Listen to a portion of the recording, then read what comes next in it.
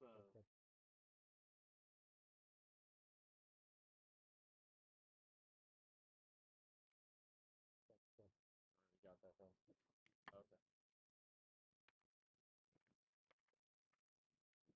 we have audio right now?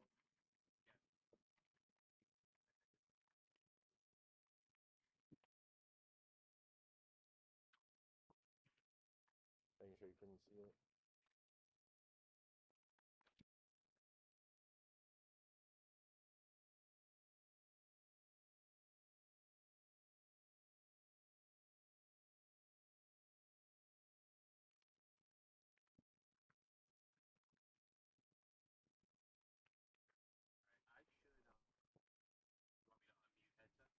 Yeah.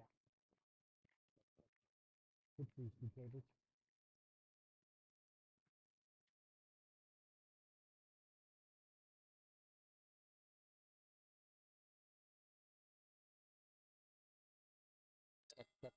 I got something. Lot of feedback. Oh, there we go. It's just volume. Yeah, is that coming through the speaker on that? Yep, that's Okay. how I'm monitoring it. Okay. Check, testing, check, check. Check, check, check. I think our Check, mics check, are gonna check, have to check. get close Hello? to each other. Hello. Can you everybody hear me? Yep. Hey, Brad, give me a welcome to St. Clair real quick. Welcome to St. Clair, Michigan, home of the 31st annual St. Clair River Classic.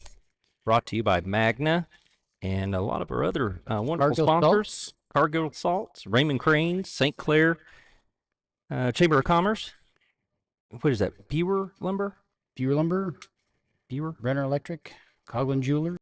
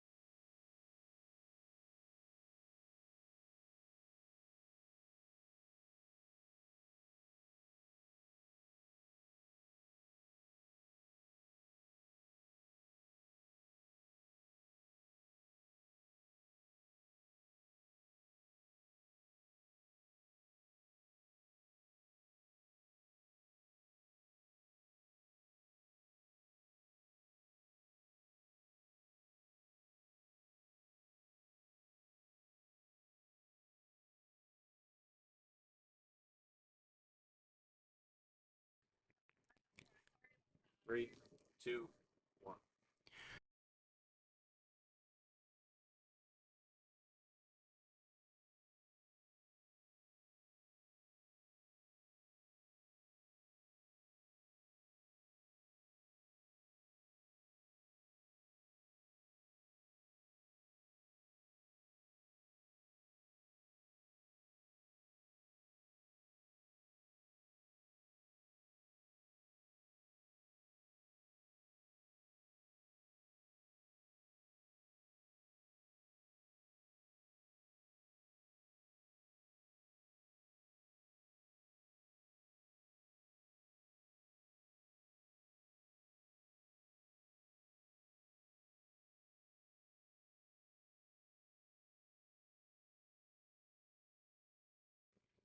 All right, we are back. We are getting ready for the Titans race right now. I can see boats that are in the milling circle starting to come up on plane, Brad. We are moments away from the Titans race at the 31st annual St. Clair River Classic in beautiful St. Clair, Michigan. Yeah, it's really cool up here. We were talking. There's a loon right out there in front of us.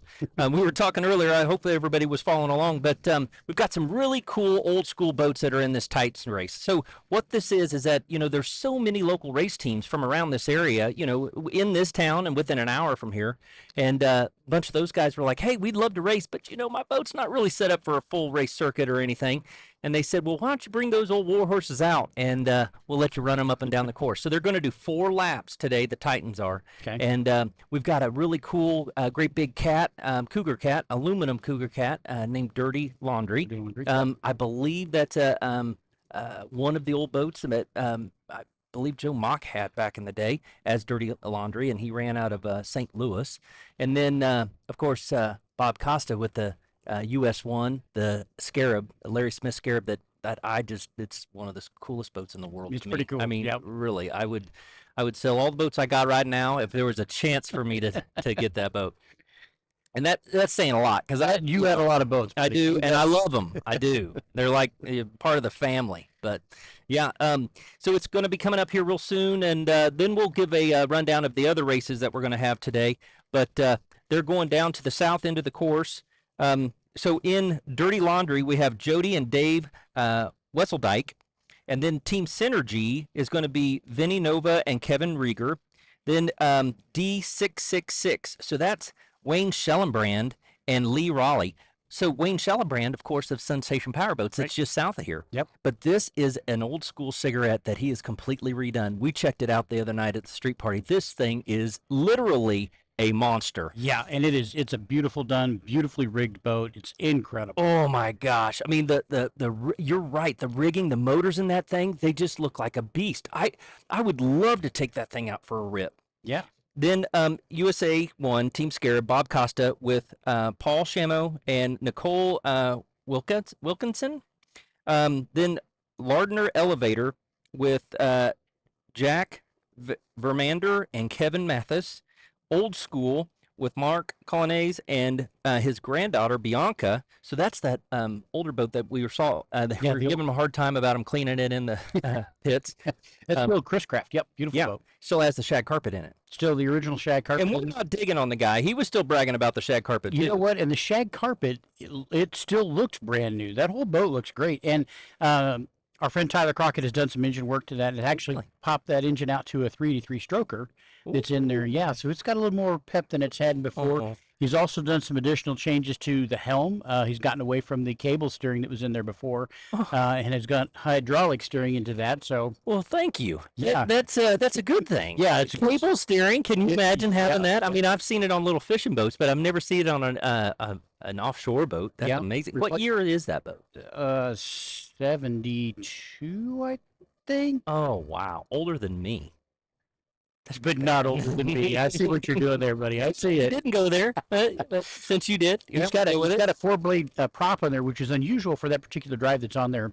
And he said that he had that prop specially built so that two of the tangs on the prop are a high rake and 2 of them are low rake for better grip, which I had not heard of before. So wow, a staggered rake prop. Yeah, and it was interesting because I had not seen that. And I asked him about the drive that's on the back of that, and you can still get parts for those things up in like the middle part of the Midwest. They use them for tugs and a lot of bigger boats like that. Same drive and everything. So Is it a Volvo drive? it is. Yeah. So Yep. And then Ripped 2 with Dave Dakin, Zinkin, Mike DeZinkin, Dziekan. Go ahead.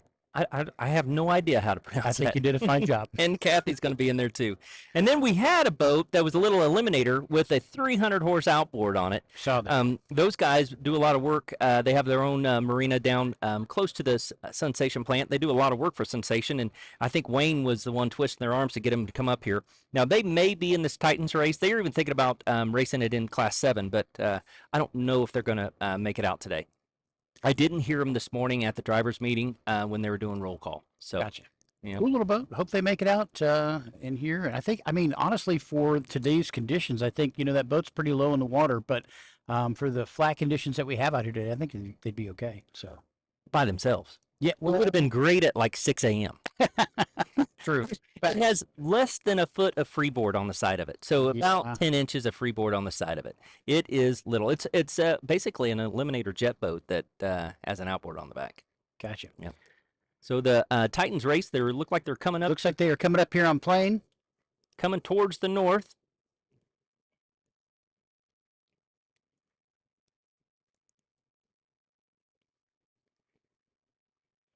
I see the rooster tails coming up on plane here. Looks like we're racing.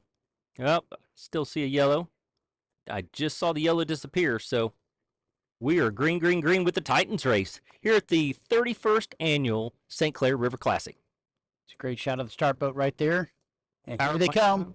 Oh, you can hear them roaring past our vantage point here. That looks like Nightmare on the outside. Oh, and taking off is Team Scarab. US 1 Team Scarab on the putting the hammer down. You can hear those big boats rolling past here right now. Followed pretty close by Team Nightmare. Cigarette Hawk on the outside there. They're starting their they've started over 125 races. Yep, so Rip 2 is in third place. Synergy will be in fourth. Dirty Laundry's coming up here on the outside. Little Chris Craft on the inside that we were just talking about. Yep.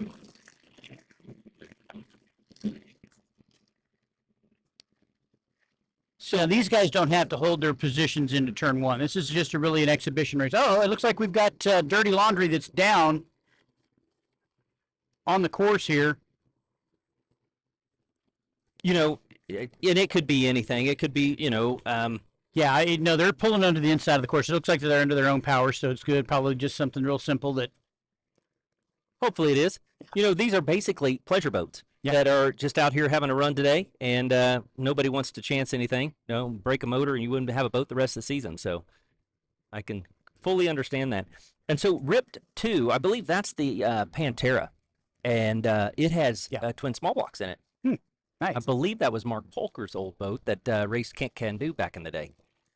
Yeah, it looks like the Dirty Laundry boat's under one motor. Looks like I can see some. The backstroke, though, Yep. you do see Team USA, Team Scarab out in first. Ripped. No, that Ripped 2 is that Formula. I'm sorry, isn't it?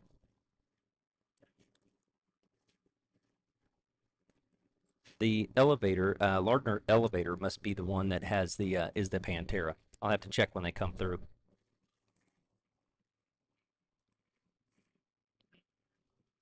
Yeah, They got out of the Rip 2 right there. It looks like that's a formula, isn't it? Yeah, that's the Rip 2. Yeah.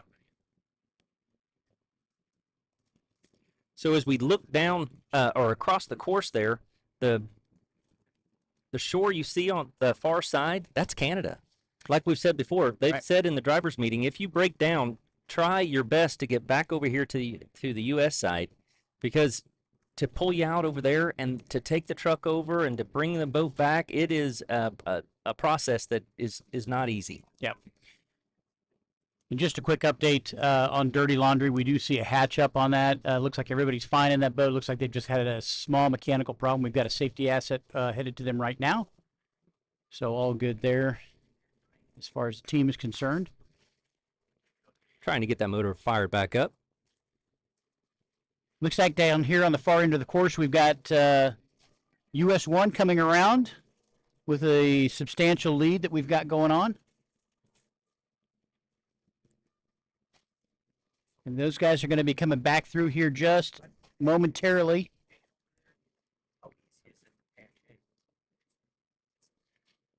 We've got,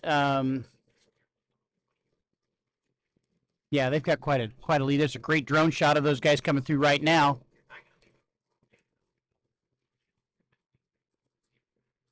Man, that boat's cool.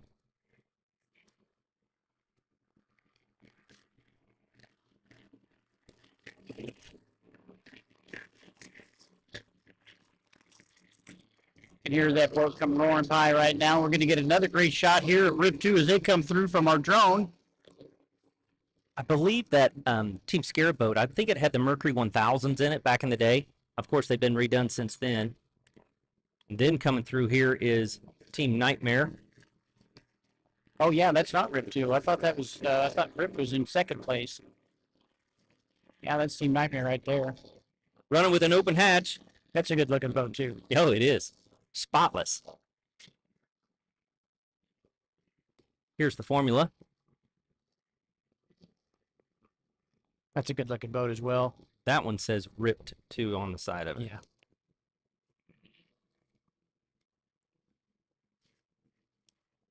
Synergy neck and neck with the Pantera.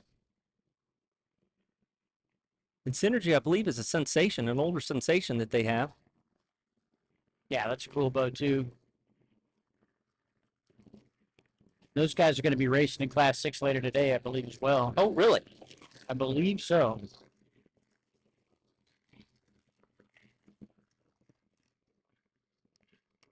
Three people in that Pantera. Everybody's going out for a ride today. Yeah, and those guys looks like they're going to be able to catch those guys maybe here in the corner, depending on how that pans out. Here comes the Old school. old school Chris Craft. How cool is that to be able to race with your grandfather? Yeah, she's 12, just turned 12, and is already excited about it. He was talking about getting a different boat, and she said to him, "Now, when you get another boat, you're giving me this one, right?"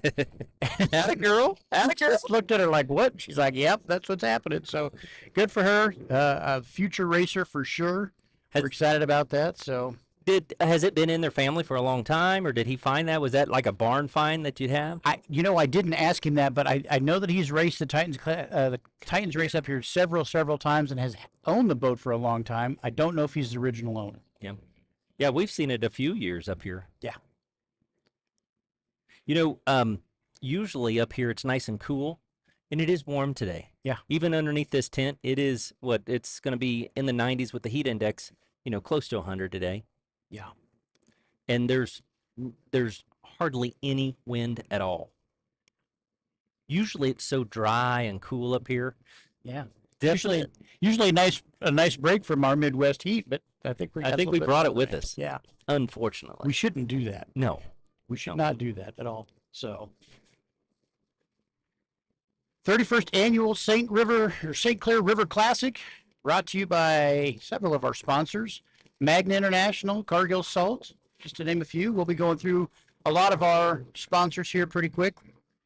The hit goes throughout the day. We're here in front of the St. Clair Inn, beautifully redone and just a great historic place to be. If you're ever up this way, we highly encourage you to hang out here for sure.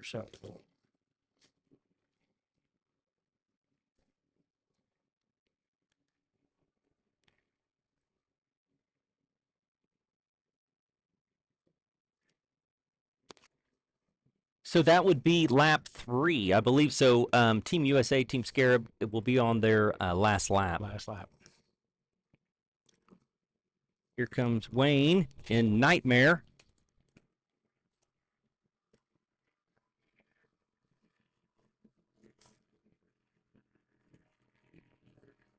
Listen to it. Yeah, I know. Now that's the boat that they cut out in the front to make a family boat, right? Because Yeah. it was a Race boat. yeah, it was Yeah. a race boat, and then they cut that out so they have some bow seating up front in a Mid cabin open bow. mid cabin open bow 2,000 horsepower boat. Yeah. The normal stuff that you would have. So I wonder if the conversation went, well, you're going to make this a race boat? I thought it was going to be a family boat. Fine, I'll cut a hole in the front of it. We'll make it a family boat.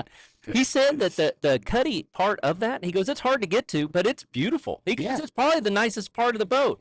And you and I were a little bit in disbelief with that because the rigging on that boat is just phenomenal. right. And we were saying how, it's great that it's staggered. You can get around the motors. He goes, yeah, but look close. He goes, those saddle tanks on either side of the motors, he goes, they do not give you a lot of room. These guys are neck and neck. Look at this. Synergy and Pantera. There we go, right there on screen here. So they need to go one more lap, I believe. Yeah, the Pantera boat just passed them. But man, they are neck and neck. So I don't know that Synergy boat's they're gonna fight them off. I think they're gonna cut them off for the corner, and the Pantera's gonna have to go wide. It looks like. This is just over a 4-mile course. So, we can see both ends from right here where we're sitting. He used to go up north of here just a little bit more, and they would almost go out of view on the northern leg. Yeah, but I think we've shifted that course down just a little bit, just so that the spectators would have a little bit better view of both ends. So Right, to bring the start finish.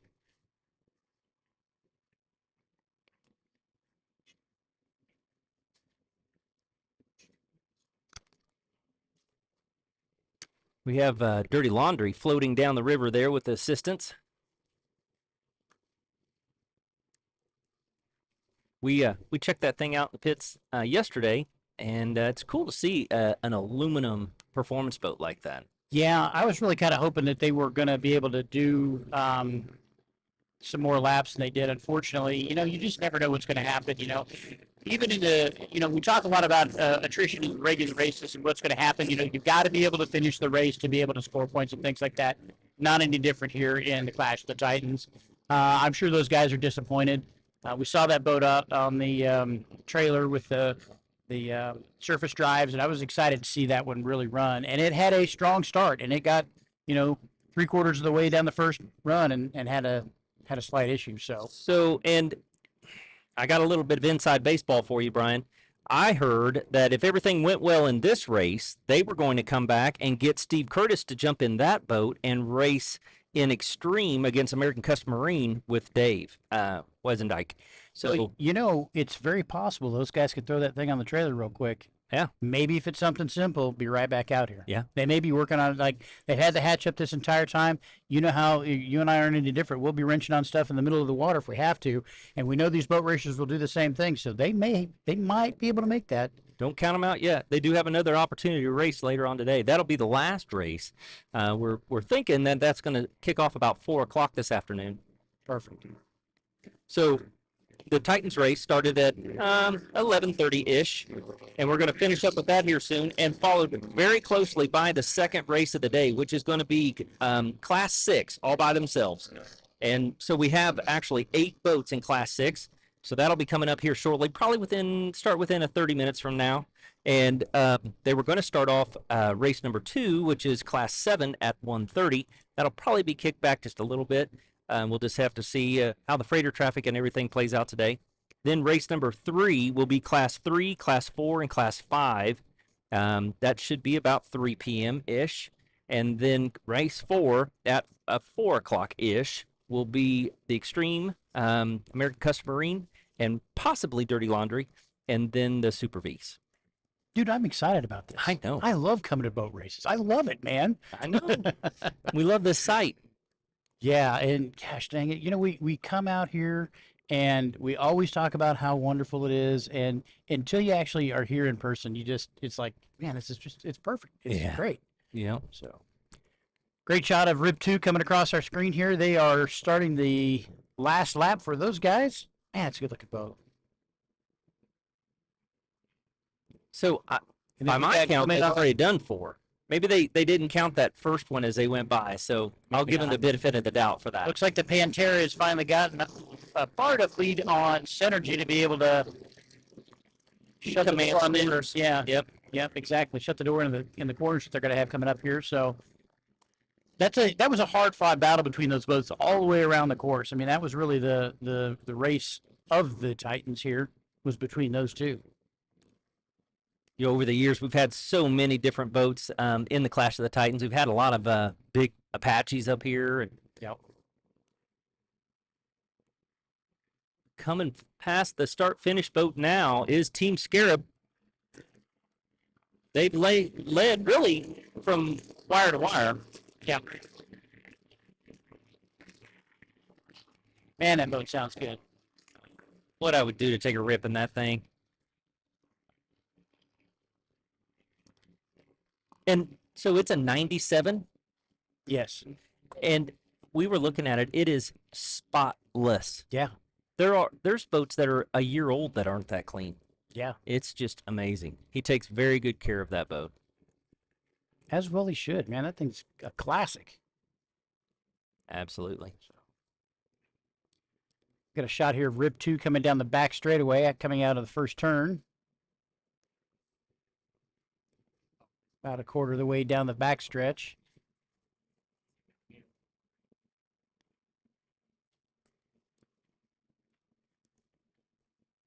There we've got the Scarab coming out of the turn, heading down the backstretch for its final lap. With Canada in the background.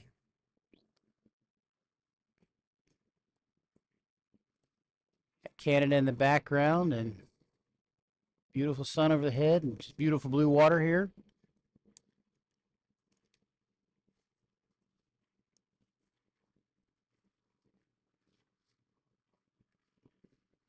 Here's a shot of, I think the Nightmare guys are just out there running as many laps as they can. Just getting word that the Pantera is the old Misbehavin', and the A boat CT Peppers. I get so that would have been the Stancombs in there Nice. before. They would have had it before Mark Polker had it. Yeah. Mike, Stancomb, appreciate you giving us some heads up there. And Yeah. they were here, and they were looking forward to having their debut in their new boat today. Jeff Stevenson and him, and they had a little bit of trouble with the little power steering. Yeah, a little So, technical difficulties there. Had a hose, I believe, had a hose come off that gives them a little. Yeah, power it did. steering. And so this was a shakedown race for them. Right. They're looking forward to racing in their big class next weekend, I believe. So they were looking forward to just doing some get some seat time in it. It's a brand new build. Yeah, I mean, they started for fresh completely. So I feel for them though. It's been a labor of love, and they'll get it figured out. they've had a Those guys don't give up. No, they don't. They don't, and really good guys, really good guys. They've had a little bit of difficulty this year, but you know what? They're gonna take that in stride and hammer things out, and it'll be a good race for them next weekend. So great shot of the Pantera coming through, passing the start finish boat. They are going to be pulling off right here, giving the wave, along with Rip 2.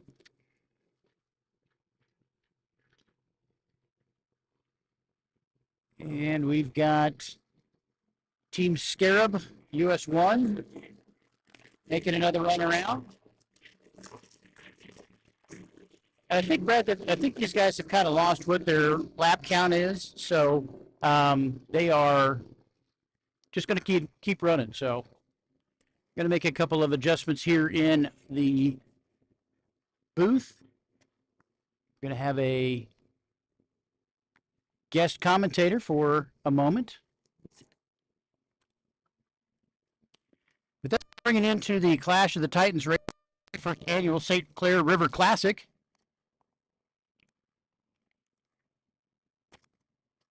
We're gonna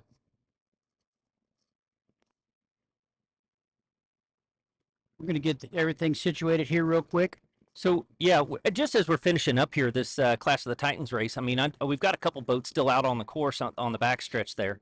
But as we're doing that, we're going to bring in a guest of ours. Chris Uzi's going to jump in here. So Chris, good to have you, man. Good to see you again, Brian. Yeah, good to see you too. I'm going to bring this down just a little bit if we can. Brian may need to help you do that. I just push your Headset down. There you go. There you go. You get that? There you go. perfect. It's been a while since I've been up here. Yeah, yeah. So you're going to be in the Bad Boy, American Custom Marine, later on today. Yeah, I guess that's what we're calling it now. Yeah, the Bad Boy. Yeah. Yeah, I got an opportunity to hop in with Mike Knobloch and his crew earlier this year.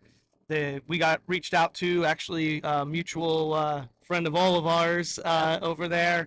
And Rob was not able to take the position in the boat originally. Yeah. So Rob and I work as a team inside and outside of racing. So naturally, one of us picked up the opportunity. So definitely. Jumped at the opportunity. Yeah, Sure. yeah, definitely. Dude, and that thing is just wicked. Yeah. Oh, it's a missile on water. Yeah. I mean, it really is. So tell us a little bit about it. So, I know the boat, but go ahead and give us the whole rundown about the boat. So it's a 40 fountain with the Arneson drop box set up on it. It's got quick change gear set up. It's not the internal conventional Arnesons. Right. It's got 1350 Mercs, 1350, 1550 Mercs. So they make 1350 on pump fuel, and on race fuel they'll make 1550. Wow. Mike and I have been racing it, obviously, on 1350, which is more than what we need for out here. Definitely. Two of us are just getting used to each other in the boat and also getting used to the boat. Yeah. They did a phenomenal job putting the boat together. It runs awesome with very little setup time. I mean, they only ran it twice last year, and then whatever we have here, Mike's been diligent on running the boat, and he's got a great team over there. Boat's ready to go every race, and they knock it out of the park. I'll tell you what, it is a class act. I mean, they really do. Then they've every time we see them at another race, they've added more to the pits. They're really going all out. Looks like they have all of their family and everybody here helping. Yeah. Everybody's got a team shirt on, and they're all shaking hands and telling everybody about American Custom Marine. We were trying to twist your guys' arm and get you to come down Lake of the Ozarks to the shootout. And they're like, well, we've got a thing going on with our customers. And what you said it best. You're saying, well, we do have to sell boats too. Yeah. So we do have to pay the bills. Yeah. So now the technical aspect of that side, you were talking about the Arneson surface drive and the gear ratio that you can change. Tell a little bit about that, because we're familiar with what you can change on the back of that, but tell us a little bit about how you can do that and how that affects your setup at particular races. So the gear change happens outside the boat, not in the lower unit like you normally would do on a conventional number 6 drive. So there's a plate that we can remove from the back of the boat, and it's a gear to gear in that boat. There's no chain system. Oh, really? Okay. And they have an array of gears from 1.4, 1.3, 1.2, 1.1 gear ratios, and then that allows us to play with the propellers, maybe use the same propeller with a different gear ratio for setups on the race. Right now we're currently on a 1.2 gear ratio, which seems to be working for most of what we have come across. So if you had to change the gear ratio, what's a time frame? Is it a 5-hour thing? Is it a 30-minute thing? To be honest, I'm not going to speculate on that because I haven't done it. Okay. Tyler and his crew over there usually take care of all that. From what I understand, they can have it done with doing both sides at the same time within a couple hours. Gotcha. Yeah. It's pretty quick. It's in regards to any other way to do it. It's the quick change. Yeah. Yeah. Well, I would assume that it would be pretty quick to do. So Not quite as quick as just whipping. I didn't know if swapping it out was pops. I didn't know if you were, hey, I'm at a race site. We need to change, We gear could do ratio. it in testing. Perfect. 100%. We could pull a boat out of water, do it in testing, be out for another test Excellent. session. Yeah, perfect. Now, you guys had a little trouble at this race site last year. I know that you weren't in the boat, but you came around the end of that course and spun out. Mm-hmm. So what do you guys thought about? What are you doing differently to prepare for that this year? I wasn't in the boat with Mike then, so I can't really speak to exactly what happened. Mike and I are trying to work on our communication in the boat and getting used to each other. Everybody communicates differently. Yeah. And practice, we felt real comfortable in the boat and how to set the boat up for the turns and get the boat settled. Those boats they're different than the Cats and all that. And Arneson makes it different too, the way we settle the boat into the turn and try to keep the power basically rolled in the turn. That boat's got plenty of power. So managing the power is definitely a task. Well, we saw you out here doing some testing. The boat looks great. You guys look like you were very, very, very comfortable in the boat. So, yeah, that's awesome. Yeah, the boat feels great. Can't really complain. I mean, we're Dude, there's nothing to complain about. No, that boat. it's a comfortable seat and a nice boat. Yeah, Yeah. I mean, yeah. come on. Yeah, definitely. Rockstar comes in out of town, gets Yeah, I told Mike I'm getting a little spoiled. This is the first time in years that I've been able to fly in, run a boat, and go home, and not have to worry about cleaning it, washing it, fixing it. Yeah, You know, towing it, So, everything. Yeah, everything. Everybody thinks that job is just exactly that, but a lot of times, you gotta put in the labor, you gotta clean stuff. But every now and then you get a chance to just rock it. Yeah. Be the cool guy and leave. So yeah. Listen, I couldn't do any part of just getting in the boat and running it without his crew and team. The guys are up in the morning. They got the boat uncovered. They got it cleaned for us. They're making sure that anything in testing that we've asked or had an issue with, they're on top of it. They allow us to be able to be relaxed on race day and get in the boat. Nice. Well, and that's important for you guys. The last thing you guys need to be worried about is something coming apart in the boat. And that entire team and everybody that we've talked to is incredible. They're super nice. They're very. It's a very cohesive team. Everyone's on the same page, and that's critical for your guys' success. And hats off to those guys. Yes, definitely. And this is his hometown. I mean, his house is literally right over by the crane. Yep. We've admired that place for a few years now.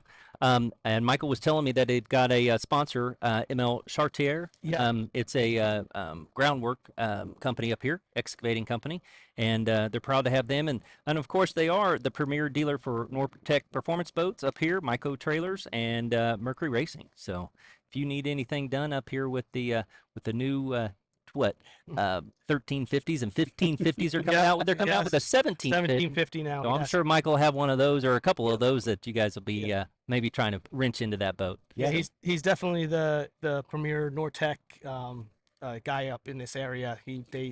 They are customer oriented. Yes, definitely. They take care of their customers, and they got a great crew.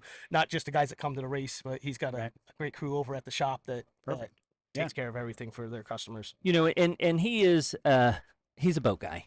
Yeah. I mean, he's had some amazing personal boats too. Mamba. Mamba. Yeah. That was an amazing outer limit. So the guy's when it gets down to it, he's a gearhead like we are and loves boats. So it's cool to see, man. He likes to go fast. Yes. And that's important. Yeah. Now I do have to ask. I got to give you a little bit of a hard time. So we all call you Chris Uzi. How do you say your full last name? My full last name is Uzalina. Uzalina. Yeah. Ah, that's all right. That's cool. That's Chris Uzi is kind of how I've gone my whole life from school. It's been easier for everybody to pronounce it. Yeah. I was the kid that stood up and raised their hand when somebody started stumbling and couldn't say the That's name. gonna be me. Raised my hand. Yeah. So. Uzalina. Yes. Now what's the descent of that? Italian. Italian. Yep. Yes. Yeah. My whole family's from Italy. I'm actually first generation. My parents were born in Italy. And Oh, awesome. Oh, nice. Yeah. So you could help us out with some of these others that no, there was a couple earlier that we were having. It's some of this pronunciations on these You may have, Italian names. you may have a hard Ryan's time- usually my hard guy. yeah, you may have a hard time reading his chicken. Yeah, because, that's- like, I that's don't a little- know what that word is. I sometimes have a hard problem with Smith, but yeah. Well, cool. So what else you got going on the rest of the year?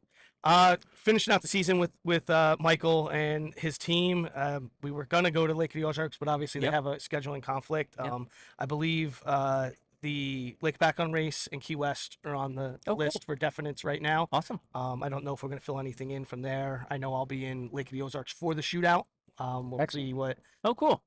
what happens there. Not with American Custom Marine, but there may be something in the works for running a boat out there. So we're working on something. I'm Well, you assuming- can't tell us what. You got that under the hat. Yeah, that's under the hat. Okay. Yeah.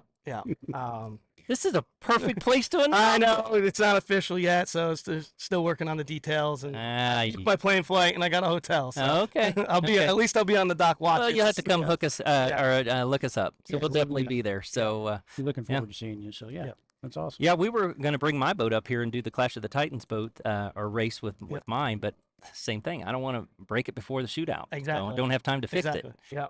Yeah. Busy time of year. Yep. Well, I think we got a pretty decent class for Super V. I mean, we got Was Up, Knucklehead, and Twisted. Yep.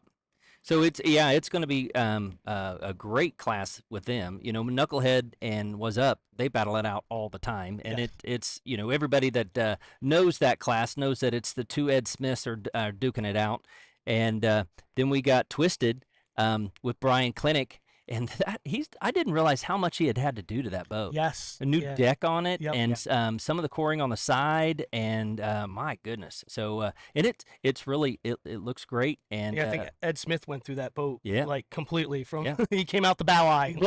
Brian said it lives at Ed Shop. Yeah. Yeah.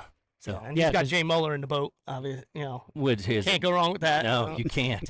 Well, when he bought that boat in Phoenix, Arizona, and towed it straight to Ed's shop. Yep. And called Ed and said, "Hey, I bought a boat." And Ed's like, "What'd you get?" And he's like, "You'll see when I pull in." He didn't want to give anything away. So, Yeah. Pulling in Yeah. the gate. Yeah. Yeah. So that class is building up. I mean, there's boats out there. Yeah. Obviously, the schedule sometimes makes it hard for all the boats to get there. But we have the old, Mazzoni's old boat is out Yeah. now with Team Farnsworth. Hancock, Farnsworth, with Anthony Smith been running that boat for them. Yeah. And then the old would be. Oh, man, I got a mind blank now because I'm on live. But the skater, the sister boat to my boat, the race winning brands. Yep. Is out in the skater. That was number 2. That was the 399 second boat built. Yeah.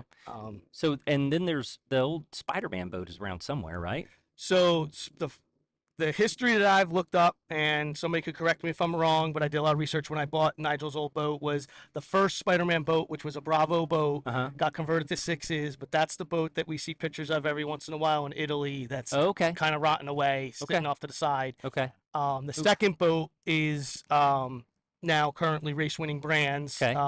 And then my boat was number 3 that came out of the mold, which was Nigel's boat, Lucas Okay. Doyle. Yep. And then the fourth boat was the Arneson boat, which used to be Caveman, Geico Caveman Yep. boat, Yep. which is overseas. I think Spain, it's Europe somewhere. But that boat's been put back together and has, I don't remember what we call what engines they were. There's some big power motor in there. He's running the series out there with it. There's Cool. been some videos of it on Facebook and YouTube right now Yeah. running. I was so happy to hear that you got Nigel's old boat, and it didn't up in the rafters of Lucas Oil Stadium like the the other, Scarab like did. the Scarab, Yeah. yes. There is a boat up there. I'm like, oh, don't do that to the skater. Please don't do that. Yeah, No. we're working on it. Obviously, it's time is Oh, not hard, not easy to find. no, it's the So, hardest thing. We have a lot of parts, a lot of pallets of parts sitting there ready to go. We just got to get some time and make some more progress on it. So Cool. And there's a couple other swept back fountains that are around too, if we can get those out there on the Yep. course. And a couple of extremes as well. It'd be great to see that class, grow a little bit more. yep, Because Britt and the Kevin thing- have their boat. That's, Oh yeah, that's right. That one- kind of mothballed right now, but Yeah. I know Yeah. it can come out. That's a war Yeah. horse too, and the fans love that class because Yes. it just it's roars as they Yep. go past. I mean, it just drowns everything out. It's definitely a fan Yeah, favorite. side exit exhaust, Oh. definitely. loud, exciting, fast. Yeah, it's all Yeah. the things that people like. So Yeah. yeah, absolutely. So hopefully that class will continue to grow like you guys are talking about, and, Yep. and we'll have something here pretty soon. So yeah. So the next race coming up is going to be Class 6. So we have a list here. Yep. Chris, you know any of those guys? You want to give us a little Yeah. inside baseball on any of that? Class 6 is actually What where I is got my too start. classified? Yeah, Too classified for you to tell, but yeah. Yeah, Class 6 is where I got my start. Bracket 600 class. Thanks to Jay Waltman and the Speed Marine guys. I Yep. bought my first boat from them, and then went into the Stock V ranks. But yeah, definitely Class 6 is a great class. So we got 602, which is Ultimate Boat Racing, Jeremy Griffin, Marcus Stackpool. 603 is Ultimate Boat Racing, Mike's Marine Care, Mike Ryan, and Robert Goodwin. And those are the boats that were the old Rondell boats Right. that Rob Goodwin acquired, and now he leases And he's doing out a great job. for racers Yeah. trying to bring people into the sport. And he has seats available for races coming up. So just reach out to him at Ultimate Boat Racing Experience, and he'll get you in one of those seats. And that Jeremy Griffith, he's the guy with the monster truck. They're towing one of those boats around the pits, folks, with literally a monster truck. Yeah, it was really Yeah. cool to see that happen too. So people were like, "What? Wait, what are they doing?" So Yeah, so Jeremy has Jeremy's Automotive and Performance, and they're going to be in the red and blue boat. And Jeremy is a rookie, but Marcus Stackpool is going to be in there with him. And Jeremy offers a variety of different automotive repair and tire services here, somewhat locally here to the St. Clair area, really Port Huron, New Baltimore, surrounding areas like that. And but this is his first ever offshore powerboat race, and he is stoked for that. Well, welcome. Yeah. Oh, he's going to get bit by Yeah, that. he's gonna get bit by the bug. Yeah. Yeah. And we moved down to 614, which is Logan's hero, Ron May and Steve LaPenta. 620, Dirty Martini, which is Pat Marlowe and Zach Marlowe. His son, yeah, Zach. They're from just south of here, and that's the boat that the Dirty Martini that we said. You don't really have to live up to that actual name. The boat doesn't have to be dirty. Yeah. And Zach's like, hey, I got the leaves out of it this year. And he actually washed it. Was Yeah. telling us about his Windex procedure in the boat. So yeah. So And then we moved down to Money Monster, which is definitely a veteran in the class. I remember racing Money Monster when I got into the sport. That's Tim Vanderberg and Jeff. Kip Miller. Kip Miller. There we go. And then they have a navigator in the boat, which is Garrett Cannon. That's one of the few boats that are still left as a 3-man setup. They run a navigator. Yep. Moving down to 622. I think everybody knows Rum Runners. That's Franny Velatato on the throttles and Tom Crowley. Tom and I raced Yeah. Stock V together. We battled Yeah. a lot of turns, a lot of races together. And then Franny's obviously a veteran in the Class 6. We got 684 MDG Offshore, which is Mike McColgan. and Jason Gravatas. Those are both veteran racers. Jason's been racing 6 for several years, for a while, and then Mike's raced 4, 5, 6 Stock V. He's raced a lot of different boats. 6221 Horizon, that's Ray Martino, and they have a navigator, which is Don LaPenta. Ray is actually double dutying in that boat. He runs it himself and has a good time out there. It's we a know. cool little Donzi. Yeah. Yes. Yeah. He is what the chairman of Offshore, I guess, is what they try to call him. Yes. Yep. And actually, Dawn is a rookie out there this year. This is will be her first race. She's super excited about that. So She is Steve LaPenta's sister. Okay. runs in the family. Yeah, So Logan's Heroes. Yep. And going back up here, Ron May was telling me, he goes, I've been trying to retire, and Steve keeps pulling me back in. This is his, I think he said it's his 30th season Wow. racing. Wow. Yeah. Yeah. So been racing for a long time. Ron's a great guy. He had that Pantera that they were racing there for a long time. He sold it, and now it's back east somewhere, they said. But he did a great job restoring that silver Pantera that we saw at a couple different races. Yeah. Yeah, when you run through this list on Class 6, I guess one of the things to note is if you look at a lot of the guys that are now, some of them in Super V, Mod V, what was Stock V, a lot of these guys have all come from Class 6 and Class 7, moved Yeah. up through the ranks that we Absolutely. raced with. Yeah. You have the Speed Marine team. They started as a 7 boat. Yeah. They moved up to 6. I started in 6. I moved up. It's definitely a good feeder class to the rest of the sport. Yeah, exactly. Well, and that's why here at this race, with the Titans race, if you want to get your feet wet, you can do that. You can jump into one of these race boats. You can race in one of the Ultimate Boat Racing Experience boats. Rob Goodwin, give him a call, like we said, Yep. and then everything starts rolling from there, man. Yes. And it's that's what feeds all the bigger classes. Yep. And this is the grassroots. This is what it all comes from. Well, and the fun thing is, like, even Billy Allen with Allen Lawn Care, Yeah. he came from Class 7 and Correct. will come out and watch those boats. He's like, all right, everybody, I got stuff to do in Class 7. I'm going to go watch them. You guys take care of everything else. Yep. And that's the really cool thing about a lot of the sports. These guys come from these classes. They still support them. They still want to see those guys be successful. And, Class 7 is the entry level. The Ultimate Boat Racing Experience is another way to get into it, Brad, like you were saying. So we encourage people to come out and do that because we want to continue to grow the sport Yes. as well. So lots of ways. If you're watching at home going, gosh, man, I really want to do that, but I don't know how, or I don't know how to have a boat, we've got ways for you to come in and get in the sport. So it's going to be a good time for us. Right. And Class 7, I mean, literally, you can find an older boat Yeah. and find a 300-horse outboard and put it on there.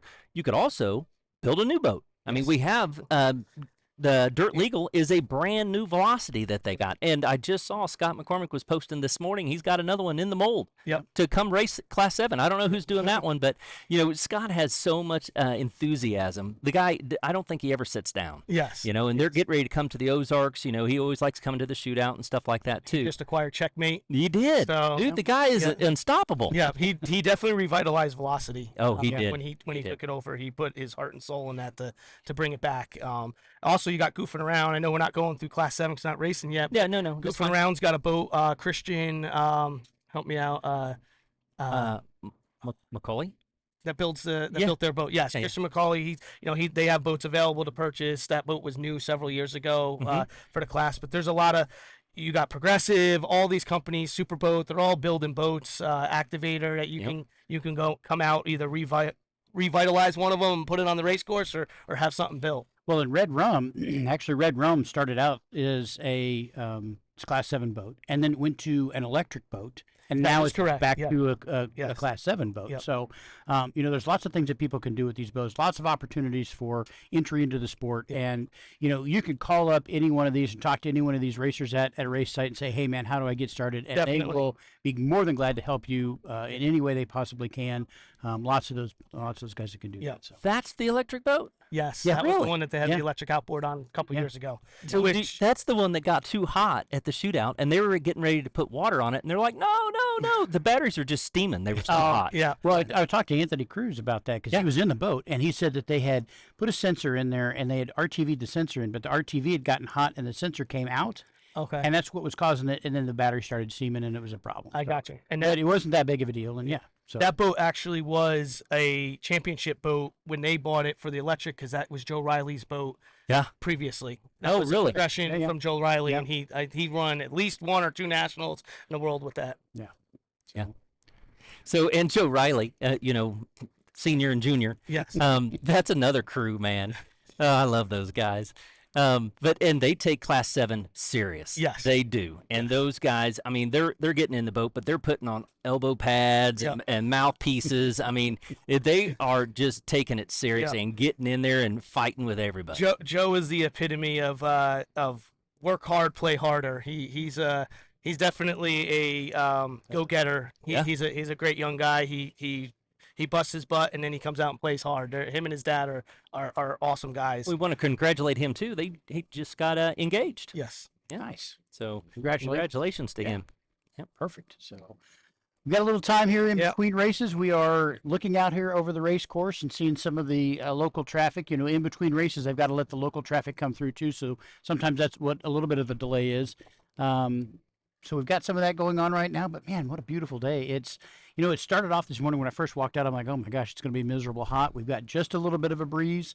Man, it feels great here right now. Yeah. So Yeah, definitely can't complain. It's better than Lake of the Ozarks was a couple months ago when we it was that hey, was wait for brutal the weekend. Ozark, or wait Yeah. for the shootout. It's gonna Yeah. be warm for you for sure. So. Yeah. Well, what else is going on? How many boats you bring? You won't tell me which boat you're bringing to the shootout. Well, how many boats you bringing? It'll just be one boat. Yeah? Works out. Yeah. Okay. Yeah. Cool. So it'll be definitely something different. So if we Different, if we twist your arm, will you tell us? Maybe off camera we'll have a conversation. Well, we understand that Yeah. for sure. So perfect. Well, I get it. I guess. Dang it. Yeah. Here we have. This would be a Class 60 boat, 60-footer. Man, that thing is roaring down the river here, throwing out a heck of a wake. So there is the great loop, that a lot of people like to do, and right now there's that gentleman that's doing it in a John boat, and he went past here just 2 days ago, and he just is through the Great Lakes, going back down on the rivers, but he had to stop. I was looking at the updates this morning. He has to get a little bit of repair done to the boat, structural repair. So he was finding a welding shop to weld the John boat back together. Okay. Have you seen this? No, The guy has no, I 500 haven't. pounds of fuel jugs strapped in the boat. Wow. He's doing it with just a tiller. Uh-huh. Yeah, it makes my back hurt thinking Yeah. about it. Yeah. Yeah. I have something to say on that. Back in Mod V's, the stock V's and Mod V's definitely beat your back up. I'm getting a little spoiled here in the Extreme V. It's definitely a nicer ride than A little bit I'm more used plush? to. Yeah, a little more plush in there. A lot more boat underneath you. But I also have Pete Riverio's Mod V in our shop. It's not back to the shop yet. It's been up at Rage Activator. They've been doing some updates and some repairs from Sarasota last year. So we're hoping to have that boat out for Key West, and actually really earlier, but there's been some delays on getting the boat back to the shop so we can put it back together. But Pete's now running the super stock. Yeah, I was going to say, he's got all kinds of race boats going on. Yeah, he's got that super stock. Ricky, that's the Foz Marine boat. And it is fast. Yes. They're being got a lot of success with that boat. Good for them, And Pete's been around for a long time, and for him to have that kind of success in that boat, I'm really happy to see that. Yeah. And so will he be racing that boat when the Mod V when it comes The, back out, or the is plan is Rob and I were going to campaign that boat, Oh. and him and Ricky are going to campaign the super stock. That was the Oh. discussions we had sweet? for this season. Obviously, we didn't get the boat back in time to put it together, but Yep. that'll most likely be the plan going forward. Awesome. Trying to think if he knows a lot of the inside baseball. They won't say. I get What do you want to privy know? here. No, what do you want to know here? I'll beat him up on the broadcast. Yeah. Yeah, I mean the Mod V class obviously is taken off. Yeah, it is. Most of the guys switched from stock V to the Mod V to bring all the boats to one class. And like I said, that's a competitive. It's not an easy class. If anybody thinks to just jump in one of those and run them because they only run, mid to high 90s, it's not an easy class. No, The it's guys that you see consistently on the podium have put in the work. They've put in the time. A lot of modifications go into the boat every time you bring it back to get the setup dialed in, and it's a lot of seat time. Yeah. With your drive under throttleman. yeah. And so those are the Mod Vs. You guys can work on the motors themselves. It's not like the stock Vs where they're sealed. We're a spec motor similar to Super Cat or the Super Vs. We have a rule book that specifies our head, our cam lift, our compression ratio, and they're teched and sealed at the race site. Who's building the motors for you? For our Mod V, we build them. Chris Unger does all the motor work for our shop. Cool. Yeah. And then you got Tyler Crockett in that class. You got Innovation. You got I don't think anybody's running. Scorpion. Yeah, nobody's running Sterling in that class. Or No Sterlings. And then you have there's one other builder, and I'm apologize for forgetting the name, but I know there was another builder in there. Yeah. The Michelos's builder. in that Innovation. No, that's boat floaters using Innovation. Okay. Somebody might ding me on my phone. I'll keep a look at. I'm having a mind blank. Sorry, Steve. Yeah. It'll come to me. Steve. Yes. Yeah. But yeah, I think all the boats for that class will be at Sheboygan. Oh, really? Cool. Have you raced up there before? No, I have not, and I'm gonna miss it again this year. We don't have a boat campaign up there. It's not on our schedule, but Yeah. everybody said that it was a fun time. Yeah, I haven't been up there either, and everybody loves that area. That's Mercury's home race. Mercury Racing is right there, and and I believe they just picked up Mercury as the title sponsor for that race. Okay. So that's Yep. cool. Yeah. One of the other things on the OPA side, I was talking to Mr. Jay Muller, and he informed me that they're going to be doing a little different race That's venue right. up Yeah. at the lake, which could be Kapakong? yeah, Yeah. come back on. It could be interesting. They're not just racing on the small side; they're racing on the big side this year, 2 days. Yeah, that's what he said. Yeah. Yeah, so on Saturday we'll be in the location where we were last year. Yeah. And then on Sunday we'll go down and be in the big water down Yes. there. Yeah. So Yeah. that's Yeah. pretty cool. I grew up on that lake. Oh, you did? Yes, that's my hometown. So family, everybody. We grew up. Literally lived in Lake Kapakon for years. Then we moved outside of that area, but that was my stomping grounds. That's where I grew up boating on. Dude, we can't figure it out. So it's such a small lake, Yes. but they have no speed restriction in that lake? On the weekend, there is a speed restriction on normal, unless it's changed over the years. When I lived there during the weekend, during the week, there's no speed restriction. On the weekend, there was a speed limit. To what? Obviously, they lifted. Man, I don't remember. It was years ago. I want to say, if somebody corrects me, that's fine. I want to say it was somewhere around 50 or 40 or something. Yeah, something but like there's that. Yeah. a lot of, fast boats up there. Yes, And and, it's- and there always has been. It's surprisingly deep too. Yes. We were talking yesterday about how deep that lake is. But so you're from that area, so I am you from could that actually pronounce Hapakon Lake correctly. Kapakon. Yeah. Yeah. A lot of Kapakon. people, they're like, it took us a while. Yeah. Oh, they raked up over the Yeah. coals Yeah. with that. Yeah, so Yeah. Hapakon. Yeah. Yeah, Yeah. got it. Make Yep. sure we get it right every single Yep. time. So Yeah, I know Jay fought hard to get that, Yeah. race to go off again this year. Yeah. Like I said, they moved it over to the big side and the small side, so that would be interesting to do both parts.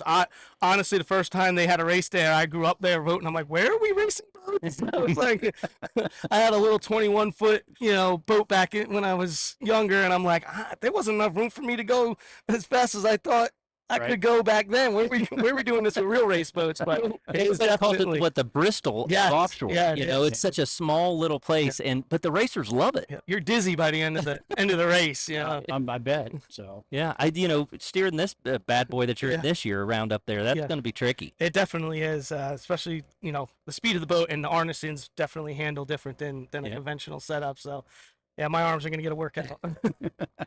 Be pulling a lot of tape. Yeah. Yes. Yeah. so um, Well, here comes the Cigarette Hawk. That's the pace boat that's been around for many, many years. You know, they celebrated the 100th start here, 3 years ago, and I saw on the side of their boat that they've done 125. So they just got the boat out and got it going again. They had to replace a lot of the hardware on the back of the boat and do some transom work to it. But it's a cool boat, and he's tried to keep it as close to stock as possible. Stock as in, I mean, it's Original. Yeah, original. yeah. so Yeah. original blocks, original Darts. heads. What kind of blocks are they? He was telling us all about this. I think they're original dart blocks, I think. But original blocks, original heads. The only thing that they didn't do, obviously, is the internals. They had to change that. They've rebuilt the motors. This is the first race that they've started since they've rebuilt the motors, and they said that they've got one more set of punch out before on those motors to rebuild them one more time if they need to. He goes, but he goes, the way this boat runs, the way it runs now, it's going to last another 10 years before Yeah. they have to do anything. Beautiful boat. They've been all over the country Oh, starting okay. races with that boat. Yes. Yeah, that thing has seen more water than. Yeah, it's crazy. Yeah. So It great was guys. cool to see them give them that. They recognize them with an plaque. award plaque. Yeah, Yep. for their starts. The Blue Water offshore team. And it's right out in front of us. Hopefully, we'll get one of the cameras on it for everybody so There they're it is able to right see. there. Yeah, it is a cool boat. Flat deck, cigarette out there. Listen to it. Sounds great. Yeah. Yeah. I think Sounds that's a 3A boat. I think it's Speedmaster 3A, if I remember correctly. Yeah, and I think those guys are. He said that they get the majority of the time is just idling on that. So.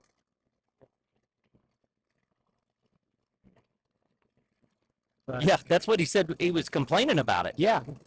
He goes, he goes, man, they get fouled up just because I have to idle so much. Yeah. Now I know that these guys are coming back. They're going to start obviously the next race. I see off to our left here we've got a freighter that's going to be coming down. So I think we're going to be taking a break here shortly as the freighter comes through. And then once that gets through, I think the plan is to go directly into Class 6 racing. So, Chris, I appreciate you stopping in and Thank you for having me. Yeah, Yeah. it's always great to catch up with you, and we'll catch up again here soon. And good luck later on today. Yes, thank you.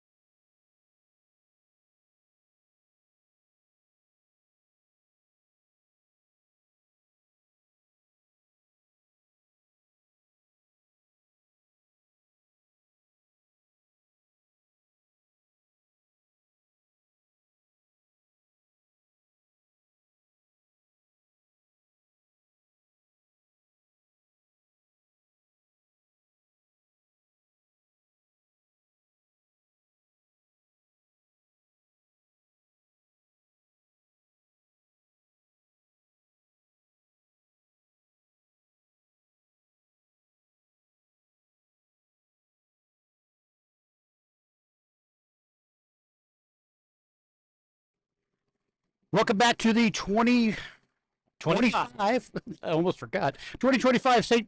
Clair River Classic, the 31st edition of this race, and we are getting ready for Class 6. We just had some freighter traffic go through, Brad, so let's get this rolling. I'm ready. Yeah. So hopefully we're not going to have another one come through here in the next hour or so.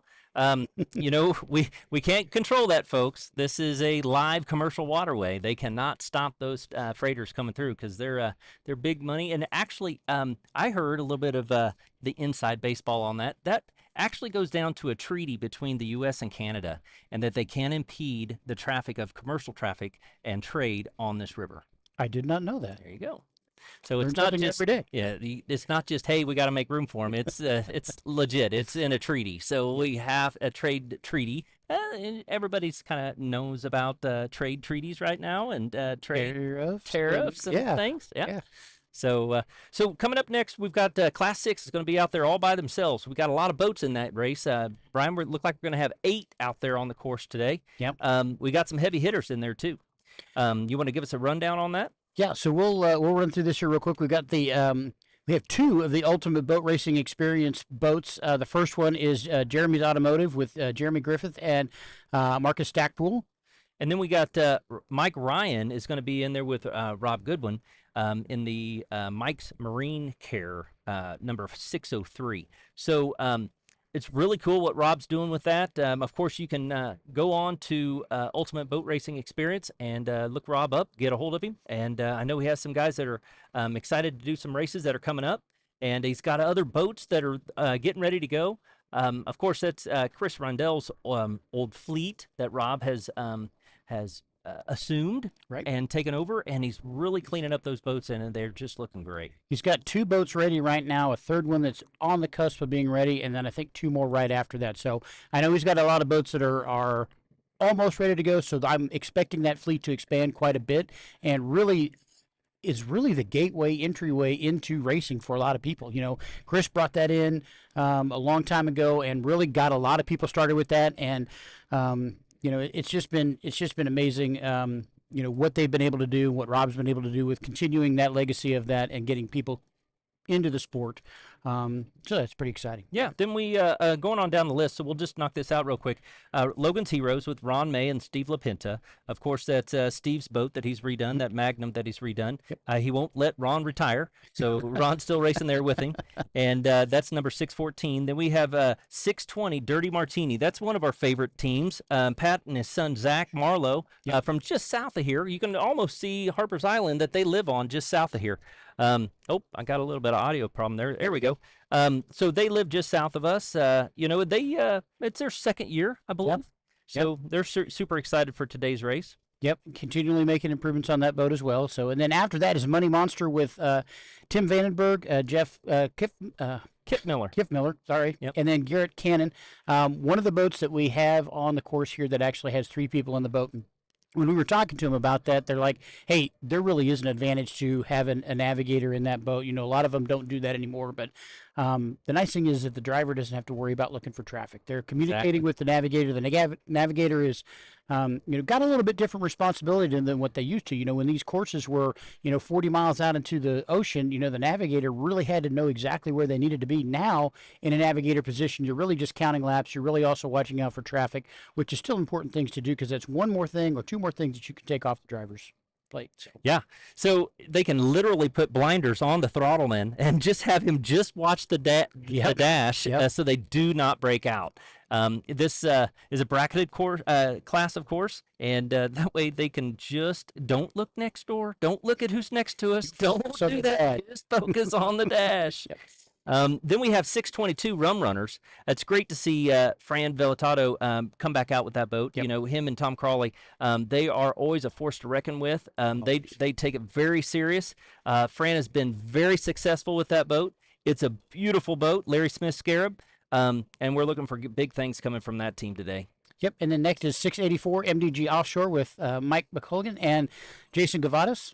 Yeah, and so Jason has bought that boat. It's a Protector. We talked about that many, many times. Yep. And he's got a Marine Center back home, and they've really done a lot to that. He built his own motors and everything, and definitely it's going to be a contender today. Yeah. And then we have Horizon with the chairman of Offshore, Ray Martino, and it's got Dawn LaPinta, Steve's sister, in there as a navigator today. Yeah, this is her first race, Yeah. rookie race out there. She was pretty excited about that, and excited to be out on the course. Talked to her a little bit after testing and some things like that. Was pretty excited. So there you can see an overhead view of St. Clair, Michigan, where we're at here today. And if you've never taken in a race up here at St. Clair, it is wonderful. It's one of my favorite races ever.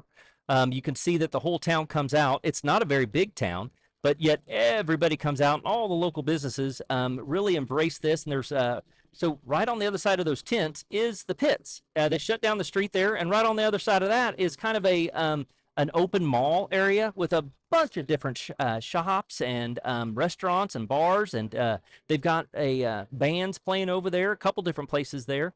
And I know that Magna International is a big sponsor here for the 2025 River Classic.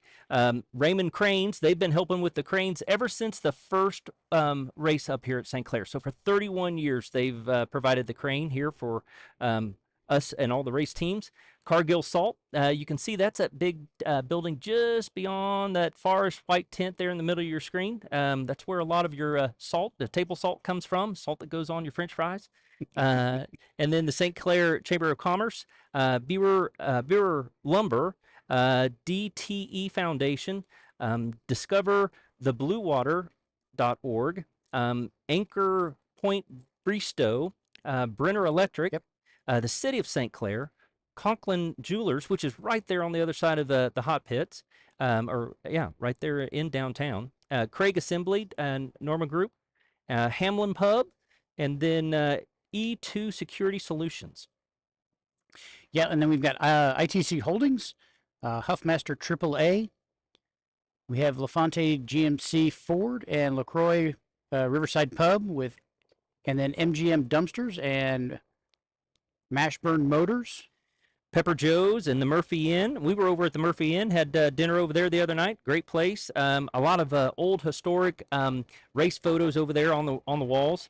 Saba Adhesives, River Bend Marina. That's Ed Smith and his whole crew. They take care of a lot of the boats here as the in the racing organization right here locally.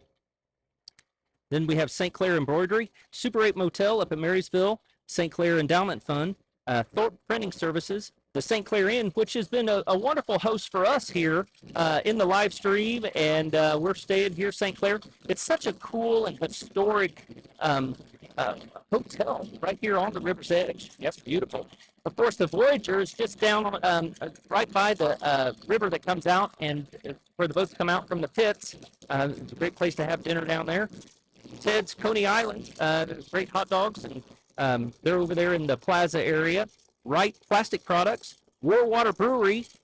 We've partaken a little bit there at Warwater. We've had some wicked awesome beers there. Wicked awesome. That's what they say. And enough that I got a shirt from there last night. And then West Haven Builders. So we appreciate all of the sponsors that make this happen, and all of the safety protocols and the fire departments, and we have they were going through that list too. So we have the police, and we have the sheriff, we have Coast Guard, and we have all those safety assets that are here on hand that are helping out to put on this event.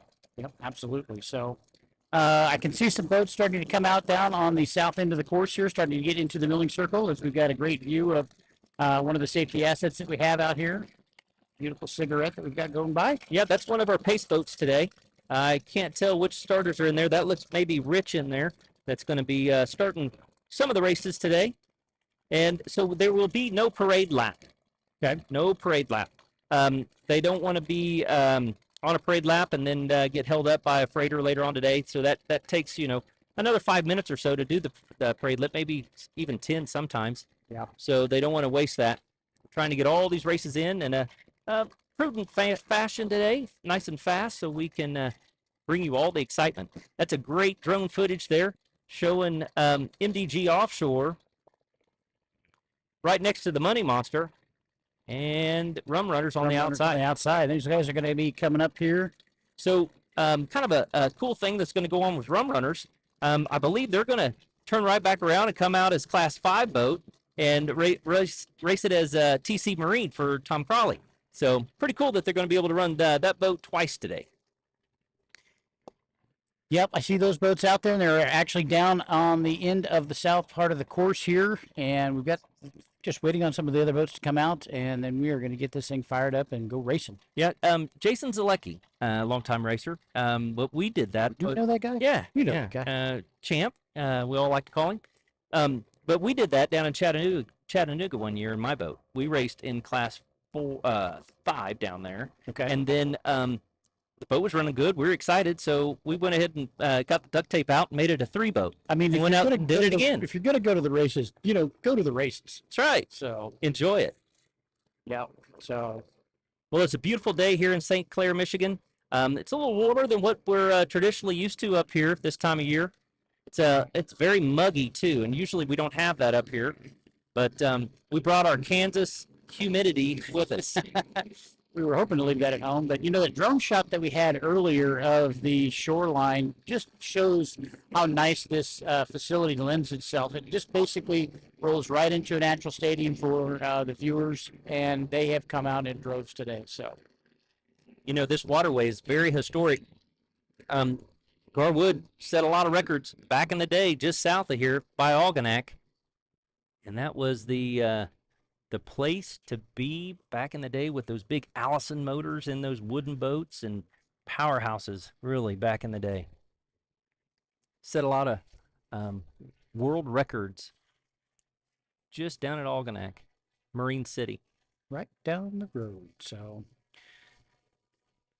See, we got the helicopter in the sky, and I think we have 7 different safety boats with divers on them today, just in case that something happened. And this is also something that you and I aren't used to, is how clear the water is. Right. My goodness. You can step up here to the edge and see all the way to the bottom. And we do have a 7-mile-an-hour current, give or take. But usually it's about 7 miles an hour. So the guys that are in the bracketed classes have to worry about that and factor that in on the back stretch. A lot of those guys, if they are going to break out, if they've never been to this race course, it'll be as they come out of turn 2 and come south just before they get, really up to what they would think would be their top speed. But it comes a lot faster because you have that 7-mile-an-hour current.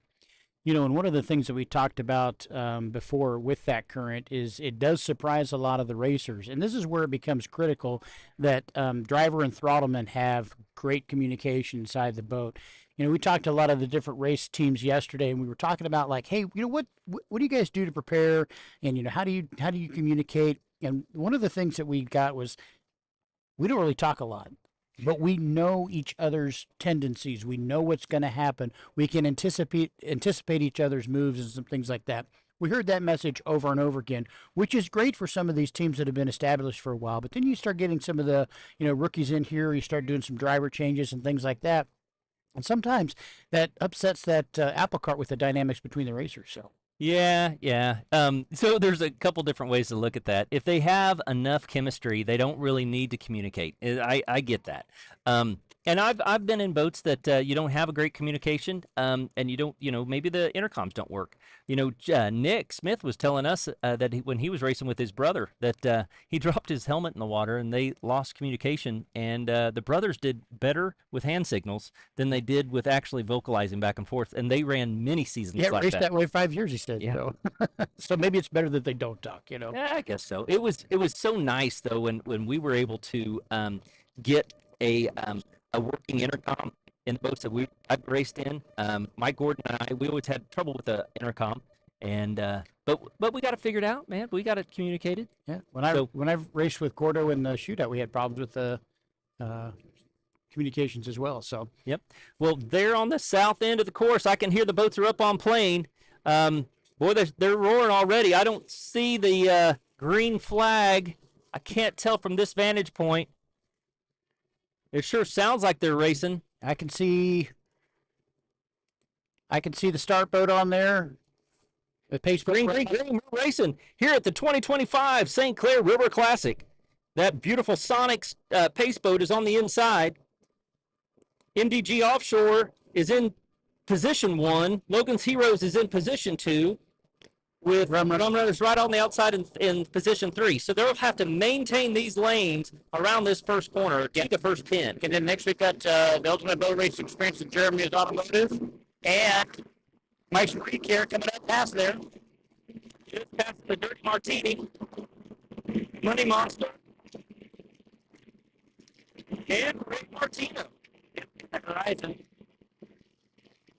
And it looks like we've got Rum Runners out just past MDG right now as they're coming in, but it looks like MDG might be able to. Oh, I think they're going to be able to fan that corner. I really do. Man, I don't know. They are at their bracketed speed right there, Brian, so they can't really overtake anyone at this point. And these guys have to maintain their lanes all the way around the first turn here. Different races have different rules on that. Some of them, they only have to go to the first pin, and some of them have to complete all the way around the first turn. So there you see on your screen, MDG Offshore with Mikey McColgan and Jason Gravatas out to an early lead here in Class 6. Followed by Rum Runners in second, followed closely by Logan's Heroes. Oh, that's great to see Steve LaPinta and Ron May having a great show today. Oh, They're they're back right at back. beside. Yeah, deck-to-deck racing right there for second place. And it looks like Logan's has got him for now. They have to be careful right there. If you're going to break out, that's where they're going to break out at, just like I was saying earlier. They came around that corner, and it looks like Money Monster's coming into fourth position here, past Dirty Martini, and past the Ultimate Boat Racing Experience guys. But they're close to Dirty Martini there. Yeah, the Dirty Martini on the screen, followed by, I believe that's the Jeremy's Automotive Experience.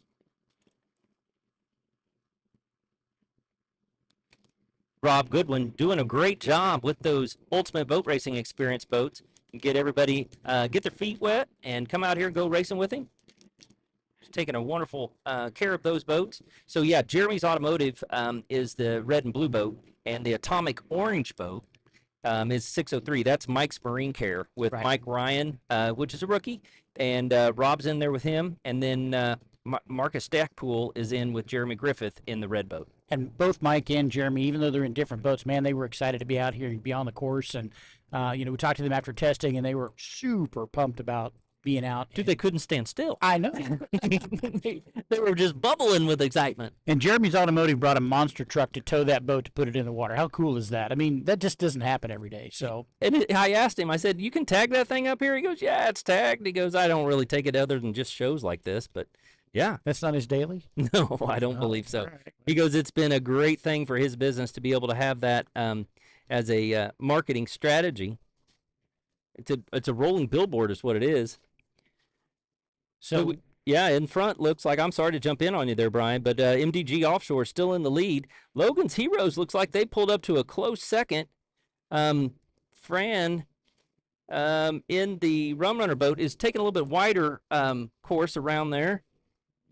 Yep, so that's the finish of lap 1, starting lap 2 here.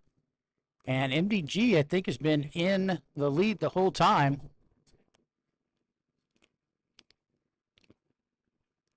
Got about a 4-second lead over Logan's Heroes. Runners out on the outside of Logan's Heroes. The fight is for second place right here. You can hear those boats coming across their mics right here in front of the booth. Followed closely by Money Monster. And it looks like we've got the Mike's Automotive has come up into 4th place, 5th place. Dirty Martini, and then Mike's Automotive. And Horizon's bringing up the tail end of the course here.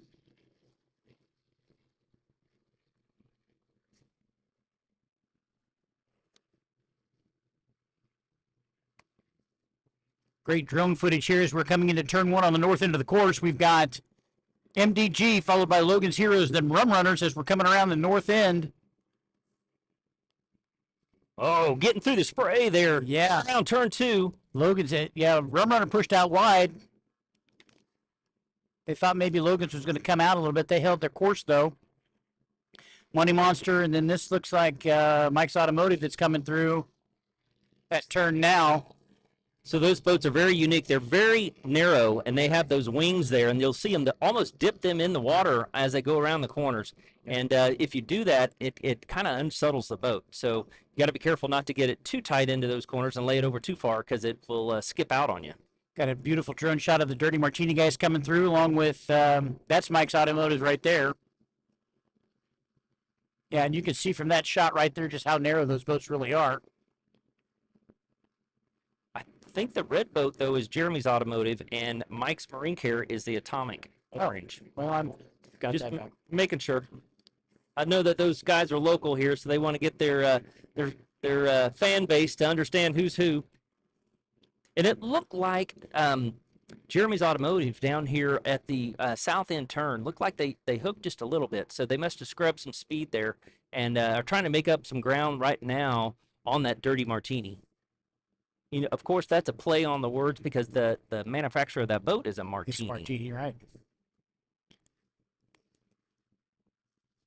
And it was funny. They, you know, it's a family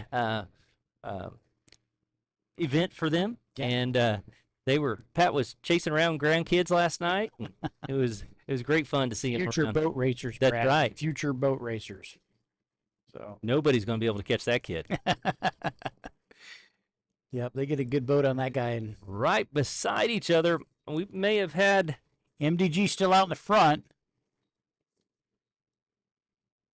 Rum Runners took that turn really wide down there on the south end of the course. And they may be setting up for a straighter shot into the north end turn, maybe looking to catch up with Logan's Heroes and perhaps get past him before the turn. right. So on this course, there's a little bit of a dog leg right out here in front of us. You know, they're racing basically around what they call the middle ground. There's a shoal, a sand shoal right out there in the middle. And they said that they got good water on it, so it's 3 or 4 foot. But a lot of years you can go out there and wade out there. Still got to be careful. So, yeah, you don't want to have a sudden stop going in a race like this for sure. So, it's a shot of Logan's Heroes in second place, followed by Rum Runners just coming into the screen. Money Monster behind Rum Runners.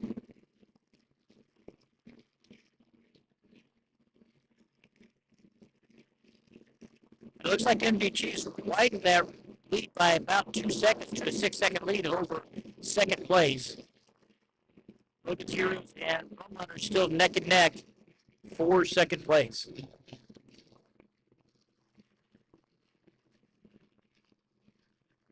Dirty Martini would be in 6th with the Ultimate Boat Racing Experience red boat in 7th.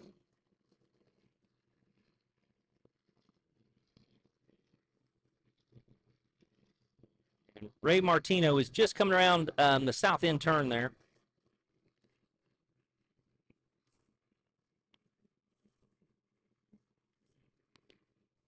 Got a good shot right there.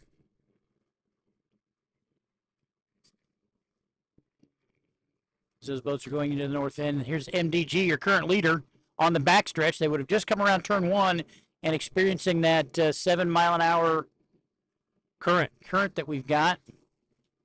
You got to hand it to Mikey McColgan and Jason Gravatas. They've been racing together for a couple of seasons now, and they've had a great run here today. Look at that. They stretched out that boat lead. They've got probably a 15, 16 boat lengths. Yeah, they've got about a 7 or 8 second lead over second place. Logan's Heroes hanging in there strong. Logan's has got about a 2-second lead over Rum Runners. Tom Crawley and Fran Velatetto. They know their number, though, so they are cagey veterans. Yeah, so for they sure. are not going to break out. I was just going to say that same thing. You can't count those guys out because they're just about the time you think they do, boom, they're snapped right in there, and they're in your back pocket getting ready to take over. So Yeah. Ray Martino on a blip on the screen as we come across here. This Money Monster on the screen.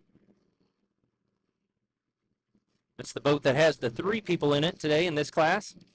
There's a shot of Ray and Dawn. Hollywood.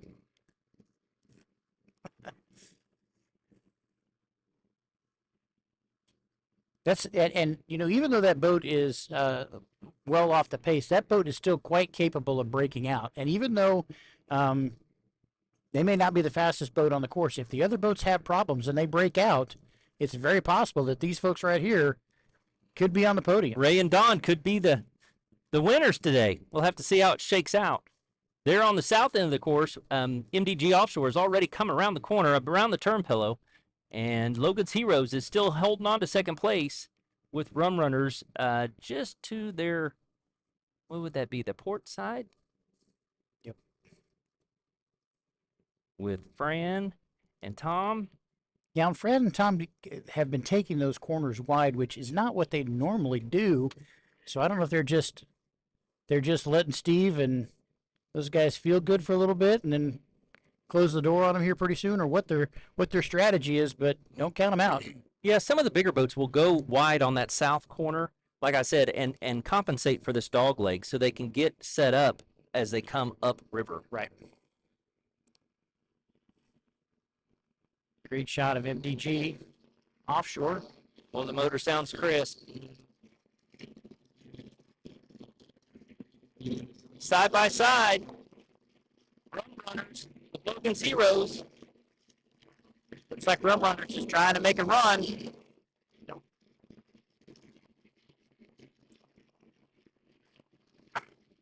Rum Runners and Logan's Heroes neck and neck as they come into turn one here on the north end of the course, followed by Money Monster and Mike's Marine. So Mike's Marine, and then Dirty Martini, and then Jeremy's Automotive.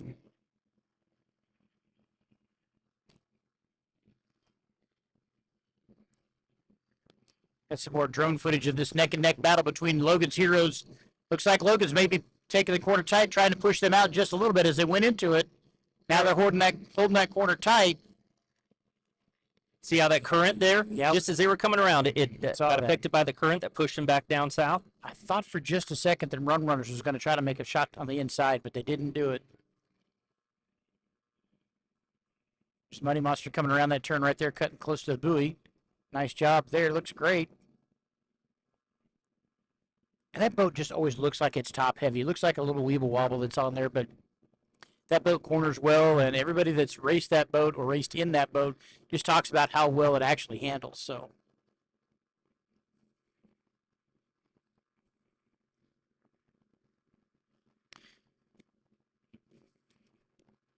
the last 3 times that Money Monster's been out here, they've taken a third place, a first place, and a second place. And they've been they call themselves the podium pounders on there because they're always on the podium. So they're going to be on the podium today. They're going to have to get do some catching up here. You know, and we were talking to that team yesterday, and they're a great, fun crowd. They've been around racing for a long time. 17 races on the current motor that's in that boat. Yeah. And that's a lot Yep. for a race motor. And Jeff has basically gotten to the point where he tries to do all the work himself. You know, he said he got a little bit of help with the machine work and things, but tries to, you know, assemble the motor. And he assembled this one with the help of his engine builder. And it's been pretty successful for him. And then Tim Vandenberg was showing us all the different boats that he's been in over the years. Yep. Here's 6221 coming up. Team Horizon. Team Horizon with Ray and Don. Running a good race there. I heard Anthony Smith worked on that boat, got him a little bit more power. That boat is capable of breaking out. You know, before Anthony did any work on it, they had it tuned in right at that line, but they wanted a little bit more acceleration. So, The ability to. yeah. Great drone shot of that boat coming across here. And here we are back, the fight for second place between Logan's Heroes and Rum Runners. And now it looks like Rum Runners is making a move here on the front straightaway. I believe they got around him. God, yeah, it's still anybody's race right there, but that's definitely the race for second place. Just about the time you think they got them, that's when they hit that breakout speed. So They've only got about, what, one boat length on them? if that, it's tight. this is a great course for that smaller boat of Logan's Heroes. Yeah, I don't think Rum Runners has enough distance in there quite yet to control that corner, but by the time they get there, they may get to that point. If not, Logan's will be able to force them around that corner back behind them. You can see right here from our drone shot that Rum Runners is really putting the pressure on Logan's to try to get that second foot.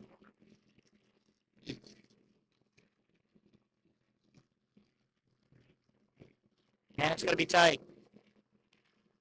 I think Rum Runner's going to be able to pull it off. Yep. I think they're going to get in front of him, shut the door down. Steve's not letting up. He's like, not on my watch. Oh, but they switched the camera right as they got into that turn.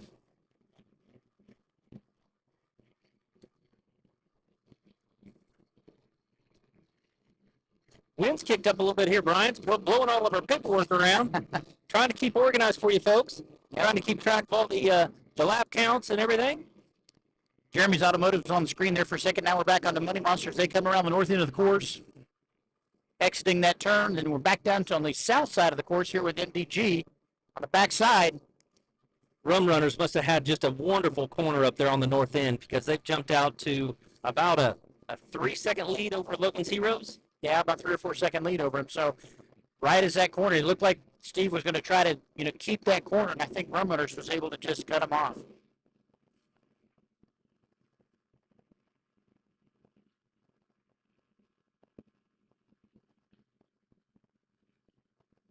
And they are on lap 4 by my calculations. MDG's got about an 8-second lead over Rum Runners, and Rum Runners now has about a 5-second lead over Logan's Heroes, so they're widening that gap there. So we were talking about them. We said they kind of set back the whole beginning of the race, and I think they finally figured out what Steve was going to do and dialed it in and were able to get past him. But it's still anybody's race. It becomes a race of attrition at some point sometimes, so... Oh, I think it's closer than 5 seconds. I think they're within striking distance right back to get into second place again. Like you said, this corner may dictate that.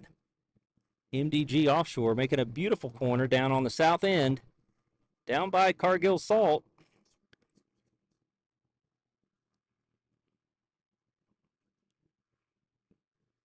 Franny and Tom Crawley did a great corner as well. Yeah, so on that corner that you just saw, that historically on this race so far, Rum Runners has been way wide. This time they came way narrower down at that end of the course, trying to keep Steve from coming around in Logan's. And looks like Steve and Ray are trying to get into the clean water, get any kind of an advantage that they can get. Yep. That boat does have a lot of acceleration. So in fourth place, we will still have a Monty Monster, and then the orange boat, Ultimate Boat Racing Experience. Mike's Marine and the Atomic Orange boat. MGD coming through right now. Logan's Heroes on the screen currently. Trying to make up some time, trying to get that second place back from Rum Runners.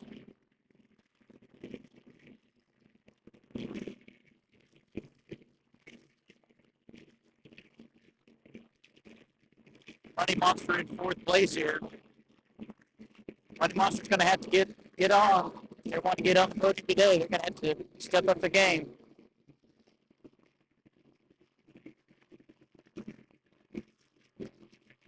Green. Ultimate Boat Race Experience is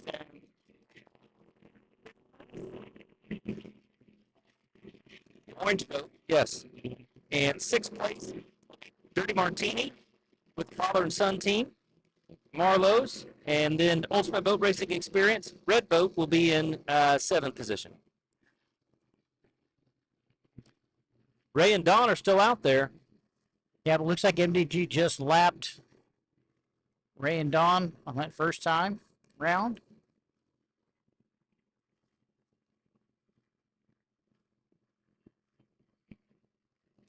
With Canada in the background. You ever been to Canada? This is as close as I've been. Oh, really? And I'm kind of okay with that. So you're close enough to get billed with your cell phone pinging that tower, Right. but you've never been there. Exactly. My cell phone has been, I have not. And that's the tower we're talking about.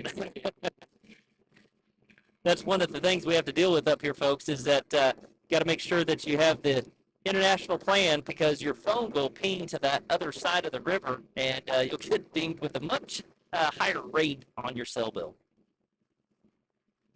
So now here we've got on the screen, we've got rum runners passing the Horizon team out on the south, on the outside of the course. He doesn't want to get in anybody's way. That's what he said. You know, Ray's having a great time out here. I don't know his exact age, but he is the honorary chairman of Offshore. Yeah, I think he's in his late 30s ish. Plus 50.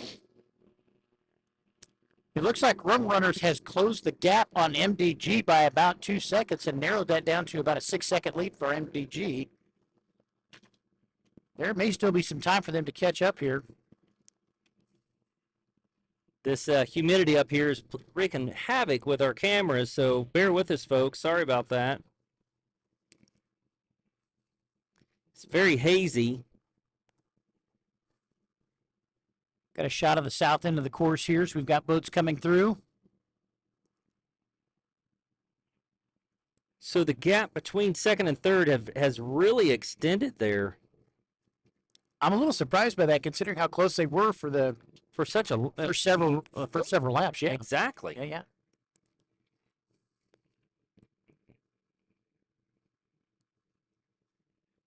Mikey McColgan, Jason Gravatos with MDG Offshore, still leading in Class 6 here at the 2025 St. Clair River Classic. Come past the start-finish boat here. We've got MDG in first place. Rum Runners in second place. Logan's Heroes in third. Money Monster in fourth. Mike's Custom Marine in fifth. Dirty Martini in sixth. And Jeremy's Off-Road in seventh. This may be a change here.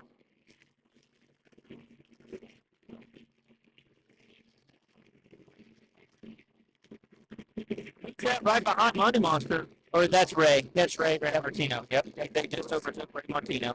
Slower traffic coming through there. So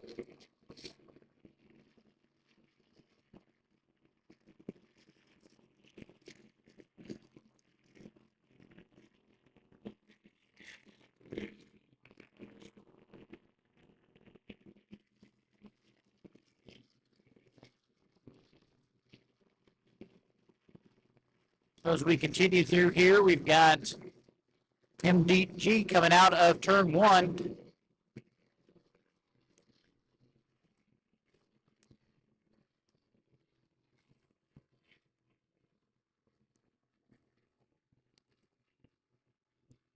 MDG still followed by Rum Runners, and I think that gap is still about 6 seconds between first and second place, Brad. Yeah, you know, it hasn't closed very much at all, but they have got away from Logan's Heroes. Yeah. That gap is lengthened. I can get a set count here. It's about a 5-second gap, 6-second gap between first and second. Well, between first and second it is, and then between second and third is more like a 7 or 8 second gap. So they're really starting to spread apart here. Again, I'm kind of surprised that gap between second and third has gotten as big as it has.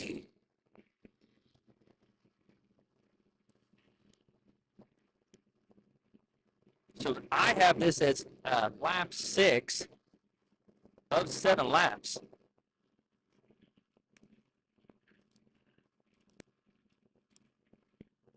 Get some information here for you. Know of 8 laps, right? No, 7 laps. So I'm going to look here at the start-finish boat, Ryan, and see if we have anybody out there with a checkered flag.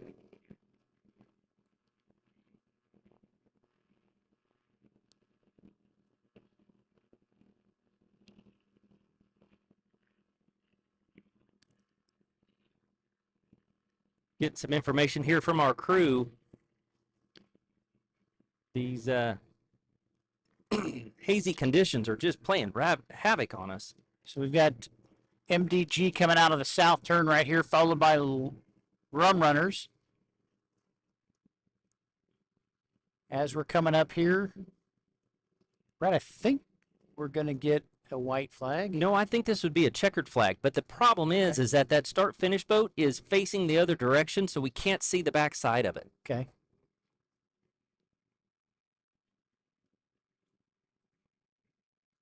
I'm going to look and see. Oh, I do see a checkered flag right now. So they can see it. It's in sight. Congratulations to MGG Offshore. Mikey McColgan and Jason Gravatos had a commanding race all day, led wire to wire. And coming across in second place will be Rum Runners with Fran Villatato and Tom Crowley. Now they may be right back out here.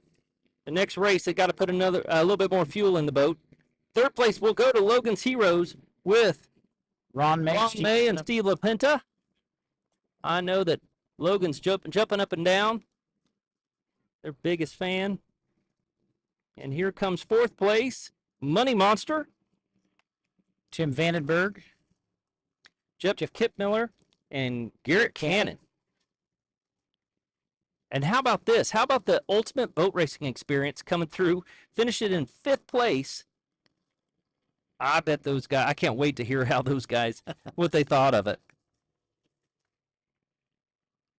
So we've got Mike's Marine Care coming through. That'll be fifth place. Next, it should be Dirty Martini. Yep, I'm going to get on the binoculars here and look and see. We could see MDG coming through and getting their checkered flag here on the start-finish boat. They're going to probably go through and do a parade lap as they come across here. So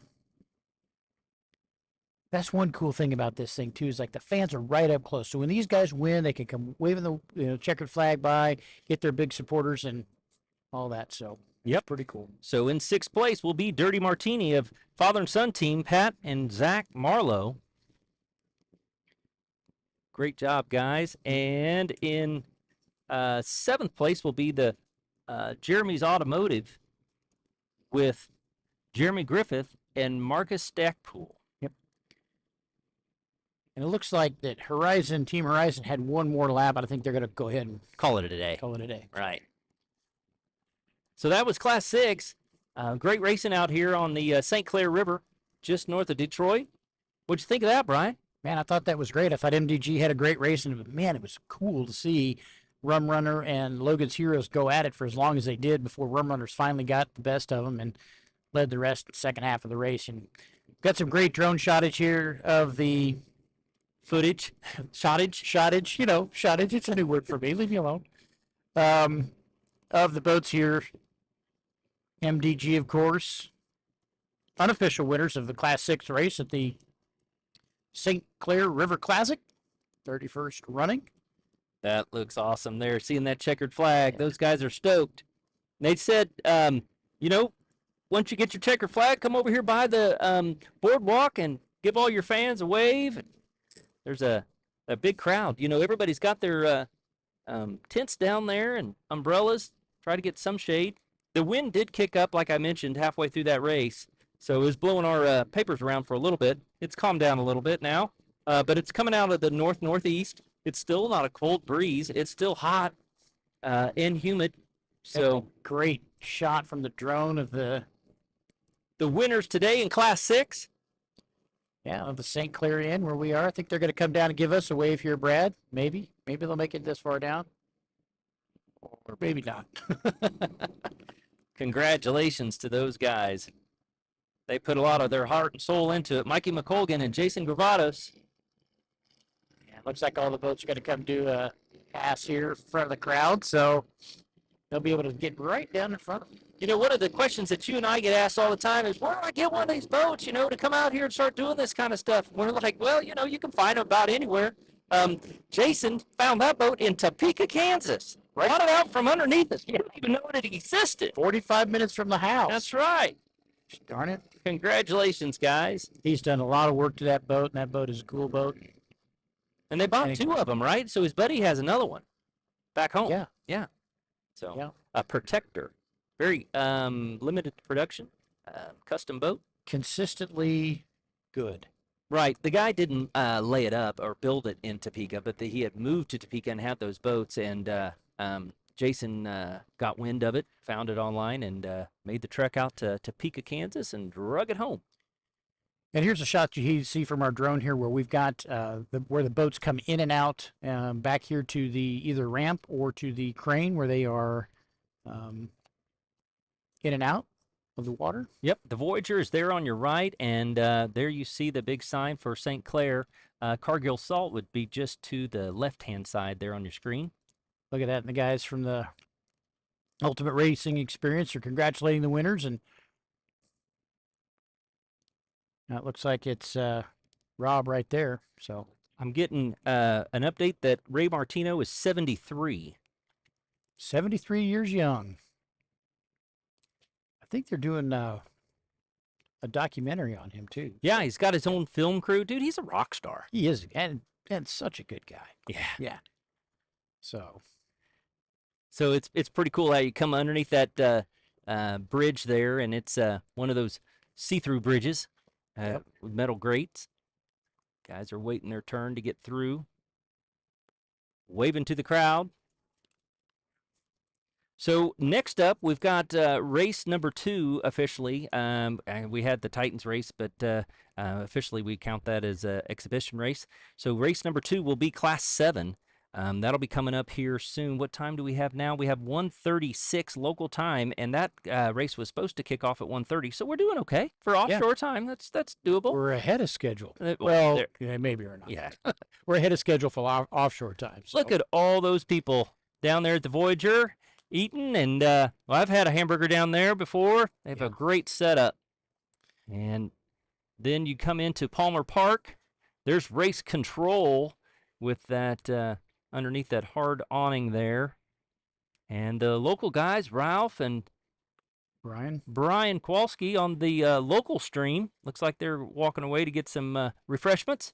It is warm out here, folks. There's Ralph waving to us. They've got the local PA system here that they're doing play-by-play for the local people. And there's all of the safety controllers there. Race control guys, and those are the guys that are in communication with the barges as they come down in the freighters. And so we look free and clear right now. So see how everybody's up in the shade. Yeah, it's hot. It is hot. It's that time of year. It's supposed to be hot. Yeah. End of July. I'm thankful for the tent that we have. Very, very. Good times are being had by all today down here at the St. Clair River Classic. You're anywhere close to us, come on down and enjoy the fun. Come hang out with us and the racers at the pits. You know, they got a lot of food trucks over there, too. We've had partaken in a little bit of the food trucks. Yep. Had a gyro yesterday, and they got a pretzel truck over there, and they've got them. Gyro? A gyro? What is it? It's a hero. Hero? Yeah. Yeah. Spelled Got a different. G. Whatever. They're good. They were fantastic. They were very good. fantastic. So Hero. a lot of good food, really good people, some great live music last night. There were some great bands last night. There's a whole crowd. Everybody brings their lawn chair out. This is just a perfect place for a boat race. You know, you've got the park right there, and it's got a little bit of a hill to it, so everybody can have a great vantage point right here on the edge of the St. Clair River. And some of these you can see kind of where they're partitioned off. They're reserved by local companies for their families and friends and employees and guests, so it's a good time. You can see the pits back in behind there as we come down to where that open area mall is, and then there's the stage back in behind there. So, giving everybody a tour of St. Clair. And St. Clair Inn. Oh, they're getting closer to us, Brian. We're going to be on camera. We'll wave to you. Oh. St. Clair Inn, this thing is very historic. It's beautiful on the inside. We're staying in the newer section, but they have those villas there on the left-hand side that they've built here recently. There's the pool. Somebody was asking me earlier where the pool is. It's right there. It's beautiful. Just on the south side of their property, and all the landscaping around. You need to go take a dip in the pool. Maybe we should do the live stream from the pool, Brad. Right there. Exactly. We're not doing that. What were we thinking? Who picked this spot? Yeah. So Then you have the VIP area there in front of the villas. They've got a DJ out there. You can see the toter homes in the back where the race teams are at, coming on down through the area here. And I'm telling you what, Brad, the entire staff of the St. Clair Inn Mm-hmm. has been fantastic. Everybody's been fantastic to deal with. So we're there underneath the black tent in our OPA broadcast booth. With no air conditioning. Maybe we ought to rethink this black tent and go to white tent. This thing is hot. Or maybe it's the lights that are on me. I don't know. But we got some local traffic that is coming through. Looks like they're going to let them pass before we get the next race out here. The next race will be Class 7.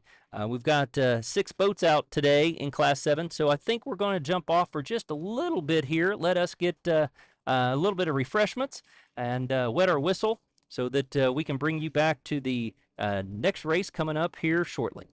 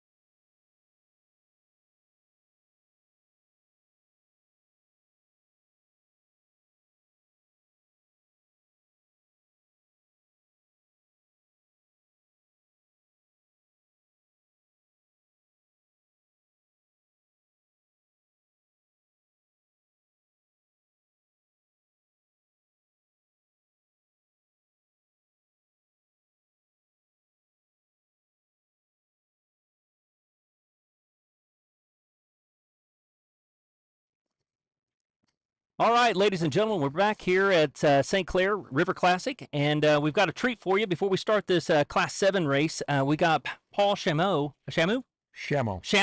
sorry, with Team Scarab. We've got his crew in the background here, and we were just talking to them, and they had a great run here today. Tell us a little bit about the boat. What'd you think? Well, the water was perfect for us. Absolutely. Yeah. I think we were doing a little bit over breaking 100 on the straights and mid 60s in the turns, and it was working out well. We practiced yesterday. Yeah. And I got these turns figured out, and we were pretty smooth going through the turns. Yeah, yeah. So you and Bob, you say that you guys both own the boat now. Correct. You know, it's wonderful that you guys have kept that boat so original to how it was back in the day. You know, and Bob was just telling us that it raced in '97 with an all-female crew down at Key West in Class D and won the world championship. How cool is that? That's a past world champ, and the thing is spotless. I got to give you guys credit for that. Yeah. So when that boat was brand new on Lake St. Clair doing poker runs and stuff like that, I remember the boat, and I was just a kid, and I was like, wow, this thing is so cool, right? And then somehow, some way, Bob ended up with it at some point. Yeah. And then he was thinking about selling it. And I said, Somehow I'll never sell that boat. Yeah. He's had a lot of cool boats, Yeah. though. He has. Let's just figure this out together, right? Yeah. I mean, that boat shouldn't be changing hands. Nothing should change with that boat. It's a beautiful boat. Well, I think it ought to come to Kansas if it needs to go anywhere. It can. I'll give it a great home. We would actually. We would take very good care of it for you. Yeah, we're big fans of that boat. Well, congratulations. You guys did a wonderful job today. Had a great run. The boat looked flawless out there, and it's cool to see you so stoked about the boat. And I'm really proud of you. It was a lot of fun out there. Yeah. So you guys do anything else? You guys going to do other poker runs or anything like that, or? It's a one and done thing every year. We just love St. Clair. Yeah, it is a cool site, cool venue. Are you guys somewhat local here? Yeah, I'm a Harrison Township resident, and I think Bob's Clinton Township. Yep, just south of here, right? Yep.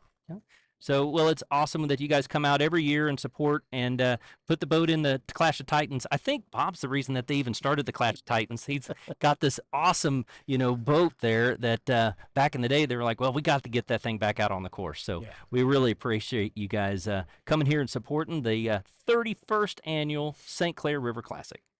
Awesome. Thank you very much. Thank you guys for all you do. Yep. Thanks. Congratulations again. So, folks, we got the Class 7 coming up. They're down on the south end of the course in their milling circle. They haven't got them all captured up yet, but they'll be starting here soon. And we've got 6 boats in Class 7, and we're going to give you a rundown here just momentarily of all the guys that are racing in Class 7 today. I've got a list here, and as people jump off the broadcast here, we're going to get everything turned around, but I'll give you a rundown. We've got number Shocker with Ray Evans and Chris Colson. They're always a very strong force in that class. And then Red Rum, number 730 with Anthony Cruz and Robert Bichetti. Then Goofing Around with the Lara boys, Matt and Joe Lara. And then Dirt Legal, the Velocity Factory team with Brad Christopher and Connor Langheim, who, there you go. I cut out there a little bit when you'd unplug that. Connor drove all night to get here. So he drove up had to work all day yesterday and made it in early this morning and is able to race here today in the Dirt Legal. And then number 789, Just the Tip with Cody Mackey and Adam Mackey. So it's cool to see that they make the trip up here today too. Yeah, so some cool things about Class 7. Class 7, like we've talked about, is one of our entry-level classes where people really get into the sport with this class. And we've got a lot of people that are fans of that class and supporters of the race teams themselves. Got some really cool boats and some cool stories we're going to talk about in this next race. So. Right. The Mackeys, of course, are out of Mentor, Ohio, and they've got a Sabre boat like what I have at home. They've got one of those there. I think it's for sale. I think they're wanting to get more into the racing. So we got 7. They're up on plane and they're headed this direction. I don't know. Let me look here and see if we have a green flag yet for Class 7. It is green, green, green. We're racing here at the 2025 St. Clair River Classic. Now, these boats will also have to maintain their lanes all the way to the first pin as we're coming down here at this front stretch right in front of our vantage point. So if we can see here on the screen, I believe that's Red Rum is on the inside. Shocker is in position 2, lane 2.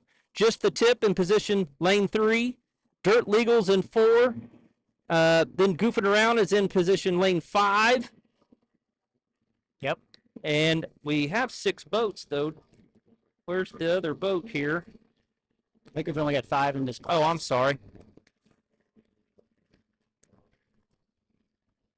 Yeah, so the Red Rum guys, they were pretty excited about having the pole position for this race as they go down to the north end of the course, heading into turn 1.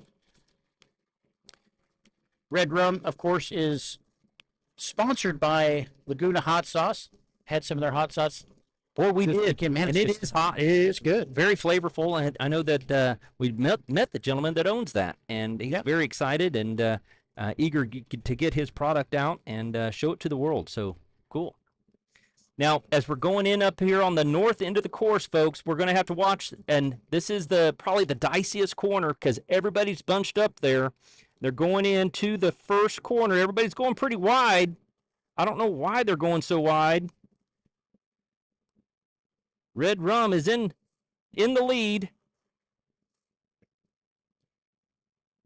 Coming around the corner there, trying to see who's in second place, just off their hip.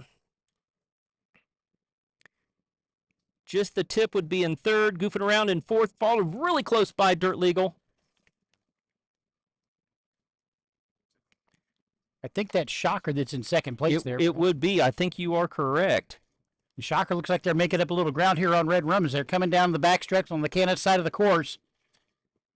And these guys really get affected by the current that are going here. Now, Shocker's got to be careful because if they don't compensate for that, they could very easily break out. It's like an echo in here, It's Brett. almost like we did that on I purpose. know. What was that about? You can tell we love it too, folks. So there's Red Rum and Shocker neck and neck as they're going down the back stretch here at the 2025 St. Clair River Classic. Just the Tip is bringing in third place. I think fourth place is Dirt Legal, if I'm not mistaken. I would correct. I would say that is correct. And then Goofing Around is in fifth. You can hear him zinging down the back stretch. We even have a lot of spectators over there on the Canadian side. Yeah. Matter of fact, it looks like there's more people over there than there have been in the last few years. Oh, yeah, definitely. Yeah, I see tents over there and everything. Yeah. Yeah. And it's on that side, if you've ever looked at the map, it's very rural over there. I mean, of course, we've got the town of St. Clair right here, but over there it's countryside. Gotcha. Well, Red Rum, Anthony Cruz has brought his family with him, and this is his mom's first official race. Oh, really? Yeah. That's cool. Marissa Cruz and husband Leo and his wife Christina are all here supporting the event. They were talking to them last night. They said, man, this place is a great thing. It's like everybody echoes the same thing of how nice the property is and how nice the town is and how nice the people are. And it's great to get that feedback from everybody. Right. And they're actually staying here at the St. Clair Inn just right behind us. Yeah. And his mom has been just wonderful. Every time we get up and turn around, you need something to drink, hon? Well, and I was talking to her. I was asking her when she was going to debut in the race boat. She's like, I prefer pontoon boats. Oh, I want to go slow. Hey, we've raced those before. You can race pontoon boats. I don't think she knows that. Maybe we got to tell her. So, Red Rum looks like they're still in the lead. Shocker is Dyson for second position, trying to find clean water. Goes to the outside. Just a Tip is in third, followed really close, neck and neck with Dirt Legal.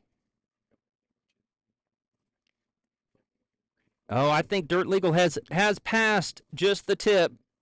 The Mackey boys, they are neck and neck, but I think you're right, Brad. they've edged them out. This would complete lap 1. Laguna Hot Sauce, Red Rum out to the lead. Got about a 2-second lead over Shocker. So there's there's not much chop out there, but you can hear the hulls smacking the water. So these are relatively flat bottom boats. Yep. Now, first and second are neck and neck, and then there's about a 6 or 7 second lead between that fight and the fight for third.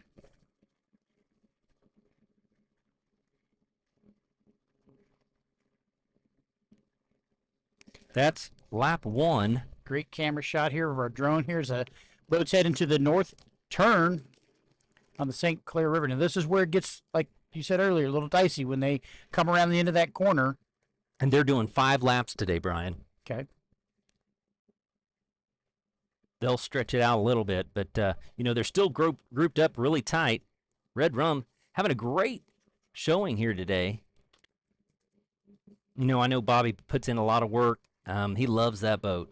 Yeah, man, and you talk about attention to detail. Oh, That is one of the cleanest race boats on the circuit, period, hands down. and so now that's the boat that you were telling me that was the electric boat, correct? Yeah, it started out as Class 7 boat, and then became an electric boat, which Anthony ran down at Lake of the Ozarks shootout. Okay. I had a little trouble with that, but then brought it back as a Class 7 boat and have had a ton of success with the boat since then. Runs good, sounds good. They're a tight team. Now They're leading this race. is that the boat that Dawson did some work to? Or No, Is that a different boat? I think that's a different boat. Okay. So, talking about our friend Derek Dawson, who's normally in a Class 7 boat, he's not racing right now because he's just been so busy at work. I mean, Yeah. he's swamped. So good for him for having that business. And Does amazing work down there at Lake of the Ozarks, maintaining and rigging a lot of the boats down there. well, and we've talked him up so much, he's busy all the time. So maybe we should get a little advertising Yeah. dollars. Let the guy off a little bit. A weekend here and there. Yeah, let him come race, folks. On the back stretch, I'm looking over to the Canadian side. Just the tip is still right neck and neck with Dirt Legal. No, I'm sorry. That's goofing around. Dirt Legal has fallen into 5th place. Dirt Legal there is, Bringing up the rear, it looks. yeah, like. they must have had a bobble up there on the north end. I hope they didn't spin or something, but they're back under their own power and look like they're right up to speed. Have to look and see what happened. Might have got. Connor said he was going to come by the broadcast booth later on today, so he'll give us a heads up. They might have gotten into Guardian mode, but Oh, yeah, that's no. one of the things that they do have to worry about. And that's a brand new boat that they built for this class. yeah. And like we said earlier, Scott McCormick down there at Velocity has another one in the mold, ready to go, or just starting in the mold that he's building for Class 7. I'm sure it'll be out next year. I don't know if he'll have enough time to get it finished for this year. South end of the course here, we've got Red Rum coming around and Shocker going out wide as they come into the front straightaway. This will complete lap number 2. So as we look down there, those boats look so low profile. Look how low they are to the water, and yet they are much bigger than the one boat that was going to race here today. We had that Yeah. Eliminator that was going to race, and the Titans, and they only had about a 10-inch freeboard.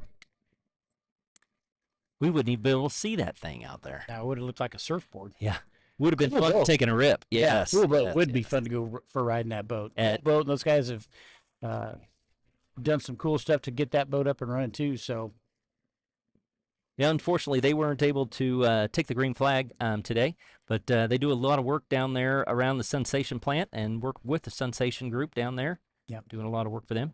now Red Rum right here is taking about a 4-second lead over Shocker. So they've started to be able to pull away. Hopefully they haven't broken out.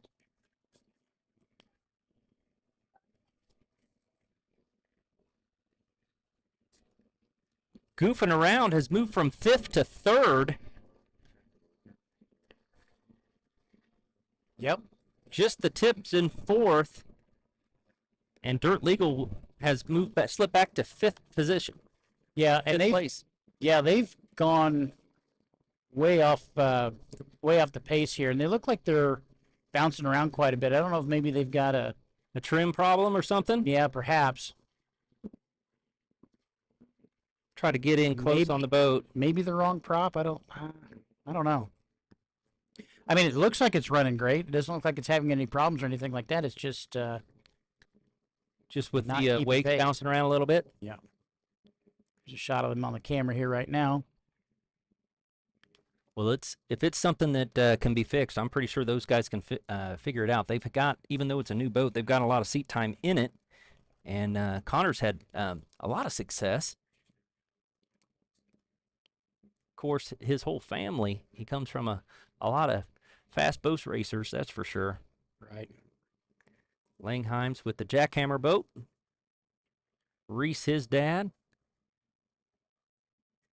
They're partners down there with Manatee Marine with the Maldonados. Build and maintain a lot of the fast boats in, well, the factory stock now. They're going to move up to factory stock and with the super stock. They're on the back side. They're on your screen, folks. We have red rum, Laguna Hearts hot sauce, and Shocker is just right there, ready to strike at any time if they bobble for just a second. Yeah. Ray Evans and Chris Colson, they know, and they've usually got a heck of a presence here, and they do still, but I haven't seen them very much. I don't know if they rent a house right here, right. Airbnb really close to the pits, and we've seen them up there. We saw them filling the swimming pool on the back of the semi truck earlier today. They do go all out. Chris goes all out. Those guys are the epitome of having fun at the races. So. Oh, definitely. Great shot of Just the Tip here as they're on the back stretch, getting ready to come into the south side of the course turn.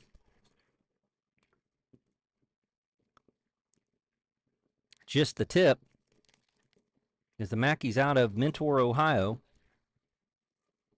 I believe. Cody and Adam? Yep. Cody is third generation racer. And Adam raced in the early Adam's dad raced in the early 70s. Adam has 2 kids, Cody with 2 girls, and Heather, 2 boys and 1 girl. Cody, I believe it was Cody, or was it Adam that raced with the Rascal team out of Cleveland? I think you're right. So, yeah, they're addicted to it like we are.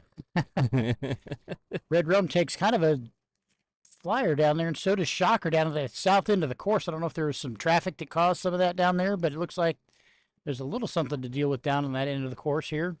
Nothing major, but certainly something that you got to deal with. Oh, yeah, and Just the Tip just went through there, bouncing back and forth sideways pretty hard, so there's something down there that's causing a little bit of turbulence in that end of the course. So, these boats are so small; they're easily affected by anything. There may be something under the water that creates kind of a dip or a hole down there with this current that's constant all the time. I know that in other rivers you'll have different holes and things, and it'll upset these smaller boats a lot easier. Yeah, but it looks like Red Rum has extended that lead to about a 7-second lead over Shocker. Shocker, of course, in second place. Goofing around in third, followed by Just a Tip. But I thought that Goofing Around and Just a Tip were a little closer in to each other, but it looks like Goofing Around is pulled a little bit further ahead of them. That would be lap 3 of 5.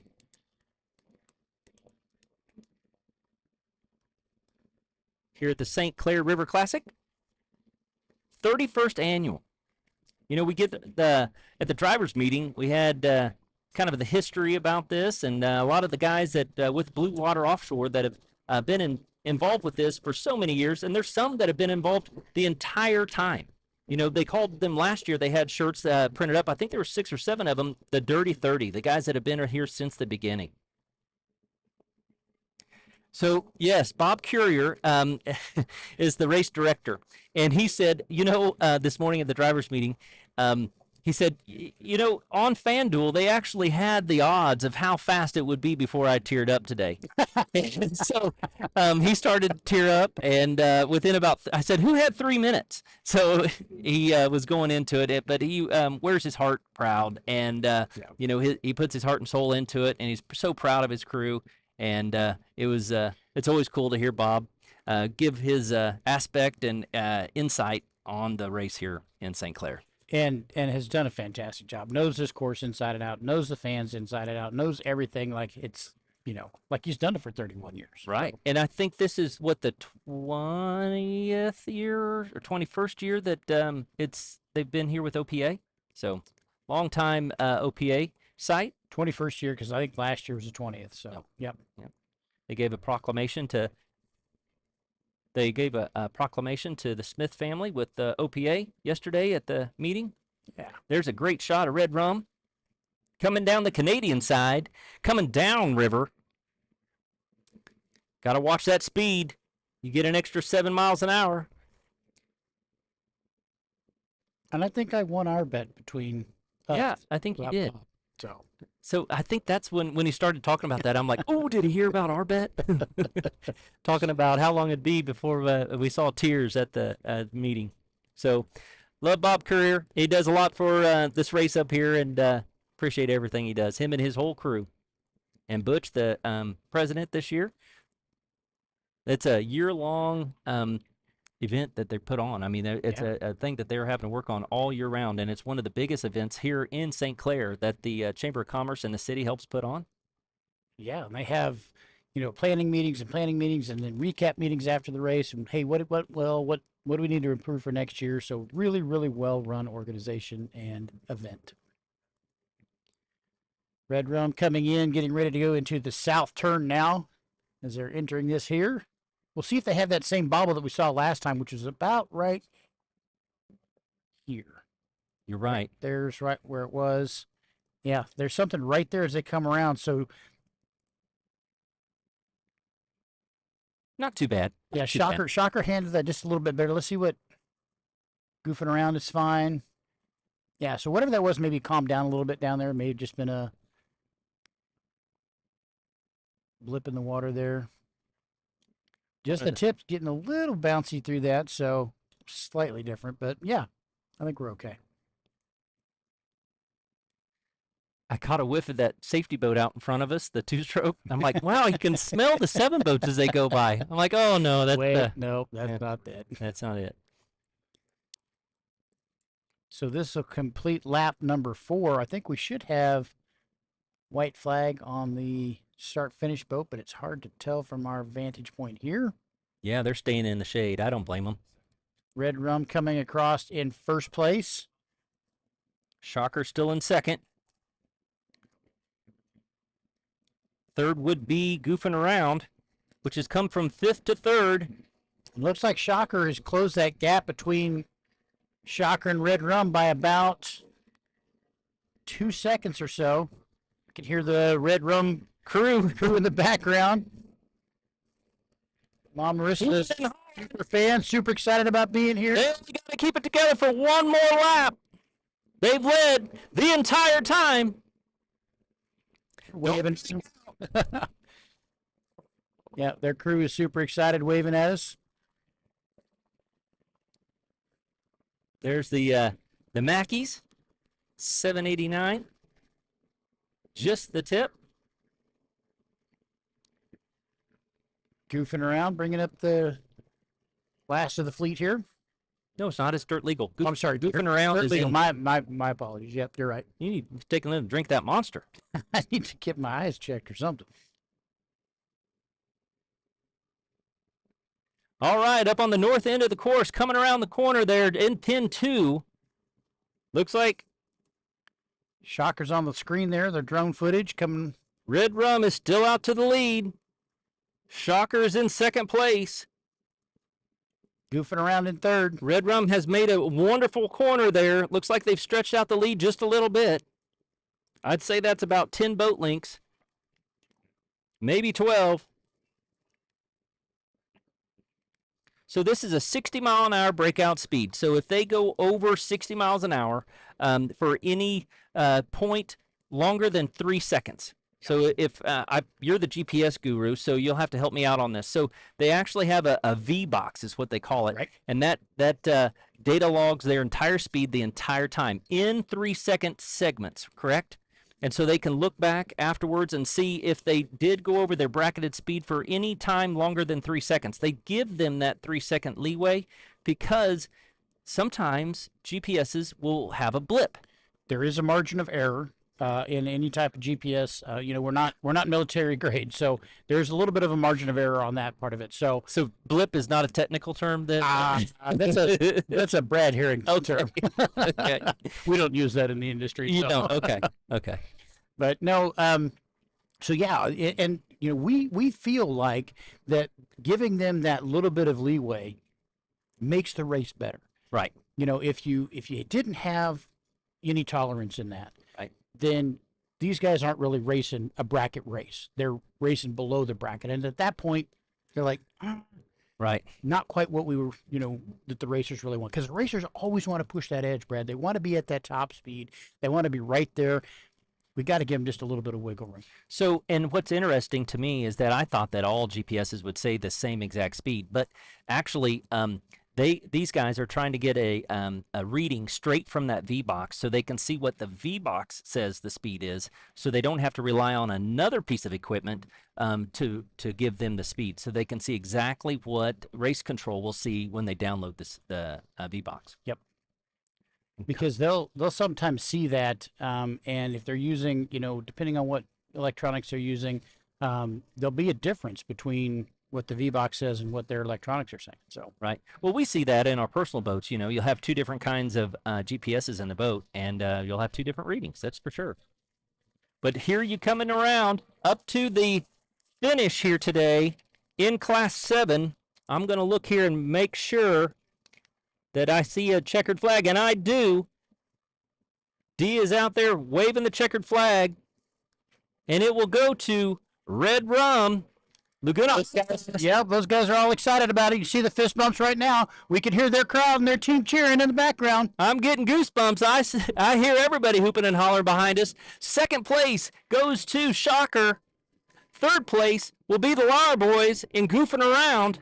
Had a great run here today and went from 5th to 3rd. And in 4th place will be the Mackies coming in with just the tip. And Dirt Legal coming in Finishing up the in race. 5th. Well, that was a great race, Brian. And Red Rum had such a great showing here today with Anthony Cruz and Robert Bichetti. Yeah, I mean, right from the very start, they were on the pole and took off and just led the race the entire way. So, Yeah, congratulations to those guys. they have had issues in the past, a little bit, nothing serious, but there have been a couple of times when they haven't had some issues or they've had some issues. And if you remember in the different boat that they had, they stuffed it and broke that boat apart pretty good. Oh, yeah, they did. Now, not that specific boat they're running now, but a different one they had. So yeah, I mean they've been through their challenges. They've been back and forth. So, it just kind of it's kind of cool to see them persevere through those challenges and those changes and be able to come to a beautiful place like St. Clair and really just lay it down and do a fantastic job. So. Yep. So that completes the Class 7 race here today. And the next race coming up is going to be Class 3, Class 4, and Class 5. And I think while we're looking here at the start-finish boat and seeing everybody get their flags there, did he already get his checkered flag? I don't know if D has thrown that to him yet or not. There goes Dirt Legal. There he's got it. Congratulations, Red Rum. Your win here today. Bobby's on the front of that boat, all excited, rightfully so. Congratulations. Wave it to the camera. No, you're the man. No, you're the man. Congratulations to those guys. Laguna Hot Sauce having a great showing here today. Yeah. Yep. Great partnership between Laguna Hot Sauce and Red Rum. We have an opportunity to have a live interview from one of the boats that are coming up here in the next race. Really? Yeah. Who's So talking to? I believe we're going to be able to reach out to the Herbots. Nice. And with Herbot Racing with Cade and Keith. And we're going to see if we can get them to reach out to us. And we'll get them on a live interview from the boat, from the pits, right before the race. I think we're going to follow Red Rum here. I bet you $5 that they're going to come down here and do a high-speed flyby right in front of their family and crew. Well, maybe they're just going back to the pits. So, no, they're like, Oh. oh, wait a second. We're over here. Oh, wait. Family's over here. Let's get down here and see those guys. So That's so cool. we'll have our drone stay on these guys for a little bit here while we celebrate with Red Rum and Laguna Hot Sauce. They're unofficial winners in Class 7 for the 2025 St. Clair River Classic, 31st running of the event. And that's such a cool looking boat, man. I mean, I'd love to go for a rip of that boat. Well, and that is a progression. Yes. Several different manufacturers in that class. We had an Apache out there, a progression, a Velocity.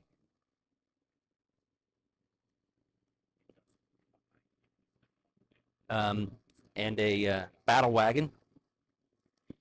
And what we're going to do here, these guys are, see, now these guys know exactly where their fan base is on the shore. So they're going to come down here. Saying hi to their family. Yeah. There they are, waving to the crowd. Yep. You'll be able to see their family in the background. Congratulations. Goes to Anthony and Robert. Great showing here today.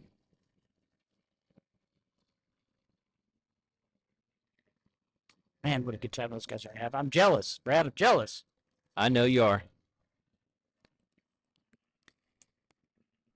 So we're always excited to see those guys come out and have a good time. And great shot here from the drone camera of the winners of Class 7 unofficially in front of the St. Clair River Classic fans.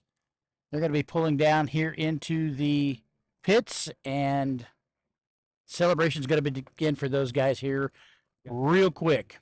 So we are going to we're going to have a live interview. Yeah, we got a live interview. We got Keith Herbot from over in the pit. Can you hear us, Keith? How are you, sir? Great, great. So you guys excited? You and Cade ready to go today? We are. We're hoping to break this 3-year. I don't want to use the hex word. This used to be my favorite race site, St. Clair, man. Hey, I have not had good luck in the last 3 years, so we're hoping to break that this year. everybody loves this race site, so you can't hold the race site accountable, man. I keep saying the St. Clair and the word hex after. Well, cool, man. We're looking forward to seeing you out here. So you got the Bomar or BMAR boat in your class today. Yep. So are you looking forward to racing with him? Oh, yeah, we're going to do that. I got to tell you, I've been looking at their setup. It's working real close. Yeah. Kyle Dyson and Chris McAwee, I think. McAwee? Yeah. Yeah. Cool. That's a They're gonna have to outsteer my talented son. that's right. You got Cade ready to go? He's ready. Yep. He's ready. The boat's ready. The only problem is we never got the test. So this race is going to be the test. So let's hope everything's new and ready. So let's hope everything goes good. Well, we're all rooting for you here from the broadcast booth. So you want to give a shout out to anybody? Yeah, you know what? Let me thank all the hometown people out there. The Mixed Lake House, the Pine Ridge Services, all the guys at Phoenix Park, and the Tamco Construction. None of this would be possible without them people. Great. Well, man, we're all rooting for you. Like I said, good luck today, and maybe give us a shout afterwards, okay? You got it. Thanks, guys. Bye-bye. Well, that's pretty cool to be able to have a live update from the pits. You know, they're getting ready to bring those boats out. I don't see a freighter on the north or south side, so hopefully we're going to get that race started off here pretty soon. I think Now- we're freighter free. Oh, don't say that. Oh my gosh. Did you seriously just say that out loud? I just said it out loud. So race 3, official race 3, was tentatively going to start at 3 p.m. So we're right on time. You know, we've got 2:36 local time here, so we've got a little bit of time before this next race. We're going to have Class 3. We got 2 boats, like we were talking to Herbots there. In Class 4, we've got 3 boats with Crazy Rhythm, Gascot Marine, and I Am the Wild One. So that's that yellow boat that you and I were checking out. Yeah. I think it was called at one time, or he had a boat that was called the Wild Thing at one time, and that's Anthony Courier. We asked if he's related to Bob Courier. He said no relation. Same little town, same last name. So I said, now you need to check your ancestry. You're probably related somewhere. And then he's got Chip Miller in the boat with him. They're really excited to see how that boat performs today. He's got a fresh motor in there from Tyler Crockett. You're right. Yep. And then Crazy Rhythm, Steve LaPenta's jumping back in doing double duty. He's that lucky dude. He's going to be able to race with Neil Red Crane in the Crazy Rhythm boat. Yeah, and they're excited about it. And that was one of those things that, Red has really been on that boat a long time. A lot of wins in that boat. So I said, those guys are excited. Yeah. Did you lose my number? I would have jumped in there. Yeah. Yeah. Hey, you know what?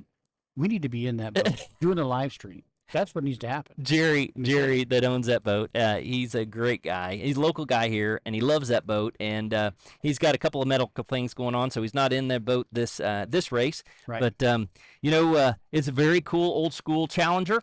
And then we've got the father and son team of Raw Gascott Jr. and Sr. His dad comes in from Puerto Rico, I believe. Correct. And races with Raul. Raul lives somewhat here local and works down in Detroit.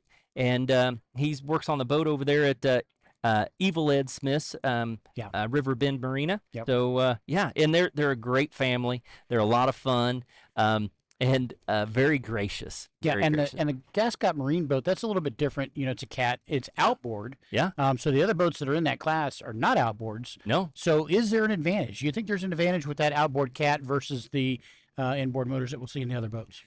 So that's a great question. We'll have to see. I know that they've been doing a lot of testing to try to get the acceleration figured out with that boat because they're racing a couple different classes here coming up here soon. And so they were trying to get that figured out. They're set up for the next races coming up. But it's got a pair of 300s on a 30-foot Spectra. That boat's been racing for a long time. I used to race against it, and it's definitely a front runner. Yeah, and I know that they had a couple of different props that they were going to check because they were trying to dial in and see, hey, can we get any advantage with a prop selection in this particular race? And I think that they would talk a little bit about would that help them with the current on the backside of the straightaway there. Backside of a straightaway. There you go. The back straightaway. Yeah. We've got a flyby coming by here right in our vantage point. Looks like one of the local Bajas is going to do a flyby. I can hear it. Yeah. Roaring past our booth. And I see in the background over here to my right, I see Rob Goodwin with the Ultimate Boat Racing Experience here, and he's got a couple of the racers with him. Maybe they're going to come over and jump in here and talk to us before this next race. I'd love to hear their take and what they thought of the race. Some of our Red Rum fans that are going to come over here and give us a little wave as they walk by. So Proud mama. yeah, Yeah. you're going to see them walking right behind us right now. So yeah.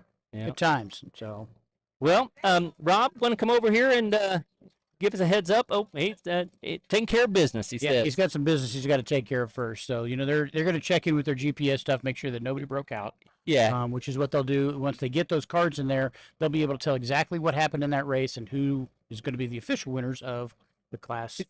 Yeah, because it's funny that everybody always wants to talk on the live stream until we were like, here's a microphone. Until they put the headset on. No, I don't want to. They get this come on. deer in the headlight stare, and they're like, I don't know what's going on. So, but it's a good time. So yeah, and we tell them, hey, we're gonna ask you all the questions. Don't worry about it. It'll be fine. We don't bite.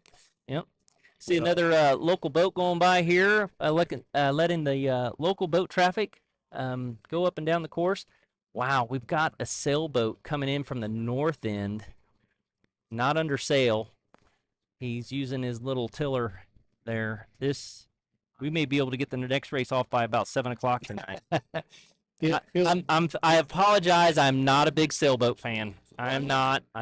My mom always said that when we were growing up. Oh, that looks so peaceful and relaxing. I said, no. Every sailboat that you see, somebody in there is working their tail off. Yeah. And thinking, 5 steps ahead what they're going to have to do to back and forth to try to get to one position. I had a sailboat as a kid, and my uncle and I took it out one time. I didn't know anything about sailing. My uncle knew almost nothing about sailing. We went out one time, dumped the boat over, took us 45 minutes to get it stood back up, and I'm like, no, I'm not doing this anymore. So at that time, I was 9. I had a little John boat. I just jumped in that thing, went zipping up and down the lake, and I'm like, haven't looked back since. So And fossil fuels aren't such a bad thing. no, Well, through plenty. 31st annual St. Clair River Classic. Yeah. It's been a great showing so far. We've got a great spectator fleet. We've got the patrol boats out there taking a little dip in the water. I'm very envious of that. Yeah. As they're floating past, what they do is they go up river and then get in the water and float down a little bit in between the races. So yeah, my hat's off to them for that. Oh, so that sailboat's making pretty good headway with 7-mile-an-hour current. Thank goodness they're not coming up river. Yeah, I don't know what the current water temperature is. That'd be interesting to know. I could go jump in and let you know. I think it's pretty cool. I It's could very just cold push you. compared to what we deal with back home. Nick was telling us that the water temp in New Jersey's remarkably warm for Yeah, this time way of hotter year. than it normally is. Yeah, it's in the absolutely. 80s, and they never get that warm. Yeah. So, Well, I can push you in the water. I'm perfectly glad to do that. I've got some people at home that may say, "Hey, let's push it, man." we So- could almost reach out there and ask the people on the Sunbrella how warm the water is.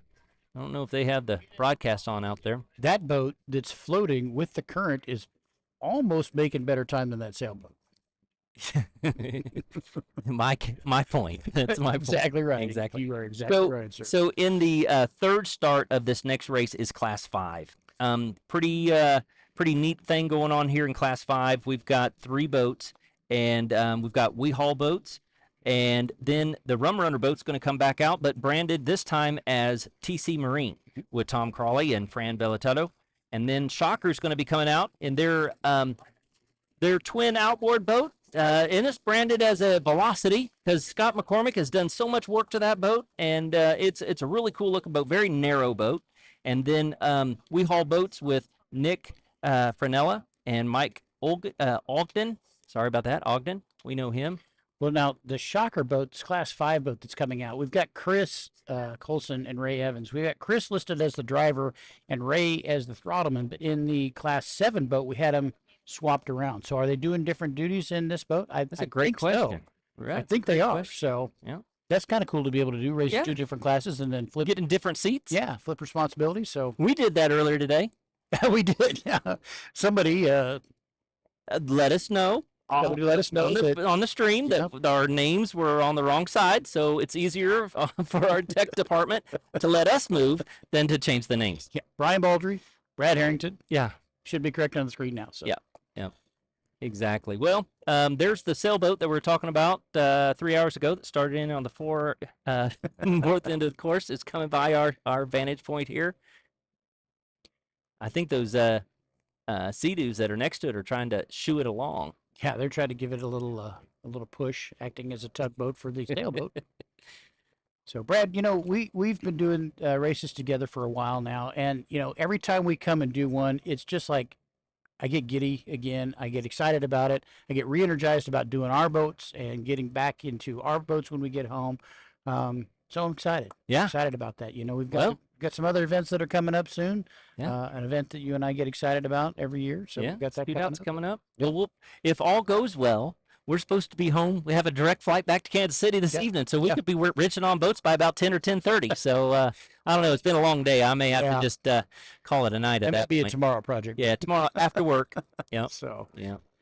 but good Yeah. times here at the 31st edition of the St. Clair River Classic here in front of the St. Clair Inn. Such a cool venue. yeah. Such a cool venue. Good Yeah. time. So, And it's been a great weather. We've had bad luck with weather this year with the OPA We have, crew. yeah. We had the fog so bad in Atlantic City. Mhm. It was so bad. We were 1,000 feet out on a pier and we could not see the shore. yeah. And honestly, we had a buoy that was about 100 yards in front of us. And we at one point, we started out the day, we could see that, and then we couldn't. And for reasons just beyond our control, that race was called for safety reasons because we weren't able to make sure that the safety assets could see the entire course. Right. And obviously, the safety aspect of the race takes precedence over everything else. As much as we wanted to put that race on, it just didn't make sense for the racers. And that obviously is where the safety aspect needs to be at all times. So, Absolutely, absolutely. And we had one scheduled from up at on Long Island, and unfortunately, all the permits were ready to go except for one. and we were having trouble obtaining that last permit. So, yep, darn it, we didn't get that one off. So Yep. this has been wonderful weather, nice and warm for us. Nice and warm. Beautiful time. No weather issues. Not Perfect to go. So Yep, not a problem. I think what we're going to do is jump off here, let us get hydrated, and get ready for this next race. So, folks, stick with us. We're going to be back here for the 31st annual St. Clair River Classic here in St. Clair, Michigan, in front of the St. Clair Inn. yeah. A lot of St. Clairs. We'll be back right after this.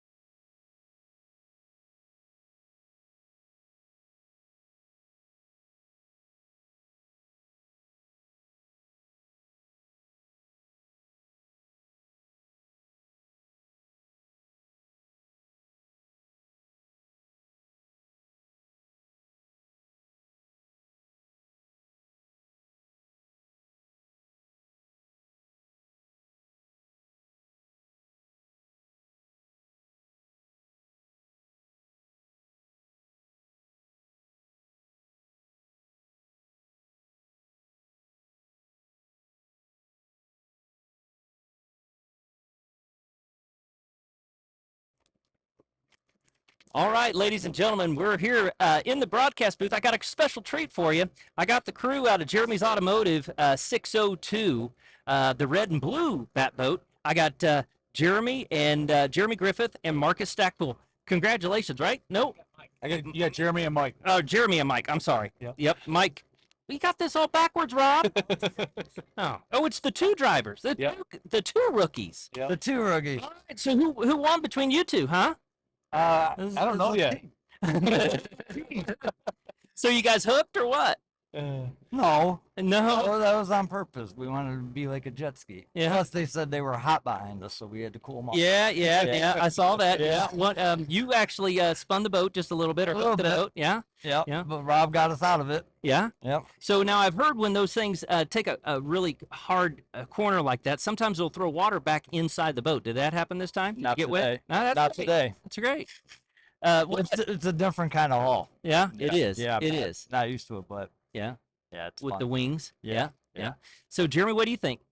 A lot of fun. Had a lot of fun. Was nervous at first, but once that green flag went up, it was calm as could be, and it was a good time. Yeah. Really fun. It looked like you guys had a great run out there today, Yeah. and I could see the Absolutely. excitement in your guys' face as you were getting ready today, and then afterwards, and what a cool experience that you can get on boatracingexperience.com. Sign up and go racing, Yeah. and get your feet wet, literally, and see if you like it. Definitely It is a great worth it. program. Definitely worth it. Those guys they're great. Yeah. All the way through it. Yeah, that's cool. So, they've got other seats available. So if Yeah. you guys want to do other races, you sure can. And so, you guys are both here somewhat local? Yes. Okay. So where are you at now? I'm located in Chesterfield, New Baltimore area. Okay, not too Yeah, far away, no, right? No, about a half hour south. Okay, cool. What about you? I've got an auto repair shop on in between 31 and 32 on Gratiot in Richmond. Yeah. And then a second location in Emmett. Okay, cool. You had the big monster truck that was Yeah. out here. Yeah. Towing one of the biggest, or the smallest boats with one of the biggest trucks I've ever seen. Yeah. So it's a cool marketing product for you. It's cool to be able to do that. So I'm sure you guys have made a good friend with Rob with the boat racing experience to be able to do this again. I know from experience, once you get in, you get hooked. Yeah. And man, you're just looking forward to the next one. For sure. Yeah. Yeah. Well, congratulations to both of you. Rob and I will be in a cockpit again. Oh, all right. See, I just get a commission, Rob. Absolutely. Come on. Absolutely. Well, congratulations again. I love that you guys are doing this and introduce other people to the sport. That's one of my favorite things is be able to explain this sport to people and introduce new people to the sport. So congratulations. And you guys are gearheads at heart. You know how it is. Yeah. And you see what it takes to do this. And It's a team effort. It Yeah, is. for sure. It is. But it is addictive. And man, there's other things that are probably cheaper to be addicted to. But Yeah. Yeah. yeah. Well, thank I've you. been saying it. The little get them on this and it's cheaper, but then I stop myself.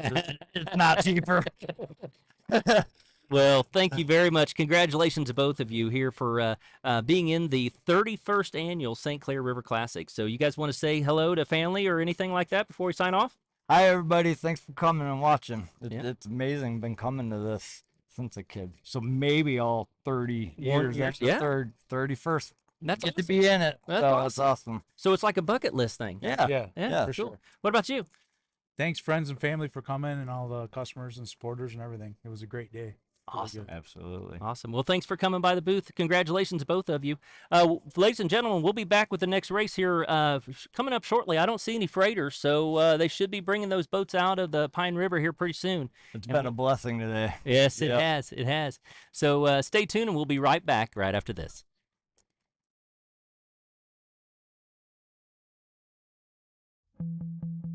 The New York City Poker Run returns August 23rd, 2025, and any boat can join the action. Cruise the iconic waterways of New York City with the baddest boats in the country and compete for best looking boat, best looking crew, king of the cats, king of the V-bottoms, and $5,000 in cash for the best poker hand. OPA members enjoy 15% off entry fees. For full event info and to register, visit nationalpowerboatassociation.com. Don't miss it. Register today.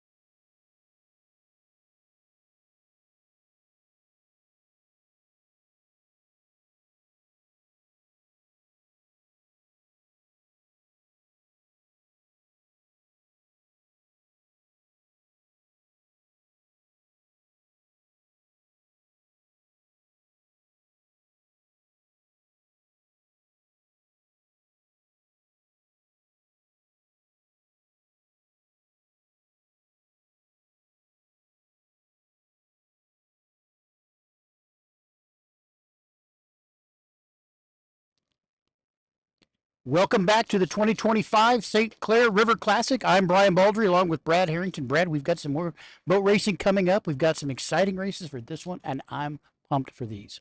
Yeah, you can hear the boats in the background. They're making their way down to the milling circle down on the south end of the course. We've got actually 3 different classes that are going to be racing in this race. Sorry, I'll take my glasses off. I was trying to see what was going on around us. In this race, we have Class 3 has 2 boats in it. Class 4 has 3 boats in it, and Class 5 has 3 boats in it. So Class 3 is going to be doing 9 laps. Class 4 is going to be doing 9 laps, and Class 5 is going to be doing 8 laps. So it should test our skills on lap counting ability. Yeah. I'm going to get lost yeah. on this. I'm 100% sure of that. So Yeah. in Class 3, we've got 388 Herbot Racing with Cade and Keith Herbot. Yeah, we just talked to them live from the boat, from the canopy. Yep. So they're stoked. And then you have a little bit more information. So that's Burning Man Offshore, just not BMOR. Yeah, Burning Man Offshore Racing, sponsored by several different people, actually. Magnum Wrap. Let's see here. Culver's.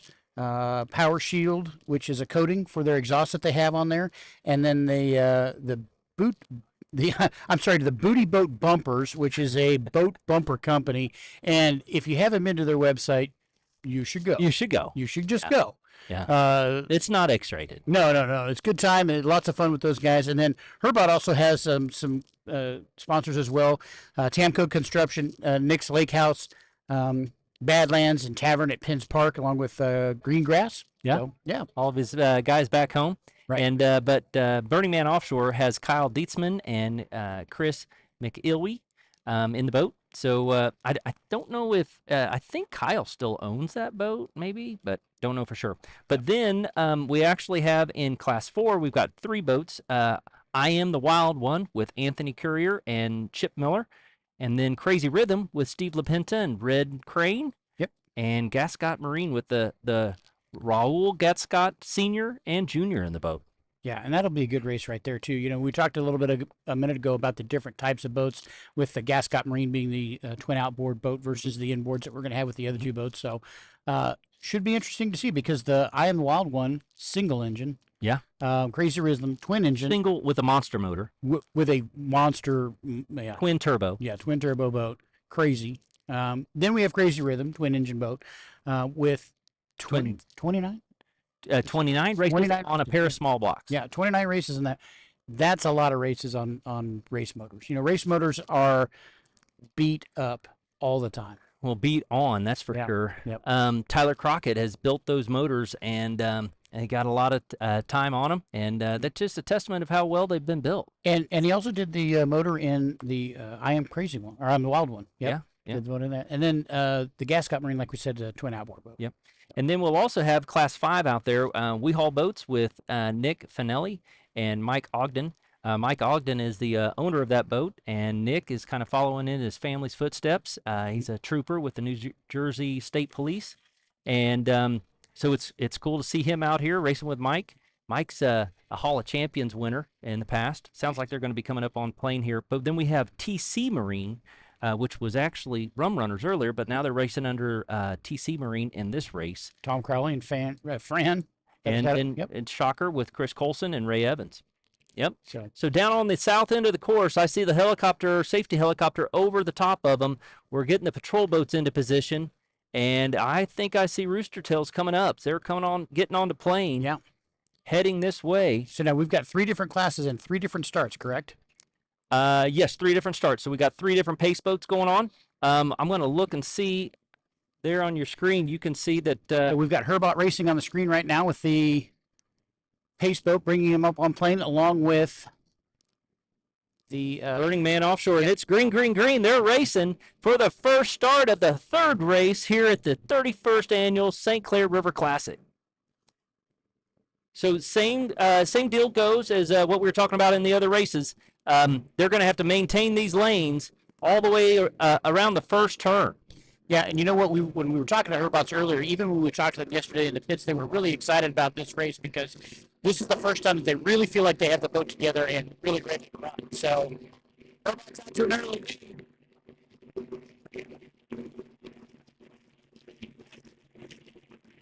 Burning Man trying to catch him. You're going to see them go down here into turn one on the north end of the course. It looks like Burning Man has taken the wide stance on that. Yeah, I kind of withheld speaking because I knew it was going to drown out our microphones there. In the second start of this race, we've got Class 4. Looks like we're green, green, green. Crazy Rhythm has the inside pole position. Gascott would be in position 2, and I Am the Wild One on the outside. And looks like they're pulling out to an early lead just in front of the Gascott Marine. Back in the first race, we're through the first turn almost completely. We've got Herbot out in front. You see that in the background here. And then we've got a drone shot here of the second start that we've got going on. And then Brad, looks like a third start's coming up right now. Look at that rooster tail coming off that yellow boat. That's so cool. He's got a shaft drive coming off the backside of that boat. And in the third start, we have Class 5.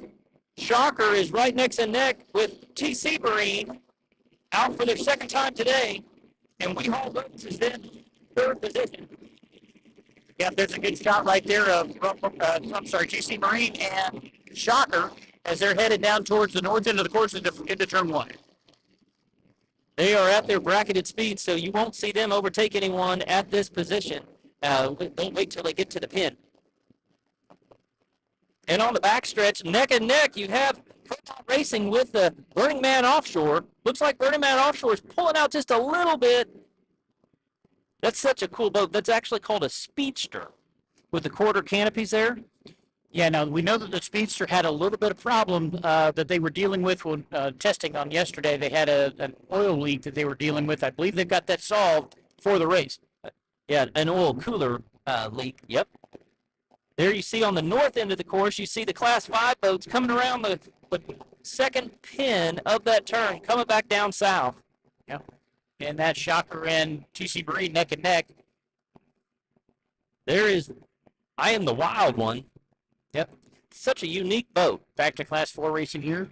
You could see barely in the spray there, you could see the Gascott Marine team on the outside of that. They look like they're in the wash. They're really not. They're on the outside of that spray that they've got coming off the Wild One.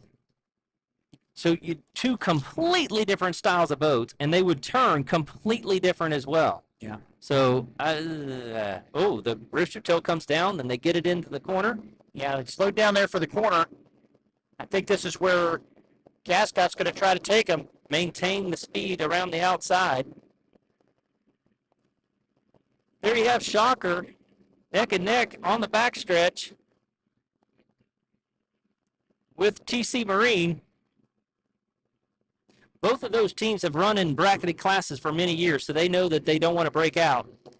You see pop through the class there, Class 3 was Burning Man and Robot. Burning Man with a little bit of a lead, but it looks like Robot maybe gets up with him.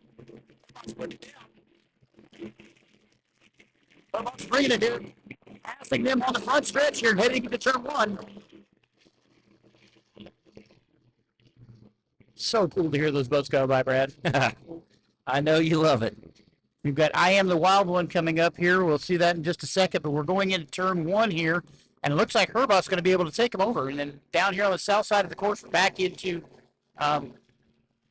Class 5. Now we're back into Class 4 here, and back into Class 3. So that would complete lap 1. Complete lap 1, that's correct.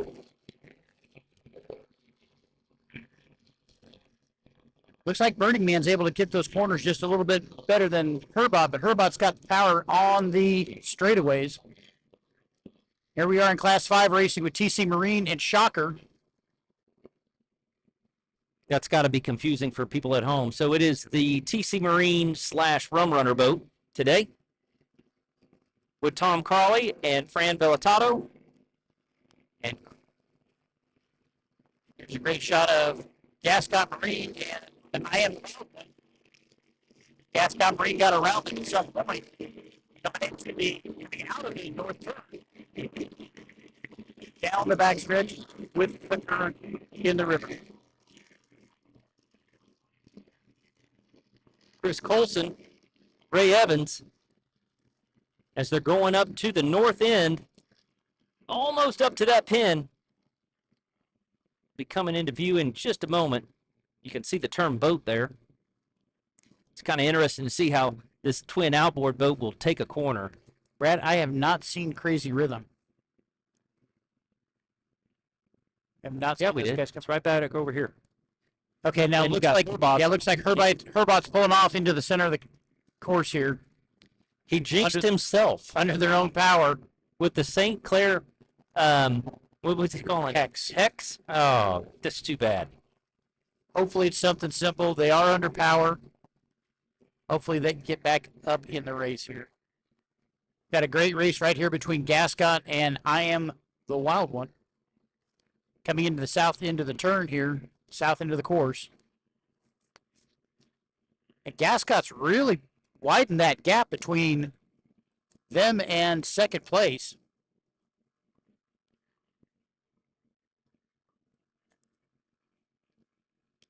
You can see down here on the shot that Yeah, so they've overtaken We Are I Am the Wild One right. and moved into first place. Yeah, Gascott took that turn really wide too. So and I think you're right. I think they're taking that same strategy as the other teams had before, where they're setting themselves up wide to come in for that slight dogleg that we have here in the course today. Burning Man Offshore completing lap number 1, beginning lap number 2. And at this point, unfortunately, Herbot is down off a plane on the back stretch. And in Class 4, we have Gascott Marine has moved into first place, followed pretty closely by I Am the Wild One. About a 4-second lead between those two boats, which in this class is not much. So they've been, I Am the Wild One, they've been really working on the setup of that boat, and they said that they do have an all-out speed setup, that they'd love to come and, do some speed runs all around the country. There's Red Crane, Steve LaPinta, Crazy Rhythm. They are currently in third place. Now, I know that they were going to try to not tear this boat up too bad for this race, because in the next race, we may have another person in that boat. Maybe. Well, after the race, they said they'd take me for a ride. Red said, yeah, or Jerry okayed it, and Red's like, yeah, jump in afterwards. If we don't break anything, we'll take you out for a spin. Yep.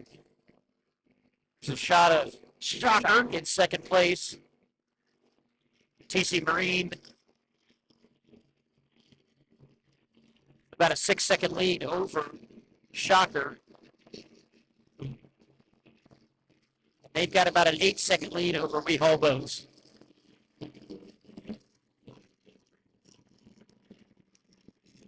We Haul Boats, a 30-foot Phantom, of course, and they are out of Tuckerington, New Jersey. Nick Finale's 26 years old, and Mike Ogden's 57 years old.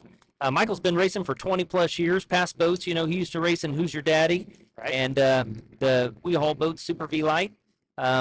Nick is in his second year of racing, following in his father's footsteps of racing with Michael for many years. And then, Michael owns We Haul Boats. It's one of the top names in marine transport and the boat hauling industry.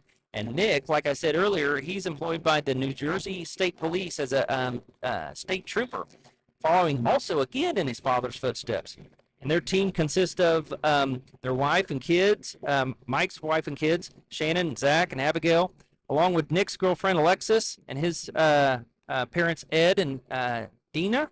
And then Michael was inducted into the APBA Hall of Champions last year, and they're excited to be back here. And they're celebrating Nick's girlfriend's birthday, Alexis's birthday this weekend. So, Happy birthday. yeah. It's always a good time here. So There you see the huge rooster tail of I Am the Wild One coming around the south end of the corner, or the course down there, headed back upriver, trying to chase down the Gascott boys in that 30-foot Spectra.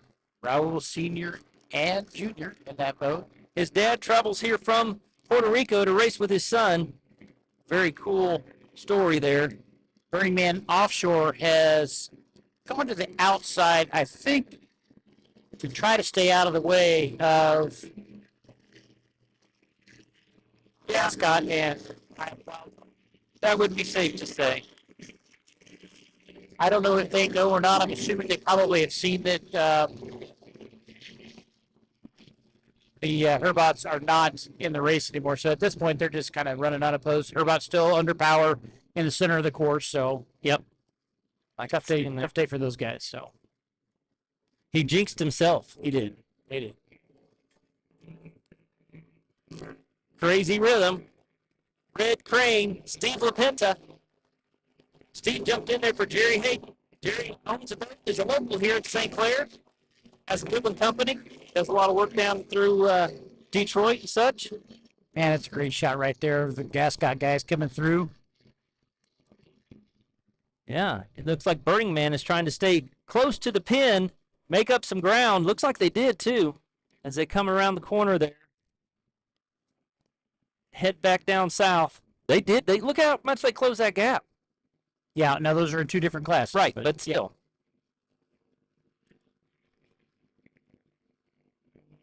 So, and we have here coming by is TC Marine.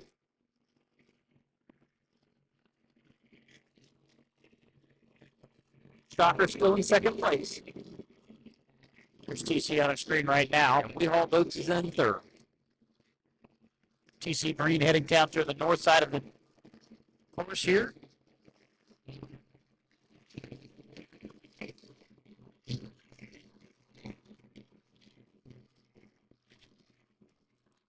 So there on the back stretch, you see two different classes racing neck and neck with each other. And like we've said many times before, those guys got to pay attention to their speed. Don't worry about the guy next to you.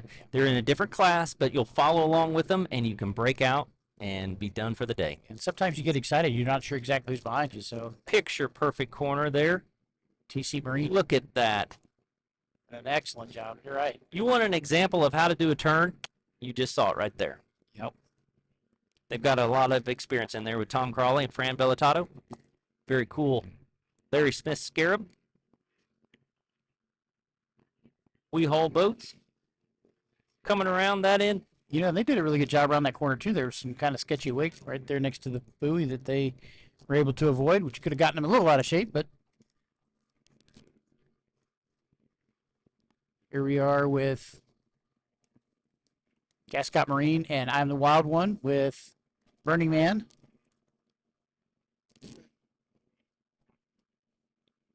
Coming down through the front straightaway. I think, Brad, we are on lap 3. Yes. This Starting lap 4. Yes.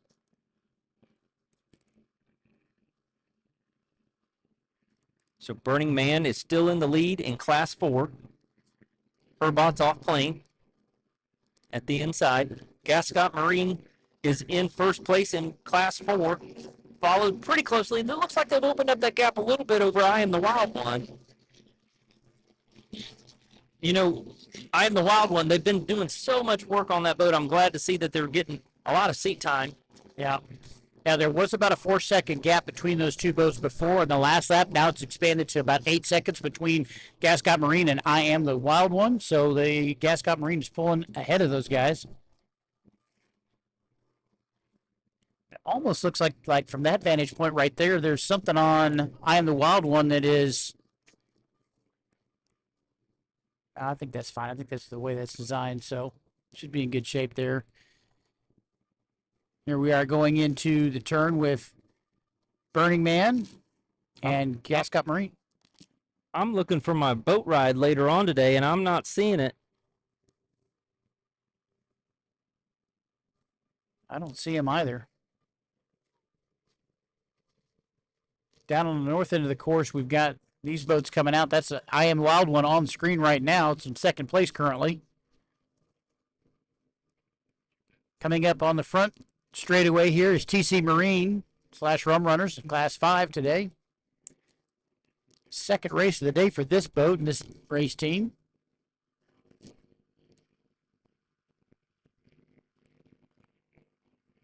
Yeah, they're off a plane down here at the south end. I just found them down kind of by Cargill, the salt plant. Crazy Rhythm. Yep, I see their helmets there. Okay, they're off plane. Sorry, went quiet on you there for a little bit. You're fine. You're fine. So, it's a great shot of Shocker right there coming through. Headed down to the north end of the course through the turn.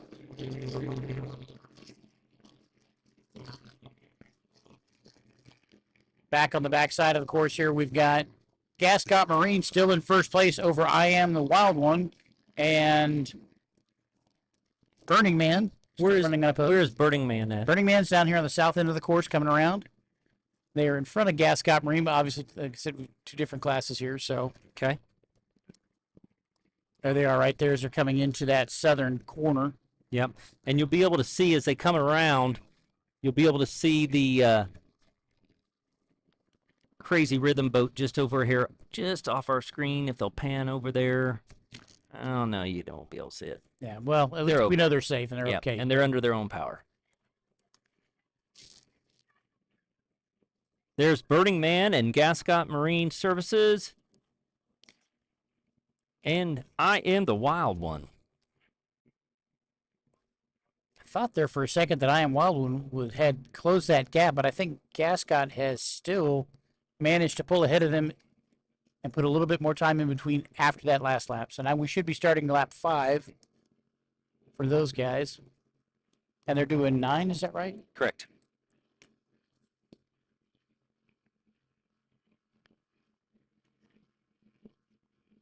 Gascot Marine is in first place still. Oh, somebody wicked it up a little bit. Yeah, that was I Am Wild One. Now, I think that it's off our camera here, but right now that's I Am Wild One right there. There we go, Gascot Marine and Burning Man. Even though they're in two different classes, I think those guys are kind of playing around with each other, kind of giving the crowd a show here. Absolutely. I don't care if they're two different classes, Brad. It's still cool to see both running neck and neck. Cool. It is cool. I agree. Beautiful day here in St. Clair, Michigan. Absolutely is. A few clouds. Every once in a while we get a cloud that goes over and cools us down just a little bit. Now the winds turned around out of the south. Well, we got lucky yesterday. There was rain showers to the south of us that were down around Detroit and up north of us too. Yep. And you said that you heard a heck of a storm come through about 1 a.m. Yeah, it rained pretty good there for a while. TC Marine coming around on the south end of the course here, along with Shocker. We haul boats right behind them, first, second, and third here in our Class 5 competition for the day at the St. Clair River Classic, 31st running.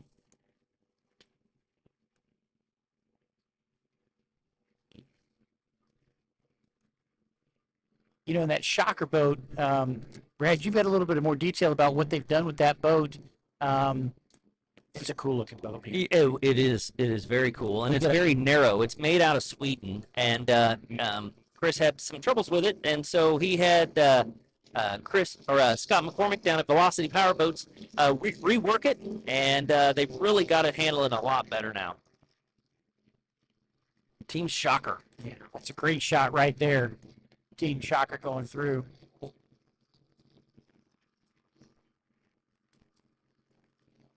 That would complete lap 5. We haul boats. Third place, and I can tell we're buddies, huh? Oh my goodness. Think alike. Down on the south end of the course, we still have Burning Man Offshore duking it out with the completely different class boat of the Gascot Marine Services. Father and son team.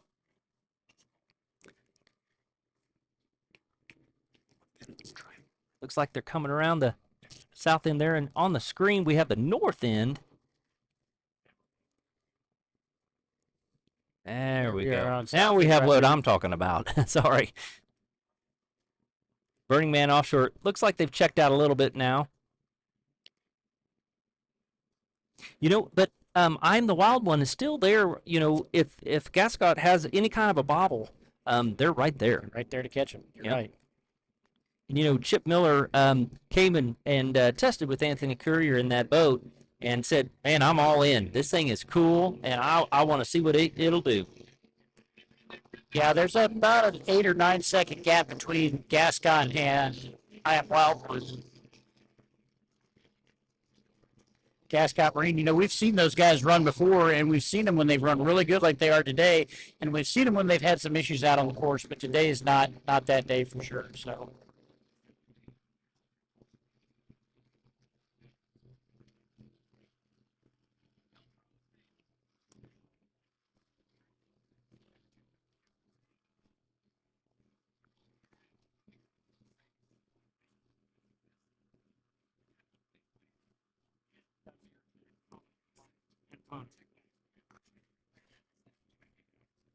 Getting some information there for you. Getting some updates on some upcoming events. Cool.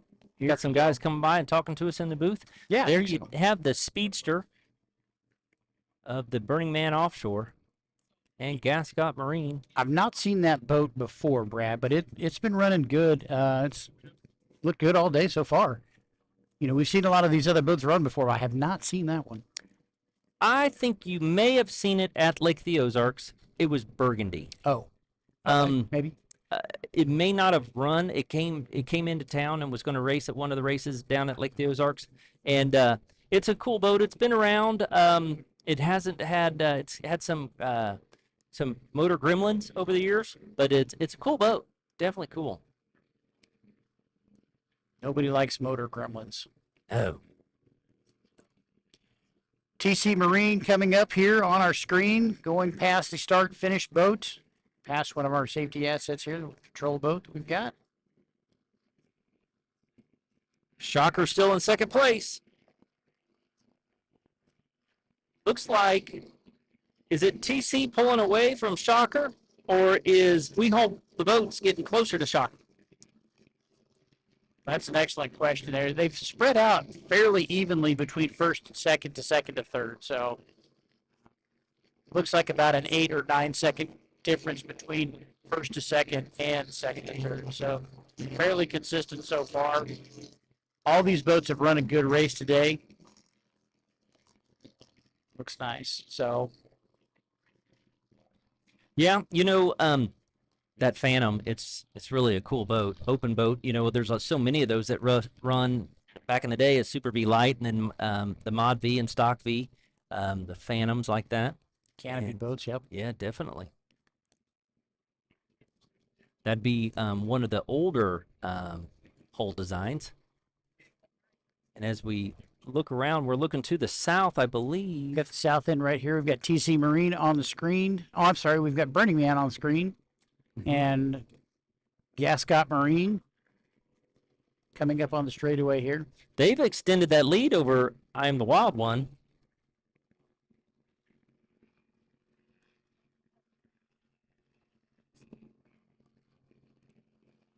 Great shot here of Burning Man Offshore.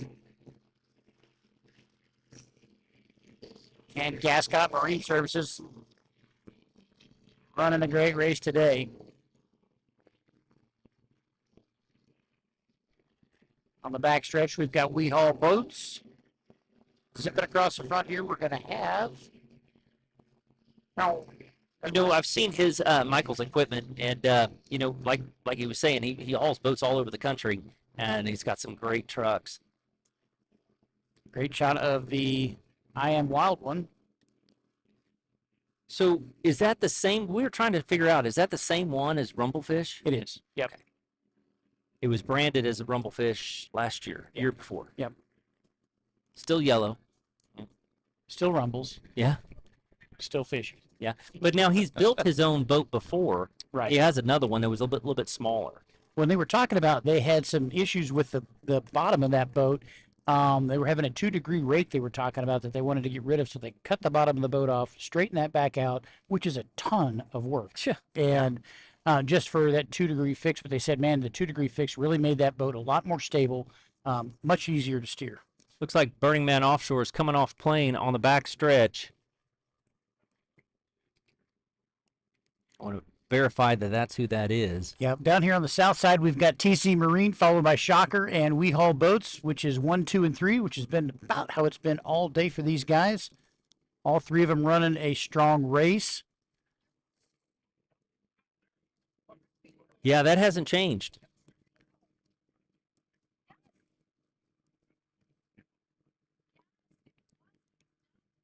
Tom Crowley and Fran Velatato. It's great to see Fran out at the races again. Is he pulling in?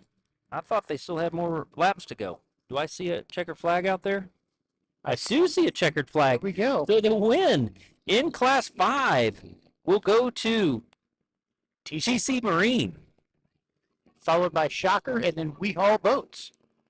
1, 2, and 3. Unofficial results for that.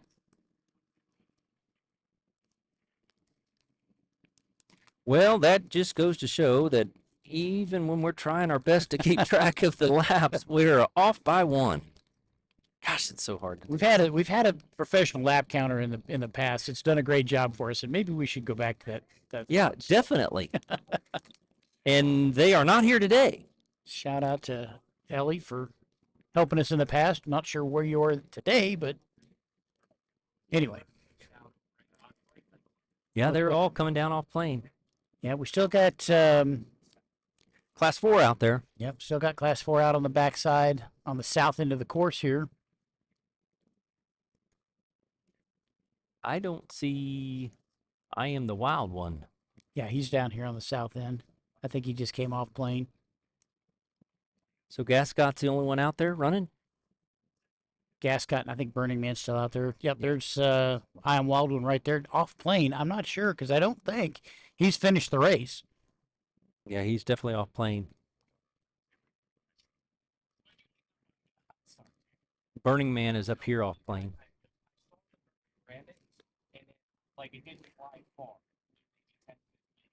So down around the south end of the turn, we still got a boat out on the course. I see the checkered flag out on the back of the start-finish boat. Yep, I see Gascott Marine coming around on the south end. All they got to do is complete this lap, it looks like. Yep. And that'll be a hard-fought win for the Gascott Marine crew.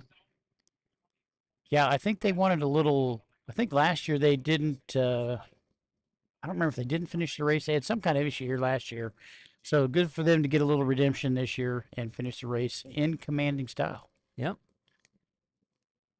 I see them coming down off plane. They're getting the checkered flag. Congratulations to them for winning the 31st annual St. Clair River Classic here in St. Clair, Michigan. And I know that Junior takes care of the boat right here at Riverbend Marina, lives just south of here. And it looks like we have a freighter coming up the river too. So just perfect time as we wrap up this race. We've got one more race to go today, and we'll have to wait for the freighter to get through. What time is it now? Local time 3:41. And we were supposed to do this next race at 4. So we'll probably be just after 4 o'clock for this next race. And you see there on your screen that TC Marine, Rum Runner, has got their checkered flag.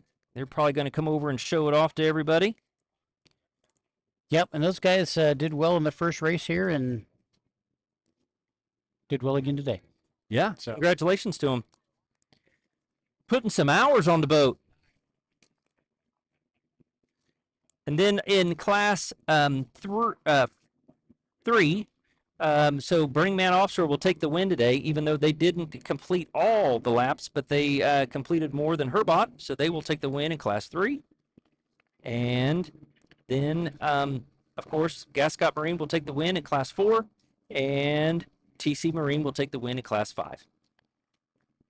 Good shot at TC Marine / Rum Runners here. Ran as Rum Runners in Class 6 for you just joining us. Now in Class 5 is TC Marine. These guys are going to come down and give us a high-speed shot right here. Nice job. Nice job, guys.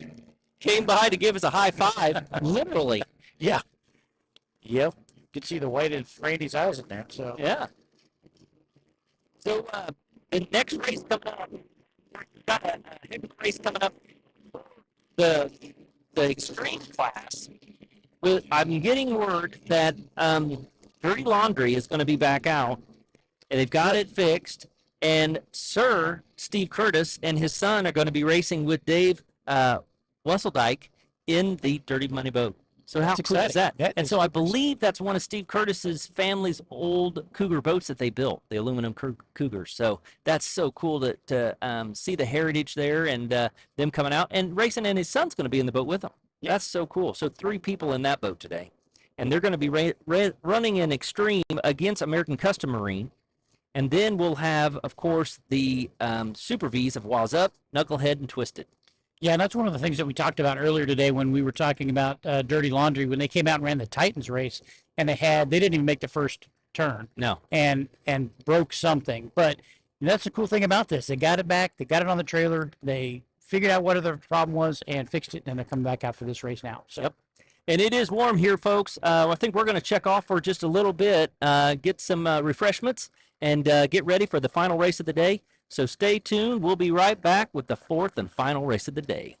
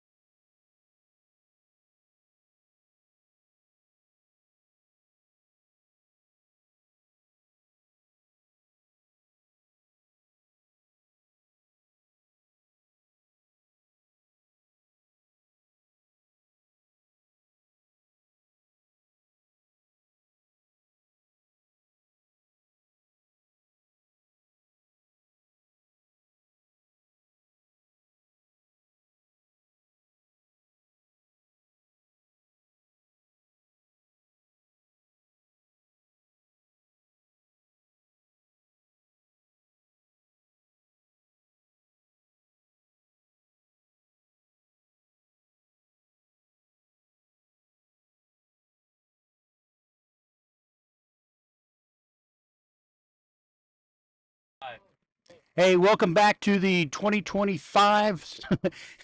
Hey guys, the St. Clair River Classic. My goodness, I'm here with Red Rum, and you guys ran a great race today. You started out on the pole and led the entire race. Tell me how it went and how excited you guys were about this.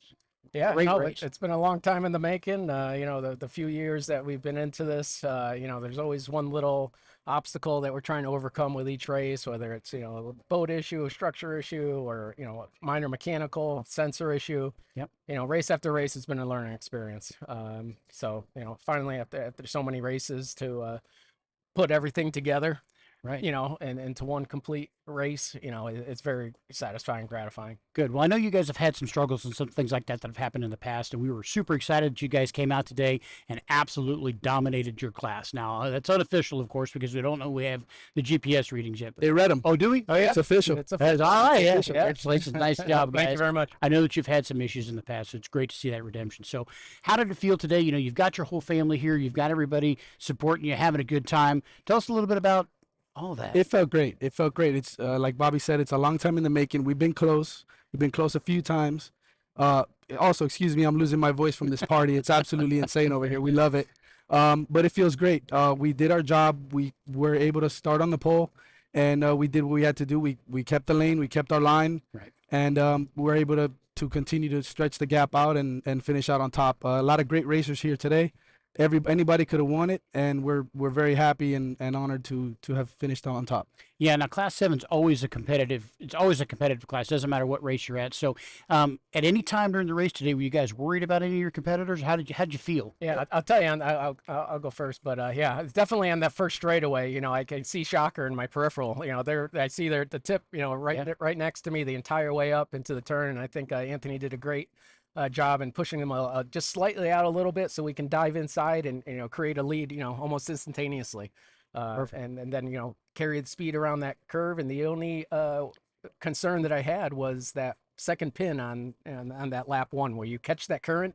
And Yeah. if you don't chop that throttle back right in time, their speed just carries. So I think that was the questionable part, and we had the chips read, and I feel at ease now. So I What a great course. put Yeah. myself on the back a little bit. So, but It's yeah, definitely a challenging course. We don't get to train in this kind of environment with this kind of a current. So it's difficult, and this guy just wants to be wide open all the time. You know what I mean? So coming No way. That's not. coming down into the with the current, we were on the brakes trying to get the thing slowed down. It was close, but thank God no breakouts, and it was just a blast. What a great time. Good. We've talked a lot about the current on the live stream. So we know that when you come up to the north side of it, you catch that current and you immediately, pick up 7 miles an hour or whatever. it's like a slingshot. Yeah. So tell us about the other side of it when you hit that current in the face at that point. Yeah, that on that turn, I'm constantly accelerating through the turn. Sure. Because I'm anticipating losing speed as you're catching the current. And again, Anthony had some great lines and holding that curve, nice turn radius down there. And I think we just hit it great. And again, I think we gained a little ground in each turn, because I think that's been kind of maybe our biggest weakness in the sense of learning the boat together. Yeah. And throttling and turning together has been our turns. I think once we get those down, I think we'll be even more competitive. Especially calm water. Yeah. We love rough water. We could run with anybody in rough water. We've seen that's it, what we yeah. can do. Yeah. That's- So that's the real rough fun. water will be podium. We're confident. Calm water, it's a little bit more tricky, especially with a new boat. This thing turns. It hooks hard in the turn. So now we are to the point where we know that we can turn, how hard we could turn, and we can get around the corner. So Good. It was a lot of fun. Yeah, we'll call it a new to me boat. New to us boat. We'll put it that way. Well, what you guys made it look great. Now you hinted about some team synergy a little bit. Talk to me about like the communication between you guys and what you're doing when you're in the boat, and what makes you guys successful as a team. I'd say we're actually kind of quiet in the boat. Like we always We don't say, talk much anymore. yeah, we always say that we wish we had communications and we record like our GoPros and we want to hear what we're saying to each other. But between him being sick and his voice being hoarse, I really can't even hear him anyway when he talks. So I tell him to yell a little bit. But no, we did a great job testing yesterday, and I think we dialed it in. We didn't really have to make any adjustments much in the boat at all. So at this particular race, there was minimal communication. I will say when we get into rough water Yeah. races, that's where sometimes A lot of fun. I'll hear this guy saying, "Wee!" I'm like, A lot of hooting and hollering. Yeah. and I'm like, I wish we got that on video. You know? Maybe the communication a little spicier when the waves are there. Yeah, I think we definitely communicate more, you know, because it's almost like we're checking each other. Yeah, it's good, healthy communication. I'd say it's always calm, composed. We talk. You know, we really know what each other is gonna do before we do it. But if anything is happening out of the normal, we'll let Yeah. each other know, Yeah. and it We usually make works adjustments. out. We make adjustments on the fly. Now, you guys have an exciting sponsor with Laguna Hot Sauce. Yeah. Tell me a little bit about how you guys got that sponsorship and what that's done for your race team. Yeah, it was interesting.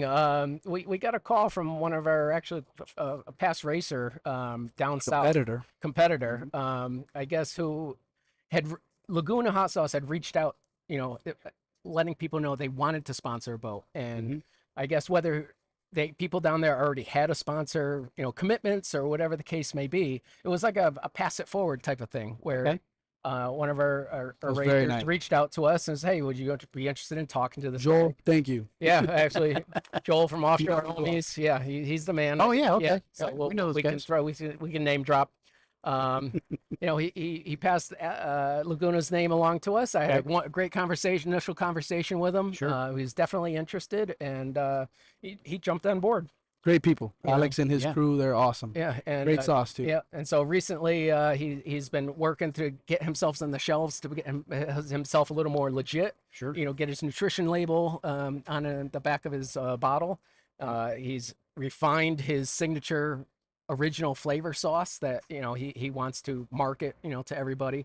And again, he's got a variety of different flavors, but he really wants to be able to get on the shelf and compete with the, you know, the Frank's Red Hot.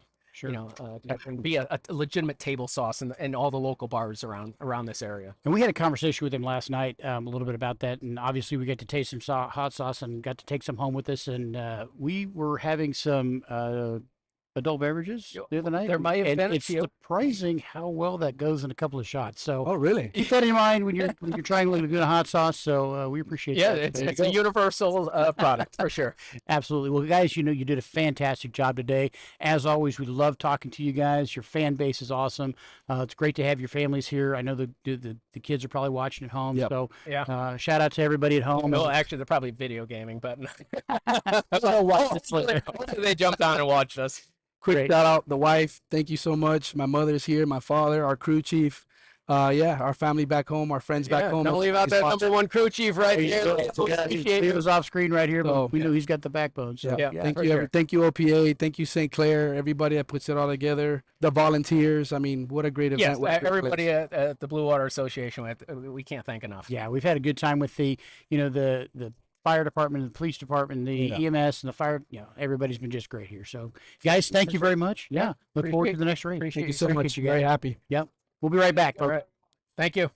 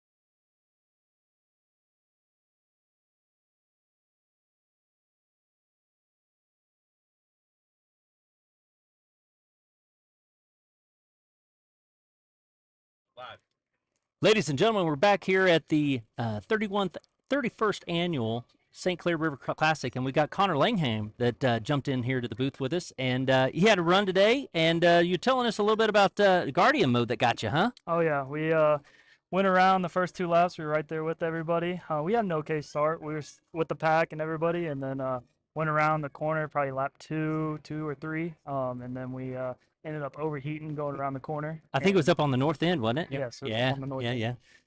Cool. Well, you guys have had a lot of success with that boat, brand new boat from Velocity. Scott built you a beast, didn't he? Oh yeah, that thing is awesome. Yeah. There's so many things to do. I mean, it's got every button in the world. I'm sitting over there the whole time just playing with everything. It's so much fun. I love running that boat. Well, yeah, I think you pushed the button up too high and took the motor up too high. Yeah. Put a product that jack plate let you take that motor up too high. Yeah, we had a adjustable jack plate on the back, and we went into the corner. Just the motor was up too high, and as soon as we turned, the motor came back out of the water, and it just all shut off. But hey, it's a learning experience. Things happen. It is. Yeah. And we'll go back and make sure it doesn't happen again. The boat looks great, so yeah. Yeah. And you got Brad in the boat with you, Brad Christopher. So yeah. Yep. Brad does an awesome job. He came from dirt biking, and this is his Sarasota last year was his first race, and he's been racing almost a year now. But I mean, you wouldn't think he's a rookie driver. I mean, the guy will literally, I hold the throttle down, I say, just turn. Turn. There's nothing else to do but turn. Yeah.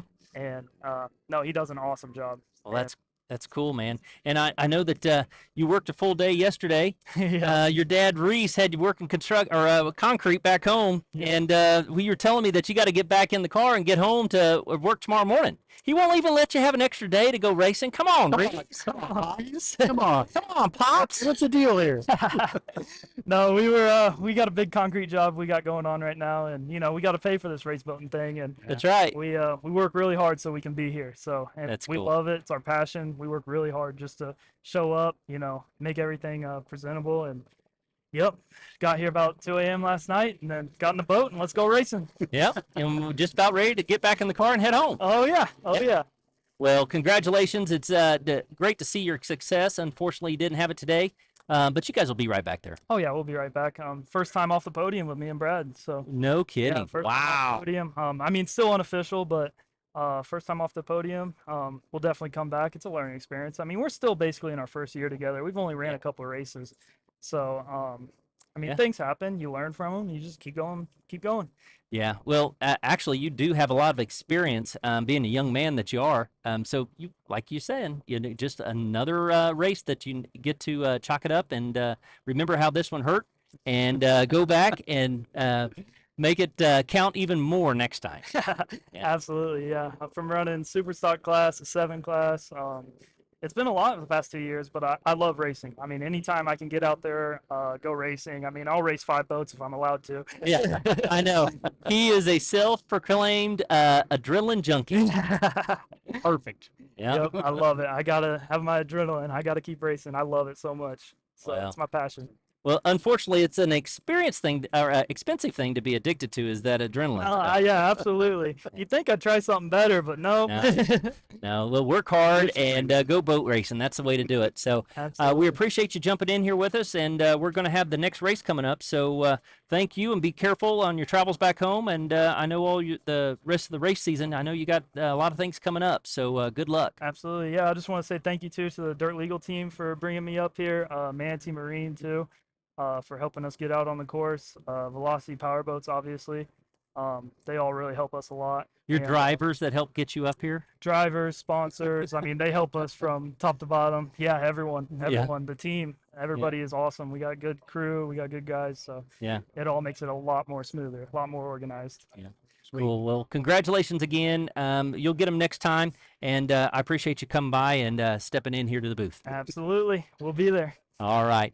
Stay tuned, folks. We'll be coming up with the last race of the day here just any minute. I can hear the boats coming out of the Pine River, so stay tuned. We'll be right back.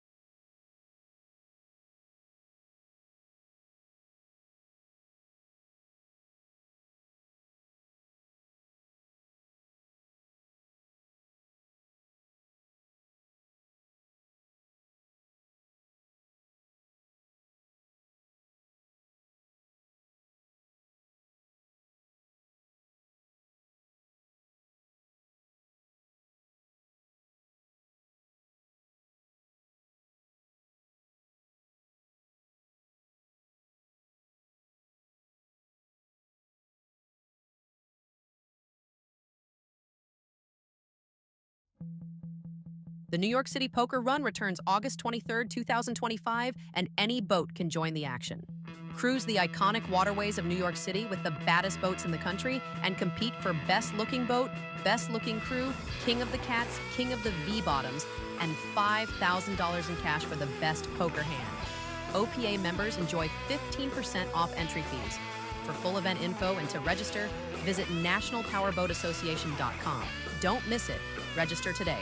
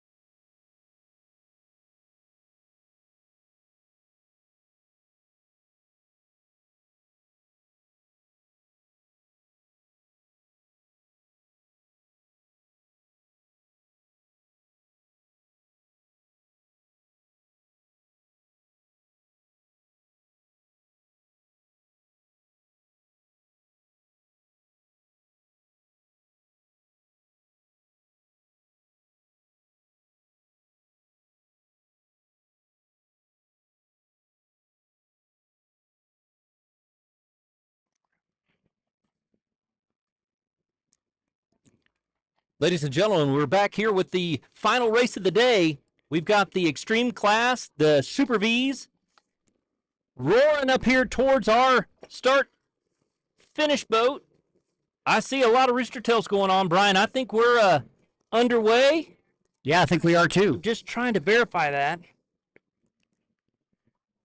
Well, it looks like Green, green, green. I see it on the Cigarette Hawk.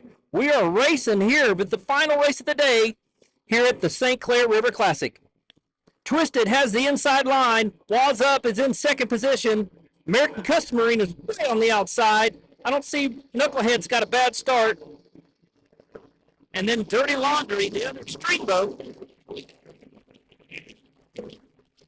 got Waz Up that's coming past us here right now, followed closely by Twisted. Dirty Laundry back behind them.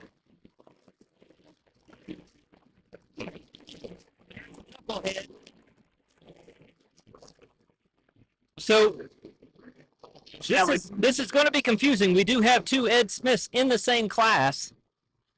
Waz Up has Ed Smith with his son Anthony Smith on the throttles.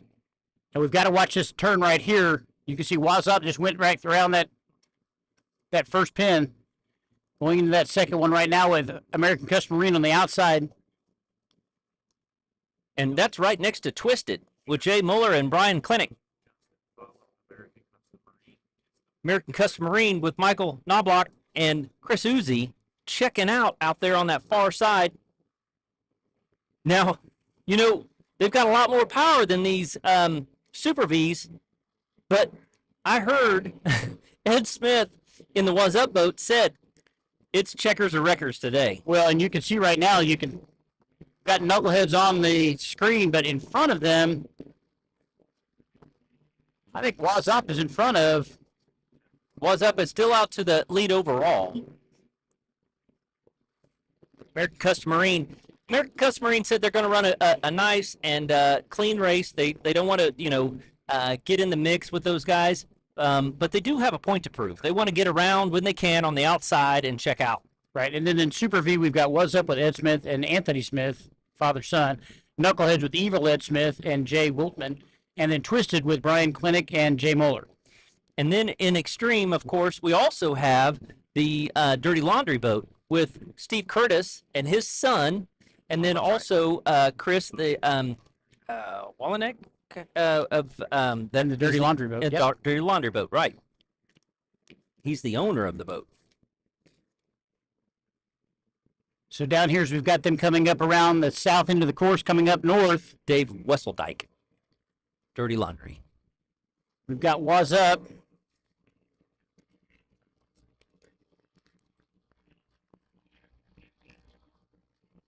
All right, we're going to try again to keep track of these laps. Was Up out to the early overall lead. American Custom Marine putting it down, and then we've got Twisted. And Evil Ed Smith, now he got a rough start, but he's pulled up on Twisted and making up quite a bit of time. I think he's probably going to catch him before the turn here. Boy, it does look like he's going to. Yeah. Evil Ed knows these waters. He's from right here. In fact, the pits are basically at his marina. Yeah. There on the north end of the course, you see Was Up coming around. Was Up. Was Up. He said, make sure you get both those Z's in there, Brad. So, oh, yes, sir. Yes, sir. And he sent you another message about checkers or wreckers. Checkers or wreckers, brother. Such a cool fountain boat. 40-foot. Swept back there. And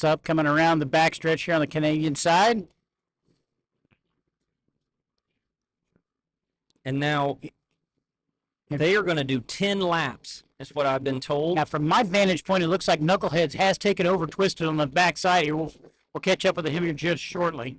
I'll verify that for you. Knuckleheads has moved into second place. Third overall. So Was Up in first place in Super V. Knucklehead Twisted. I don't know. Twisted's right there. They're only 3 boat lengths back.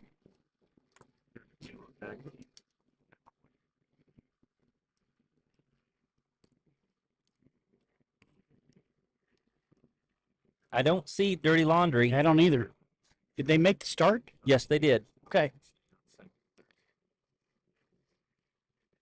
Coming around the south end of the course, going into the corner there, you see Knuckleheads and Twisted. Knuckleheads right here from St. Clair. All the fountain boats out there dicing it up. Look at that. Reggie'd be proud, wouldn't he? Yeah, he would. Was Up. Coming down the straightaway here past our safety boats. So these Super V boats, Brian, have about about half the power that American Custom Marine has. But on this short of a course, it's hard for American Custom Marine to use all of that power that they have, all that horsepower. I don't know if you can hear this at home, but it is ringing in my ears as these big boats go past our vantage point here. And we have headsets on. Yeah. Was Up. American Custom Marine. Knucklehead. Twisted. We're hearing that reverberate off the building behind us even. He's not pulling quite as many RPMs as the other. I can hear that. And he does have side exhaust, so it's kind of hard. Sometimes you'll hear like a little bit of a different sound out of those. Yeah. But a miss sometimes.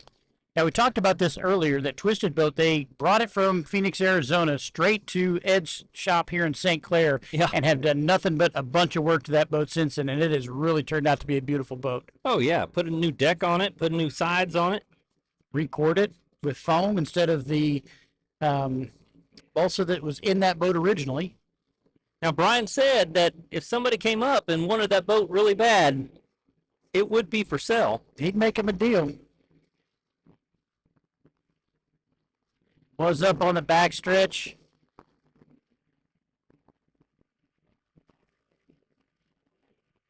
Trying to see if I see the dirty laundry boat.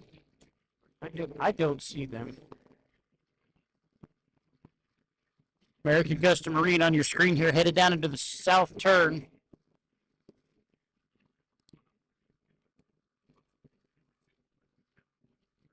It's a great shot of Twisted, and you can see that spray coming out the side with the side exhaust from that boat. It's a good-looking boat, man. I don't care what you say. Oh, it's a great gorgeous. boat. So cool. So here we are. We've got actually knuckleheads coming around American Custom Marine there on the southern end of the course. Was up in the picture. Is that the cat? That looks like Dirty Laundry right there. On plane. Yeah. Maybe they just had a glitch that a little gremlin they had from earlier, because they look like they are. I see the rooster tail up on that boat. They are getting back in the race with these guys. Was up is still in the lead. And Knucklehead is doing everything they can to chase them down. And they're getting ready, like you said, I think they're going to pull out right alongside. You got the two marinas that are here close in St. Clair battling it out with the fountain boats.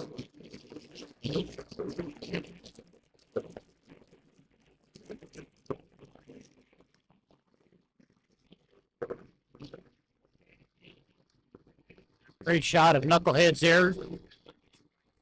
Twisted coming by. Start finish boat with Dirty Laundry. They're back up on plane and up to speed. Now moving up to Cat. With Steve Curtis, Sir Steve Curtis, and his son, and Dave Wesseldike. Should be seeing those guys. There they are right there.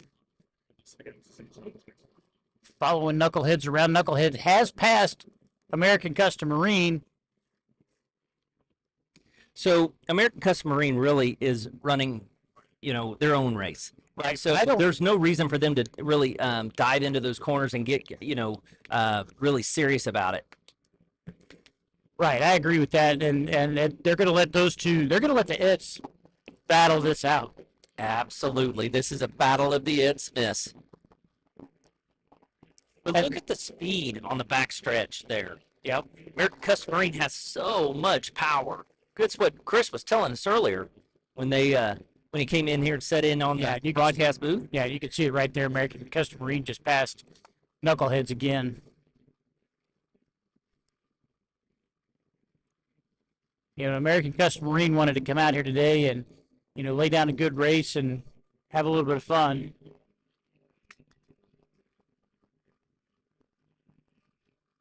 I'm sorry. Getting some information to bring to the broadcast. Down on the south end, you see all the rooster tails. Was up coming around. Knuckleheads get just a little out of line there. And you can't see him right there, but Knuckleheads is actually in the spray of Was Up. So Knuckleheads has closed the gap on Was Up. Oh, they have. Look at that. So they're neck and neck with American Custom Marine on the outside.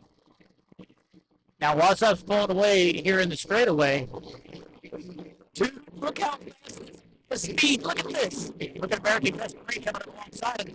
They're going to try to pass Was Up right here on the straightaway. I think they're going to do it, too. Man, they should.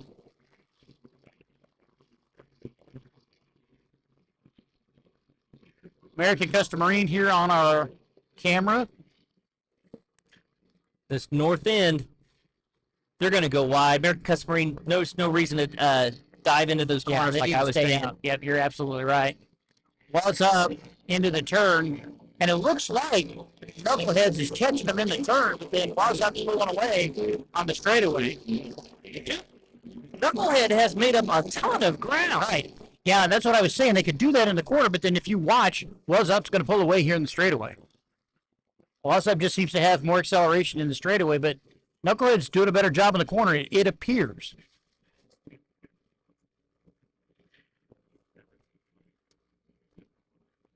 I don't know. He's right there. Check this out. Dude, this is a battle.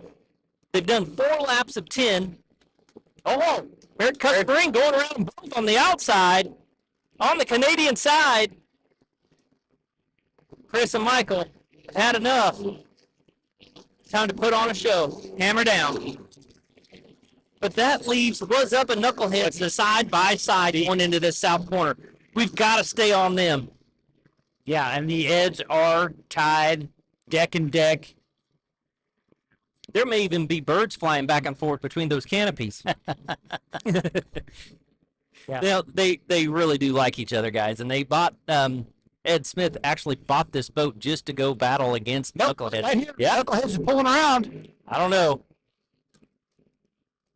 Oh, keep going. Stay in it. There you go. Did just a little bit. And come next to Was Up. Well, Was Up did the same thing, just not as bad there. So I think, we might have a lead change. Look, side by side. Deck to deck. In this, folks. Check this out. Well, now they're going to settle in here. It will be interesting to see who pulls ahead between the Eds, and it looks like Evil Ed might have a slight advantage at this point. And he does. He passes Was Up. I'm going to have to give this lap to Knuckleheads. Knuckleheads is in front of Was Up, but it is close. We can't see Was Up. Knuckleheads spray. Knuckleheads on the outside of the race pulling into turn 1. And American Custom Marine is out in front enough that they're not going to affect these guys battling it out. Yep. But we got to stay on this race right here. Oh, I love this class. 2 boats side by side, just exactly identical boats, pulling in here to turn. Shuts the door on them. Evil Ed's like, not today, boys. Jay Woltman and Evil Ed Smith. I don't know. Anthony and Ed Smith in Was Up. You know, we talk about Anthony all the time and his ability on the throttle, so don't count those guys out. No, absolutely not. Got into something there and had to back out of the throttles a little bit. That may give Evil Ed a slight advantage here. Twisted is still out there. If anything happens with these two, Twisted's going to be right there for the win.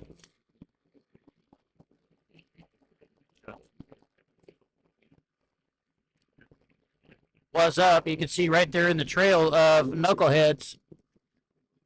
Yeah, they're right in the spray. Half a rooster tail. And these guys are running, what, 115?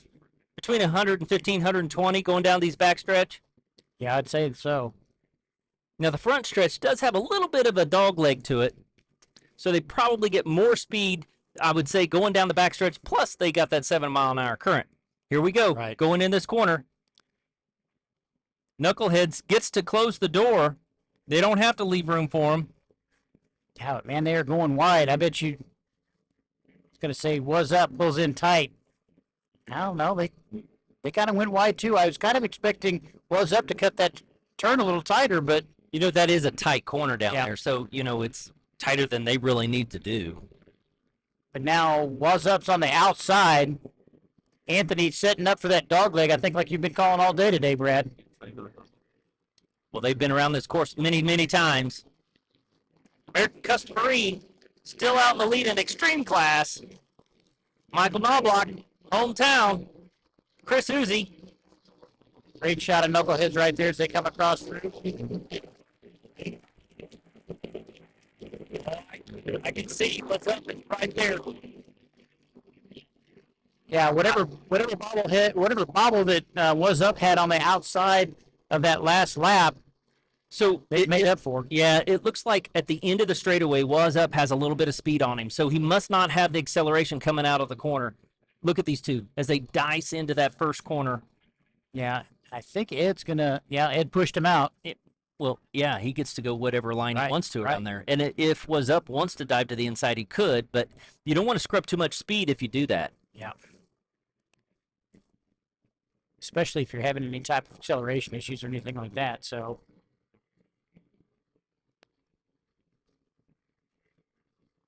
Now, by my calculations, that's lap 6 of 10. There's a shot of Twisted as they come around here too. Now, like you said, Brad, they're behind the other two boats. But if something happens with the two fountains, Twisted's going to be in there as the third fountain and could potentially win this race.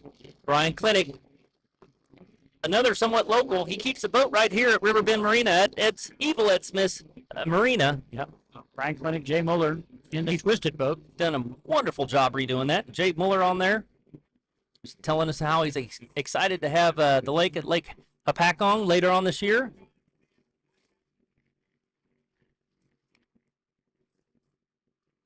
And down here on the south end, Brian, I do see Dirty Laundry is still out there.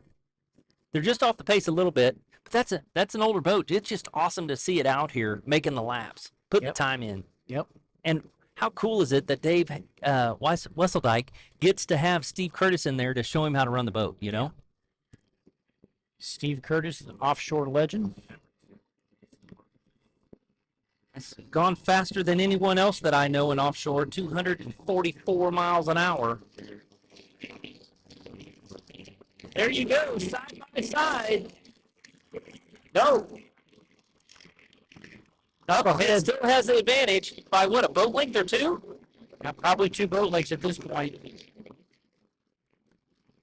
Dirty Laundry on your screen there for a second, going into the north turn. There's Knuckleheads now. Oh, Knuckleheads has actually made that quite a bit bigger. About a 4-second lead over what's that? Shot of Knuckleheads right there on the screen going down to the north end of the turn here. North end of the course to the first turn. Jay Woltman is doing a great job throttling that Knucklehead boat. But you know, Oh, Ed and Anthony. Oh, yeah. You can't count them out yet. Going around the north end, there you see Dirty Laundry on the outside. Knucklehead diving to the inside, staying pretty close to the pin. Was Up's going to have to decide, is he going to go around Dirty Laundry on the outside or stay to the inside? He's staying to the inside. Yeah, he does.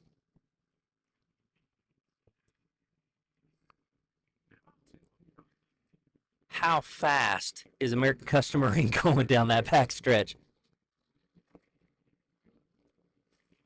You got to be going 130 miles an hour, 140 maybe.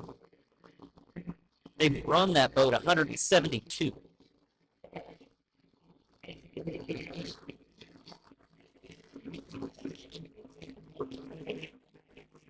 Yeah, so American Custom Marine had just timed it to about 16 seconds ahead of the Knuckleheads boat. So they put it down.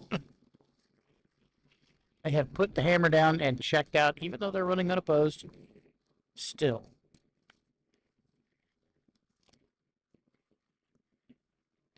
Knuckleheads coming into the southern turn here.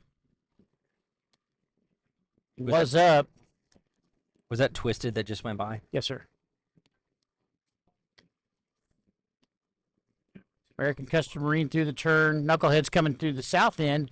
Took it pretty wide, and Was Up is cutting that turn a little sharper. Left the door open for Was Up. Yeah. Although, there's still something that's struggling in between that turn down there.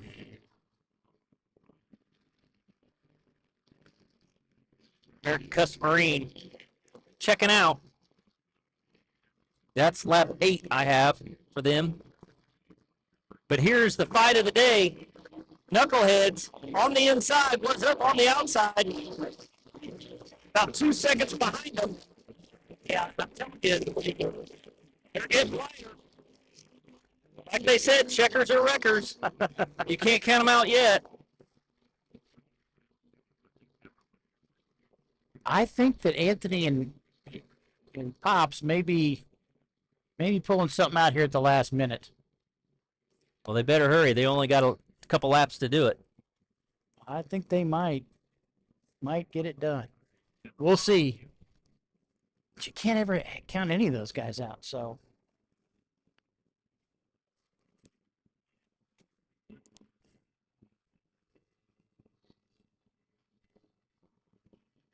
Jay and Evil Ed coming down the Canadian side. See that flat rooster tail? That means that they're getting a good bite. Anthony and his dad have a little bit bigger rooster tail, taller rooster tail, having to trim that up just a little bit more to get the speed out of it.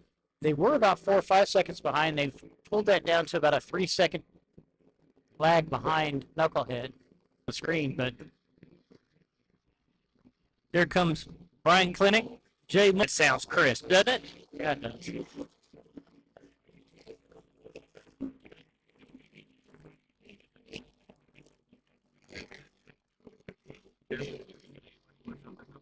Stay on these guys down here in the south turn. Knucklehead is still being able to dictate their own lane through that corner. And they do go wide again, Brian. Check that out. Yeah, but Was Up followed him, just that same thing. And there's some bounce right there that I see that Was Up just went in and had to take the turn way wide on there. There's something funky going on down at that. One of those buoys may have come loose or something. It's a weird turn down there for sure. American Custom Marine running a smooth race around. No checkered flag yet.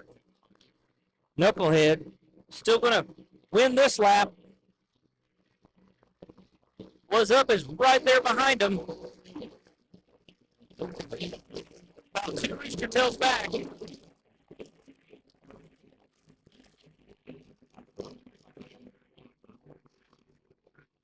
Well, if they're going to do anything, this is the time to do it.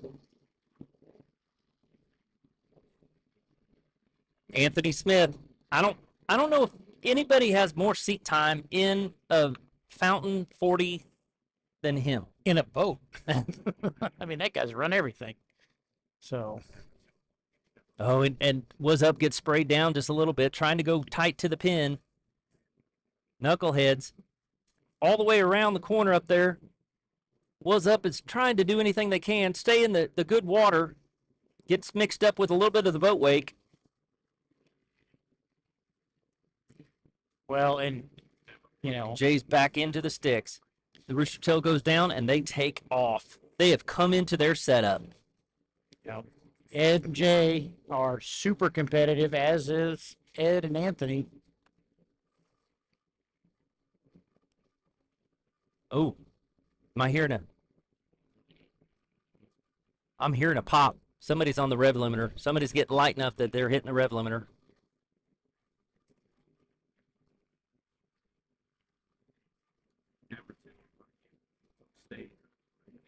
The Was Up stun I can feel a little bit coming in on us. Hopefully it's not getting in on the operating system too much. Here comes Brian Clinic, Jay Muller.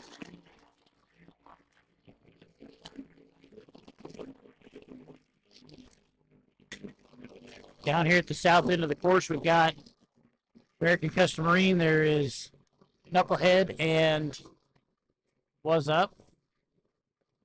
Wow, Was Up's having to take that really wide. Look how wide they are on that turn.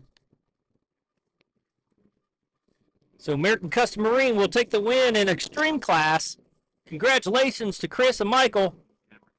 Now, I'm looking to see, is there checkers? Yep, there's checkers out right now. Who's it going to be coming down here to the finish? It's going to go to Evil Ed, Jay Whitman. Oh, listen to him. Congratulations. Take the win here in Super B in their hometown. Evil Ed takes the win over Ed Smith and his son Anthony. Man, what a battle, Brian. Yeah, that was a great race. You know, Was Up had it at the very beginning of there, and it was amazing how well Knuckleheads, even though Knuckleheads got a bad start, I think, really came back and stayed persistent in the race and won. Yeah. Overtook. Wow. Well, that was impressive. Exactly, to come from behind. He was in last place. Yeah, absolutely. Ooh. He had a point You know, to it's, prove. You know, Ed's got to be excited about that. Oh, Ed's gotta dude, be I'm surprised he's hasn't jumped out of that cockpit yet. He will here in just a little bit. Probably Jay will get Probably that. Yeah, Jay'd probably go but jump out there. yeah. So. He's maybe a little bit more agile. No offense there, Evil Ed. Well, we'll see. We're going to find out right now. Yep. Hatch is open. Here comes popping his head out. Yep. That's Jay. That's Jay. Congratulations. Taking the win here at the 31st annual St. Clair River Classic.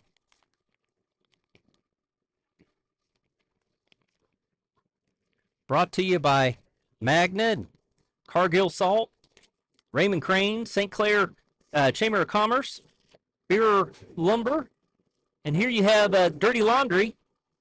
I don't know if they're going to pull in. They still have more laps to do, but it looks like they're coming down off plane. And Twisted. Brian Clinic and Jay Muller.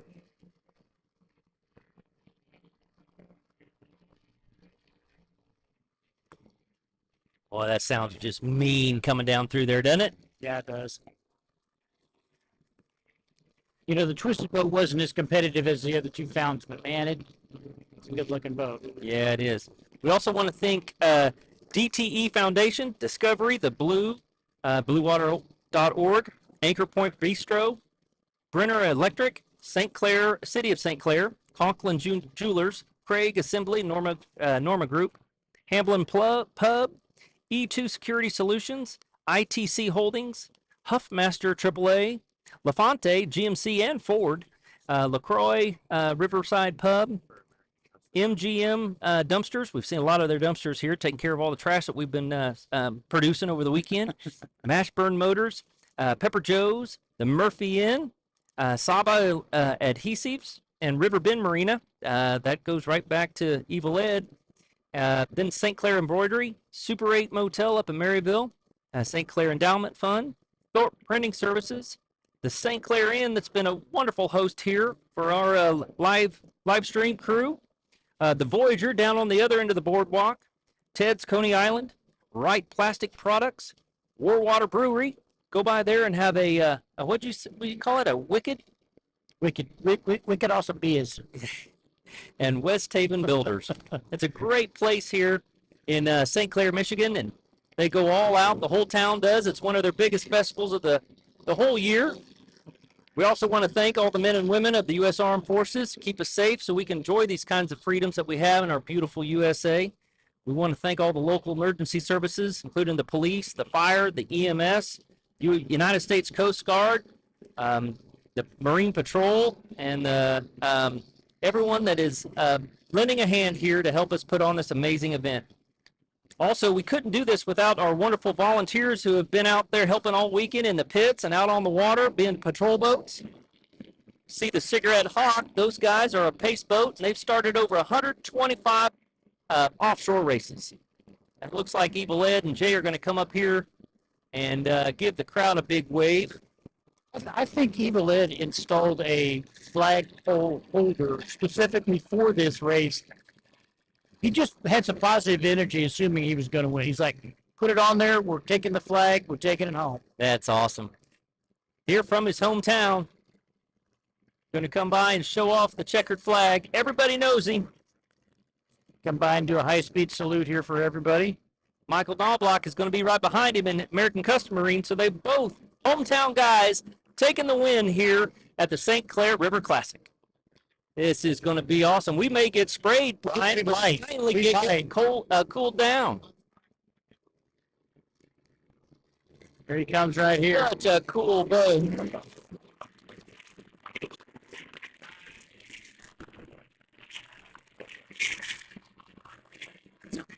I don't think it gets any cooler than that, folks.